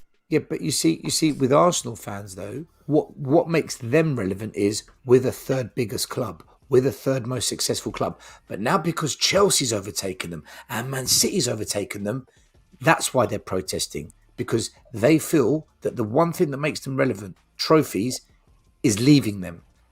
That's not what makes us relevant anymore. We've been brainwashed. Our fans are so thick, they've been brainwashed. And trust me, if this video gets clipped, I'll lose. Everyone will turn against me because I called everyone thick. But I think they are thick. Well, I'm calling you thick too, so I already lose about 10 subscribers a day. So I think they're stupid. Fearful. I think you're right, though, Stout. The lack of trophies, because you see those trophies like Arsenal have, like you said, and they feel entitled. They feel entitled. We should win more. Yeah. Right? They feel that, and we don't necessarily have as much of that in our fan base, right? Because I know you said that I'm pro top four. I'm actually right now would take a trophy because I think we need to get that monkey off our back. But we don't have that sense that we deserve more. We deserve more. There's too many in our fan base that think, hey, we deserve this. We can't risk what we have. Rather than thinking about what we could be, they're worried about what we could go back to, and there's way too much of that. I mean, look, I know I'm not saying that Mad Mullah was a representative of a Chelsea fan, but he does. Look how he had no thought about the fact that like he shouldn't be protesting Roman because, as we said, if Abramovich leaves, they're fucked. But they'll criticize. You know, they have no problem criticizing. City fans, like, you know, the few that there are, they'll criticize. Get mad. They're the fans that should be the most quiet of anyone because if those guys go, they're fucked. But look at him. He had no. I mean, he praised Roman, but he had no. I'm getting mad now. I'm getting mad now. I'm getting mad now, like Daigle did earlier on Watt TV, right? Like I'm getting mad. I'm getting mad now. You guys are getting me mad because there are other channels out there, right? To sit there and criticize fans like me, like Stell, like Brian, right? And they want to talk about glory and pumping people up and hyping people up, right? Pre-match pump ups and all that bullcrap. Be positive. And nobody, be positive. Nobody except for our crew, our small crew of small channels, has been sticking up for this, for the fucking badge. Nobody. And I'm tired of these people calling me a plastic and a paper fan and some kind of newbie when they do fuck all to enact change, to push forward progress in the club as a whole. I'm tired of it. I'm tired of people walking into this window telling me I'm negative because I said Brian Hill wasn't ready-made, because I said Emerson wasn't ready-made, because I said Galini wasn't ready-made. I'm tired of people pointing me out, sticking a finger at me. You're too negative. You're too much of a piece of crap. I'm tired of people unsubscribing from my channel because I sit here and I tell you the truth. We need to do more. We need to do better. I'm tired of it. Will, I said it earlier on, and I think it got lost because everyone was talking. I said it earlier on. There was about 8 or 9 people on the stream at one time, and I said it. You guys here are all much better fans. Believe me when I say this to you. You are better fans than what you see on Last Word on Spurs, Chris Cowling. Listen. Yeah, they support Tottenham. Yeah, they love the club. But when it comes to being a true fan, they're not at that level. They're not. I'm telling you, they're not. They're not. And I don't know what's happened to them. I don't. But that's why I appreciate all the people that stick through me. Like even when I get hardcore, when I get on my rants or something, people like Bryce, people like Maury, people like Scott, that even though they know that I can go off the handle and I can say some dumb shit sometimes. Yeah, like Brian Hill's not good. Like Brian Hill's not good. You know, they're too scared. Do you know what it is, Will? People nowadays, I think, I don't know what it is that happened, but I think a lot of people nowadays, they've lost the balls to take a position and stand up for it and say, do you know what? Fuck it. Like Mark Swift, man. For example, I am pro-Trump, and this is why I want Trump. They're scared to do that. Or, do you know what? I do want Enoch out, and this is why. Or, do you know what? I do like Joe Biden, and this is why I fucking like Joe Biden. People are scared to do that nowadays because of the backlash. It's the fear of someone having a different opinion. But like Mark Swift, this guy DMs me on Twitter asking me when I'm having shows. Like this guy right here, Mark. I'm giving you a mission, Mark. Go out on all these channels in the comment section and be like, where you at? Because Mark's a real fan in the UK. Up till 5 o'clock in the morning watching this show in the United States because he likes the content. He likes to hear people actually talk about real crap. All right. Shamu, I'm giving you a mission, Shamu. I know you don't like me because I'm a Yank, but that's okay. You still got it going on. You know the truth. Ask people where they at. Bangladesh. I just go on to all the shows that I like and cause trouble in the comments. Cause them all. I avoid all the problems. Shows I don't like. Cause problems in the shows you don't like as well. Just to let you know, guys, these shows that I've bashed, I still go and watch them. By the way, because I want to hear what they're saying. It's almost like I need to stay in touch with what they're saying as well, just to make sure that I'm saying the right thing about them, because they might change, right? They might. You never know, but they haven't. None of them have. I can't do it. They drive me I start listening, and I've tried that, and then I just get frustrated. I got to turn them off. And it makes me mad. I get mad. I said I've started out on last word on Spurs. I listened to. That's how I got. And then I got Chris Cowlin, and then I got struggle with the cheese room. I struggle big with the cheese room. So, do you know what? I'm not even going to get started on them because if I do, I'm going to lose my fucking shit. And it's 6 a.m. over here, and I need to go to bed in about half an hour. And I'm not going to go to bed with I'm not going to be. Yeah, but I don't want to go to bed with fucking anger.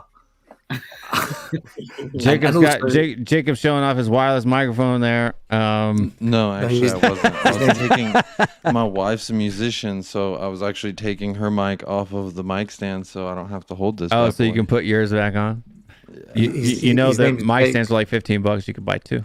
His name's Jake. I'm economical. I'm not Jake. Don't ever call me Jake. That's actually disrespectful to my name. Cody called you Jake. I know, and notice he left. Notice he left. He didn't want no part of this. Cody Mack, where are you, man? Well, it's because it's like 1 o'clock in the morning here. Yeah. I gotta wake up. Jacob comes up. Jacob, say your piece. Say what you got to say. Put your mic on your stand. Say what you got to say, because then we're gonna shut this mother down. Yeah. What's he doing? just hold the bitch. I feel like I'll spend more time just trying to get that thing on there. So, my piece, I just want to say we're top 6 because we're one of the most beautiful clubs, I think, because we also got one of the best stadiums. So I think to everybody's point, it's kind of like what you're saying. It's not necessarily that we've been winning is the reason why we've got these fans, right? Like I didn't join Tottenham as a fan because of what I was seeing on the field. It was more because of what I seen from the team. So it's good. It's good, Bryce, because he's too freaking positive. Like this, you came on during the bitch and moan time, so you got to bitch and moan. Jacob, do you know what's crazy? Do you know what's crazy, Jacob? Our fan base has grown more than ever before in the history of time. In the period that we have been the least successful in the history of the club. In the worst 2 decades of this club's 140-year history, the fan base has grown more than ever before. It's just because people like because Cox, everyone jumped on when we were starting to look like we were going somewhere, and that's when it all went downhill, and they've just clung on. No, people just like Cox. Part of the fucking roller coaster. It's cock and ball for me, bro. Yeah, people just like Cox. That's what. When I look at what I want in a badge, it's cock and it's ball. So for me, I just naturally gravitated towards Tottenham Hotspur. Fucking a dumb sexual in the house. Hey, but Bryce, you gotta start coming on streams because I think right now you have the best beard in Tottenham Hotspurdom. It's getting there. It's getting there. Yeah, now that Cody's a poser, you have the best beard in Tottenham right now. Yeah, mighty impressive beard. Had a beard hair cut Froze the other on day. us. Had a bounty charge.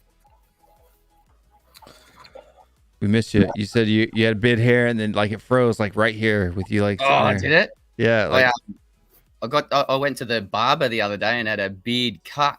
That was exciting. A beard cut at the bar. I haven't never done that before. Yeah. Mr. K talks about that all the time. There's a question for Jacob.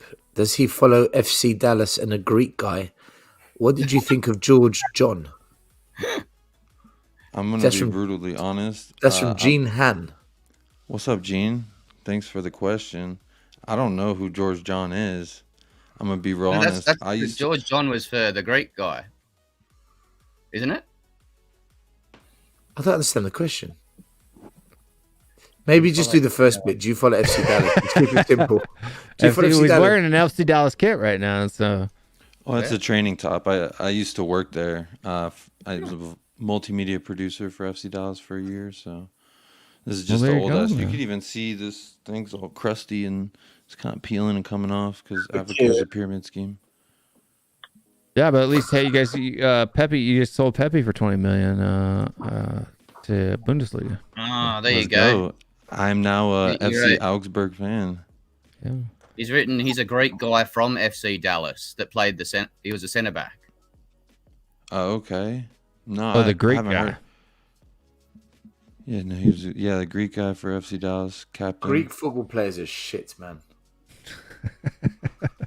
Coming from a Greek footballer. Actually, I tell you what, that left back.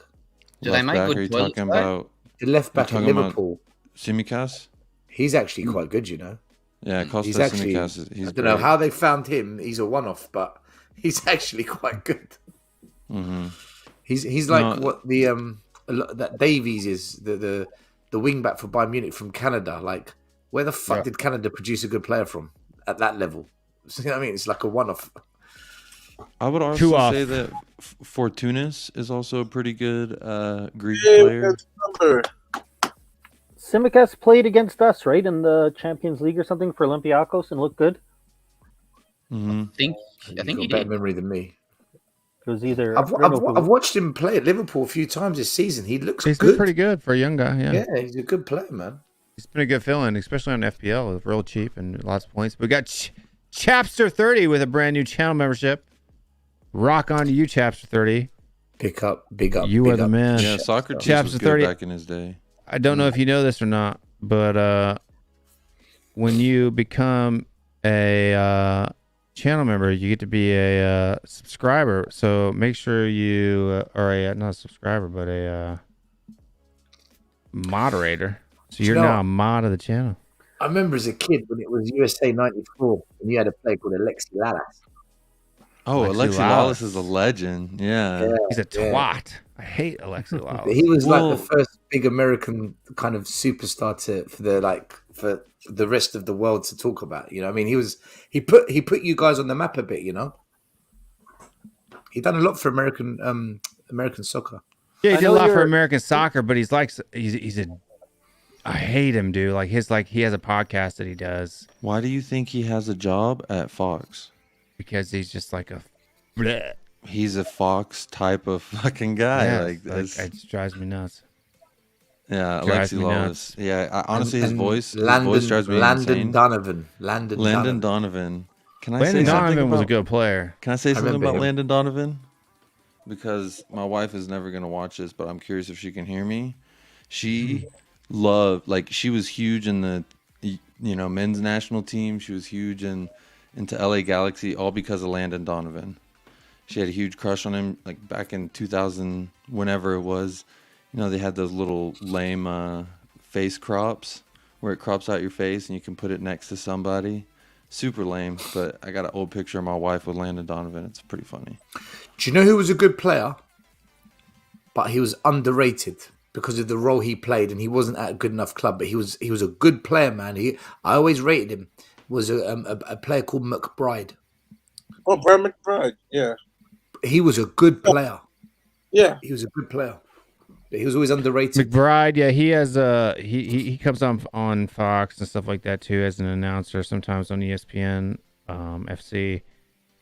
He's a decent dude. Some of his opinions are a little bit, as well. I don't judge him by opinion, just football. I mean, but I mean, like as an announcer, he's a lot better, I think, than Lexi Lawless. Lexi Lawless just Lexi Lawless, everybody hates. Well, that's why they took him off of color commentator and they put his ass in the studio for pregame.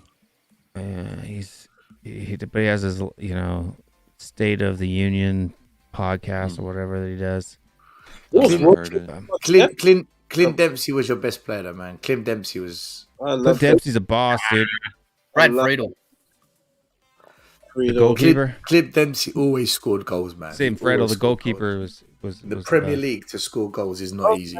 Claudio Reyna was one of my favorites. Reyna was good American. His son's not too bad either, to be honest with you. Michael Bradley. Bradley now. What happened? What happened to that? Hype. He was one of the most overhyped players. Yeah, overhyped. Roma. He played for Roma. I'll tell you who's overhyped. That Yedelin.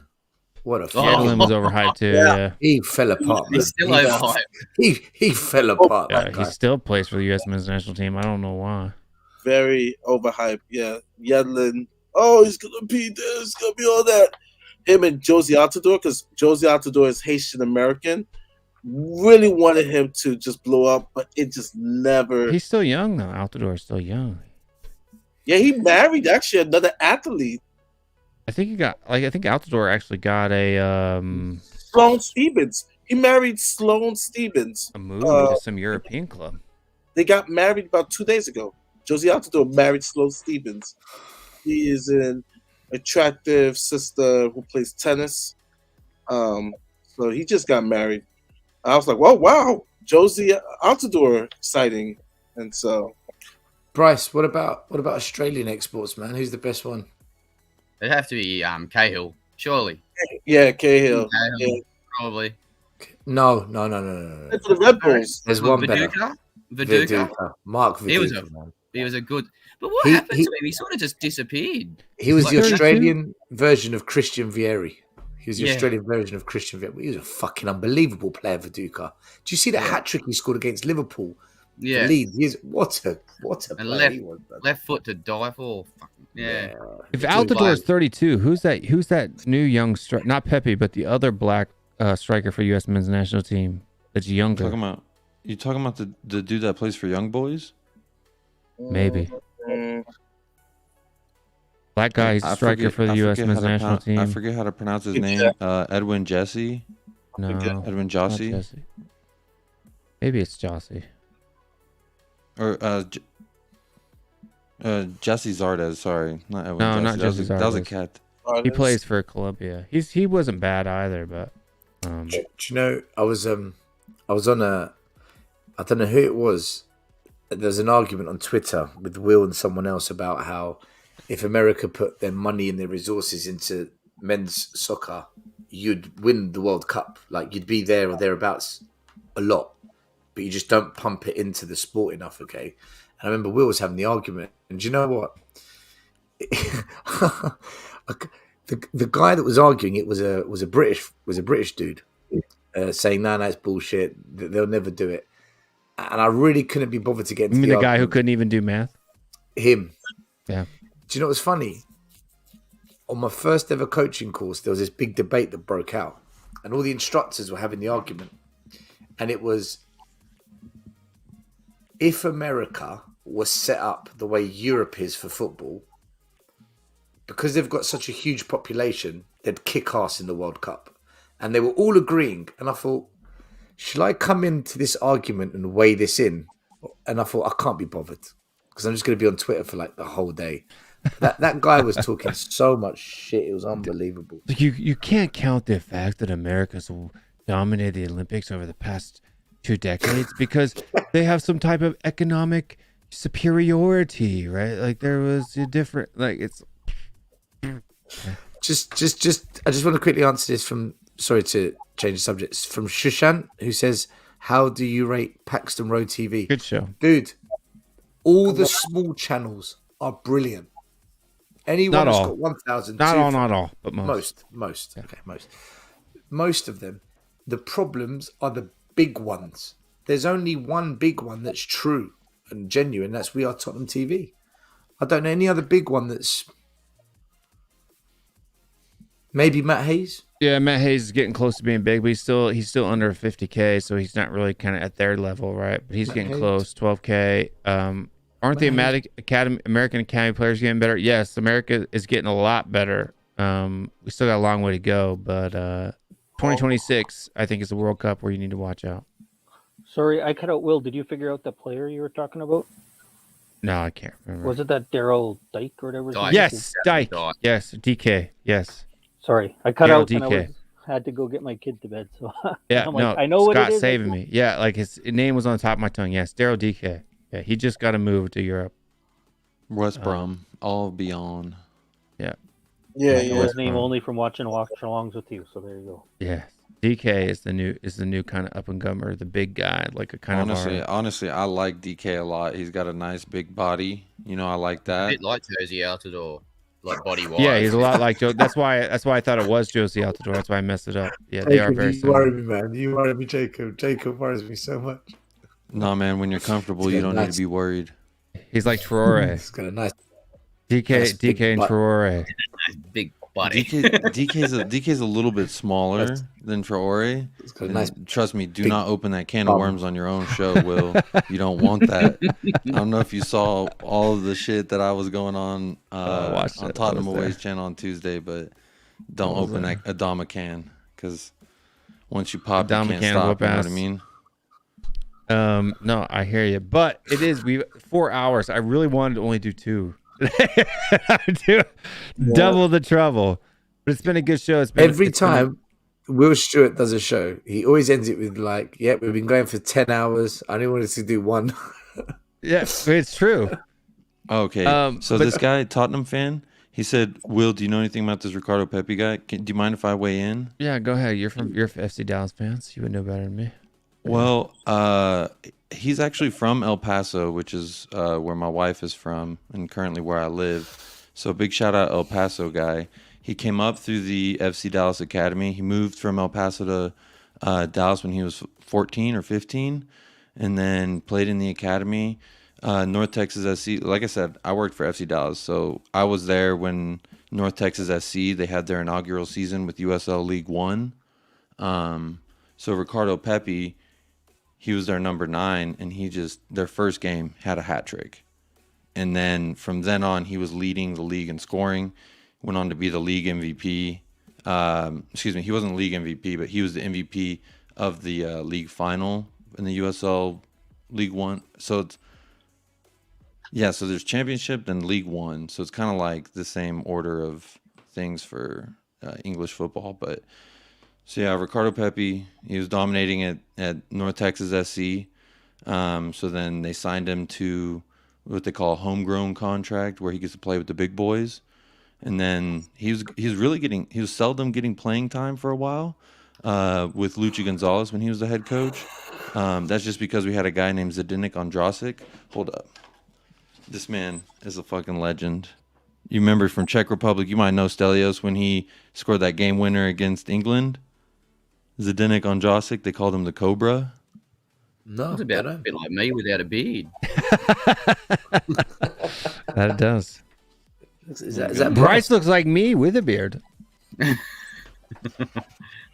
So yeah, that's a little bit about Ricardo Pepi. And then, of course, he had last year, he was the youngest player in MLS with a hat trick.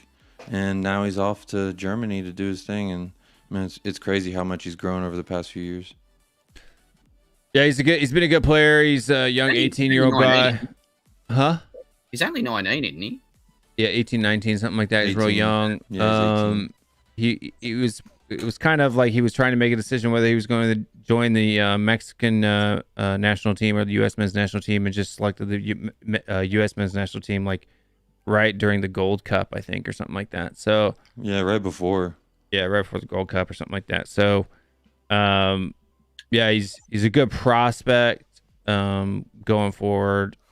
He's probably going to be, I would say, one of the main strikers in the 2026 Olympics for the United States men's national team, which is that's our weakest position right now. Is number 9. We got a lot of midfielders, guys. We don't have any strikers. Is that comment true? Which one? America didn't like football, but Americans did. Go up, Will. Hold on, let me find the comment. This one? Yes. So actually, if you go back to the 30s, so way back in the day, 1930s, 1940s, I remember. America association football was actually more popular than NFL. But then in the NFL, when the NFL kind of took, hold in the 40s and the 50s, it kind of swept the country. And because there was like some kind of incident with the professional leagues in America at the time where they stopped, like they had some kind of walkout or a protest or something like that, we didn't have a professional league for almost like 40 years in the United States. Yeah, real. Right. Yeah. People tend to forget that United States was actually good at the World Cup. Yeah, we got third. We had a Haitian American player, forget his name. My dad would be so mad. Forgetting where United States actually finished third or fourth. I'm trying to remember. Third in the World Cup. But it's like Bill said, it's the organization of the league is what really hampered. Because remember, you had a lot of Italians, Greek, a lot of immigrants that came over who love football, who want to come and pass tradition. But when they have a viable league until, the league, I forget his name, they had the Cosmos, where they had Pele and the guy from Germany and stuff like they tried. We never had a consistent build up until the MLS came in the 90s. In the 90s, yeah. And in fact, the only reason why we even started the MLS is because we couldn't get the World Cup bid unless we had a professional FIFA team. So that's the only reason why we even started MLF is so we could host a World Cup. You had it in '94, didn't you? Yeah, that's why we hosted the '96 or World Cup or something like that. So 94, I try to tell people now that we're kind of like late bloomers because football, soccer, is moving on up. I've had friends from the UK come over and say the atmosphere of MLS games are extraordinary. The problem is the assemble of talent. This is where me and Will we talk about like the pay-for-play system, these things, along with the academies having good backing. I'm gonna have that guy on one of my shows, the guy who owned the soccer store, who's a Liverpool supporter. He knows a lot about the academies in that sense of really academies being fully funded. That's the big problem, being fully funded to be able to pay to give a scholarship to a Mexican American or Ecuadorian American that I see who play here who's American, very talented, but they can't get into the academies or the clubs because we have a pay-for-play system. There's some really talented players who are playing pickup games who are 19, who are 20, but and so that's slowly changing, but we have ways to go, but it's getting there. But we're just late bloomers. The MLS make fun of as the retirement league, but not anymore though. It's not far-fetched in 50 years. We got Insigne coming in his prime, 20 million pounds, getting paid 10 million a year. He's going to be like Toronto. Like right now, you look at Javier. You look at Insigne at 29, going to Toronto because of the money. So in 50 years, the MLS might actually be getting top quality because of the money. That's the thing. The budget just gone up for all the teams in the league, so they're allowed to spend more money on their DPs and have a higher salary in general. Yeah. So that's why we're seeing guys like Insigne get signed. I mean, for me, there was a point you made that the atmosphere, bro. I went to was it 2019 FC Dallas? Still looks like he's about to crash. So we may need to let him. No, listen, let's go, man. Jacob, it's not you, man. It's 6 a.m. over here. I don't know what I'm doing. Bullshit still. Promote your show. I'm about to when you going live next? I need to shut this thing down. I want to shut this thing down like 15 minutes ago, but I don't know. I was just going to say real quick, Seattle Sounders. Yeah, I want to go to a game there.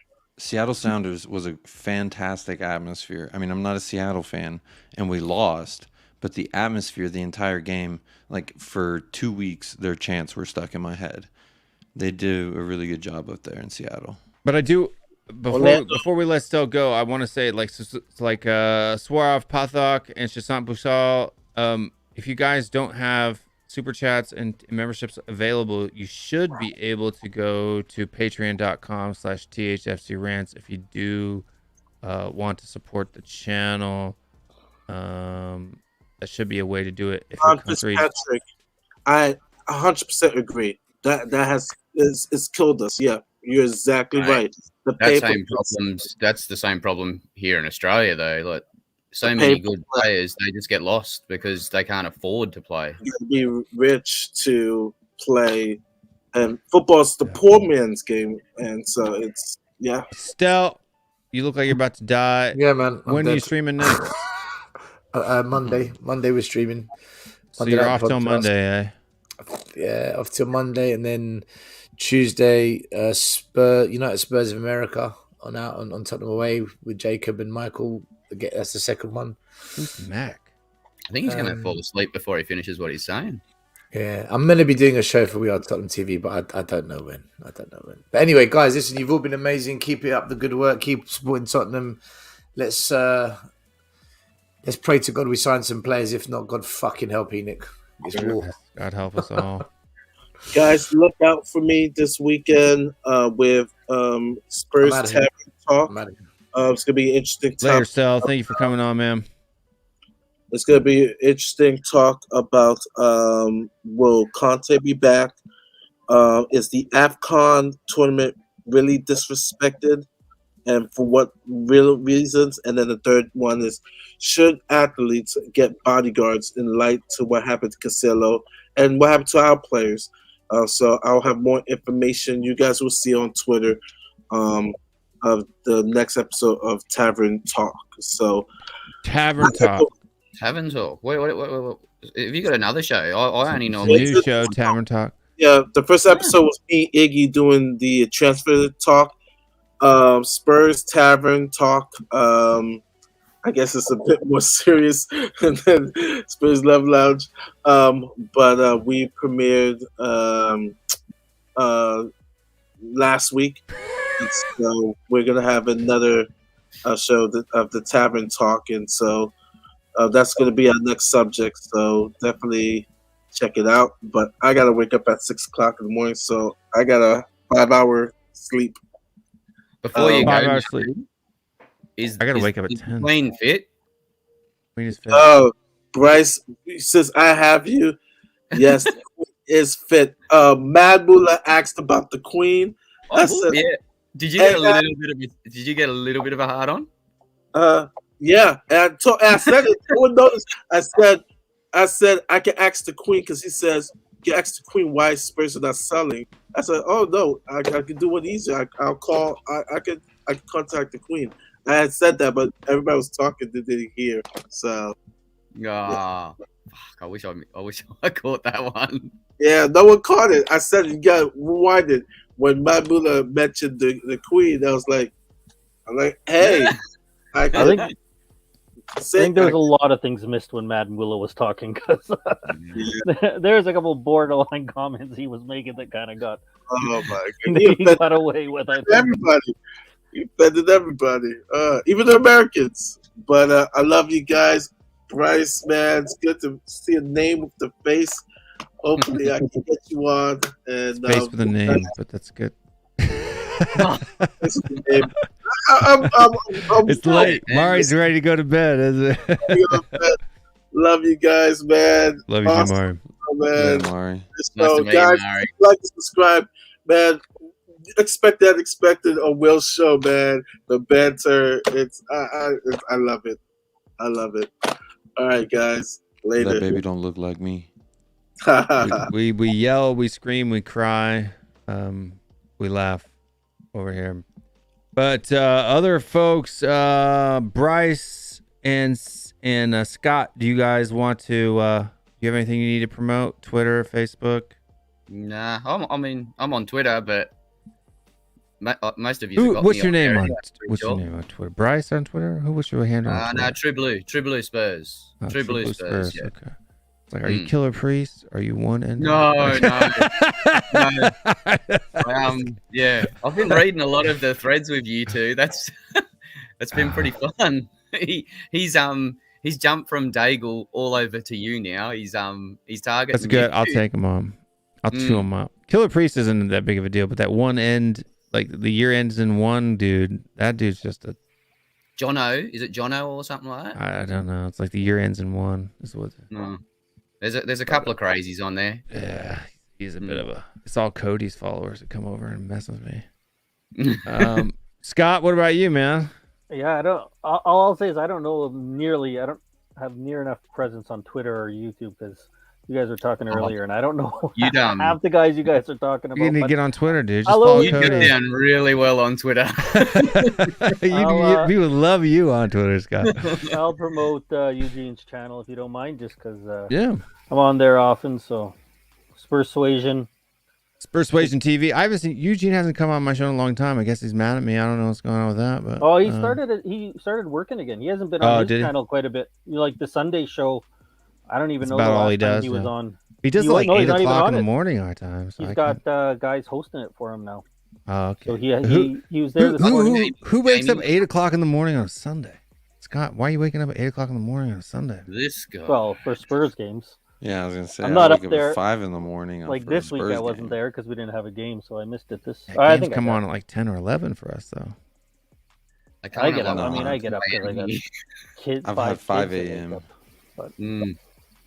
But yeah, that's about it. I don't my Twitter. Like I always say, it's usually just me responding to Cody. That's about the only thing I use. So my find Scott M on Cody's Twitter page, and then we got Jacob, the number 2 American. There we go. American. In my books, Mari's number 1. Unfortunately, sorry, Jacob. But Jacob and Matthew are number 2 and 3. I thought number 1 might be the Tottenham away guys. Tottenham away guys number 1. Yeah. Don't they have the American guys on there as well? Yeah, that's Jacob right below you. Oh, is that? Oh, okay. Here we go. Let me Google him. Who's Jacob? Jacob DeGoul. Who is Jacob? How do I feel? But no, Mari's my number 1 American. Dude, you guys are my number 2s. Oh, actually, you're number 2 because your partner hasn't come on the show yet, but he gets number 3 by association. He has a real job, so mine's just at night. I'm just a full-time dad. You work night? Yeah, he works overnight at Amazon. Oh, okay. Yeah. Good deal, Amazon. All right. He's guy delivering my packages. But I have kids He's got and a real package. job, so So I guess both of us added up equals what you do, right? Yeah. I have kids. He's got the job. But you guys are next streaming on Tuesday, right? Yeah. So every Tuesday over on Tottenham Away's channel, we do a little show.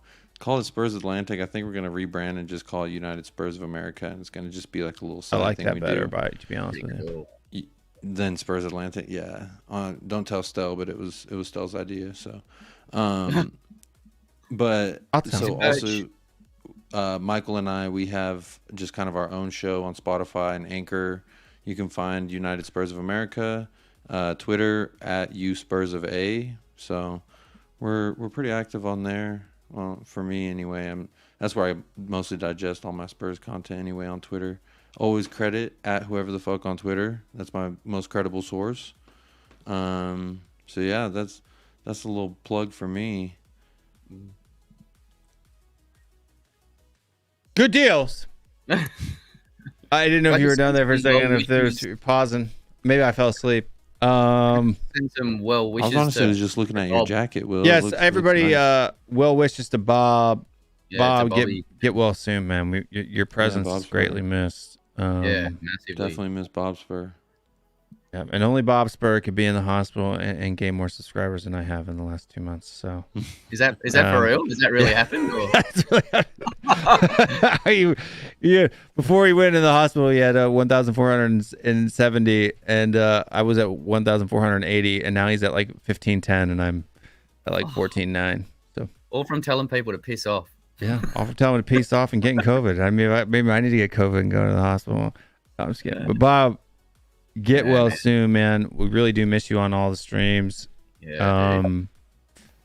But next time that we'll be streaming, Mr. K has been sick as well. He doesn't have COVID, but he has some kind of illness that keeps having him have like these fevers. He doesn't know what it is, so that's not good. That's why he didn't do his show last night. Mr. K. Yeah, hope Mr. K gets better soon too. And our next show will be Sunday after the FA Cup match. So we'll be doing a show for that Sunday night. Folks at home, I probably may either Thursday or Friday may do an FPL update because it's been a while since I've done an FPL show. For people that don't know, we do have a THFCRants FPL League, and the top 4 wins prizes from our store. So stay strong. Should have invited me to that league. Everybody was invited for the full start of the season. I posted the link on every stream. I think it's actually the link is still in the description of the video, to be honest with you. But you'd probably dump down to the bottom. But that's okay. But I'll catch you next year. Definitely next year we'll be doing it again. But folks at home, stay strong, stay Spurs, and we will see you guys. When, Scott? Sunday. Why can't anybody ever get this right? It's the easiest outro in the history of the world. Next on the flip side. Next time. 1, 2, 3, 4. Let's go now.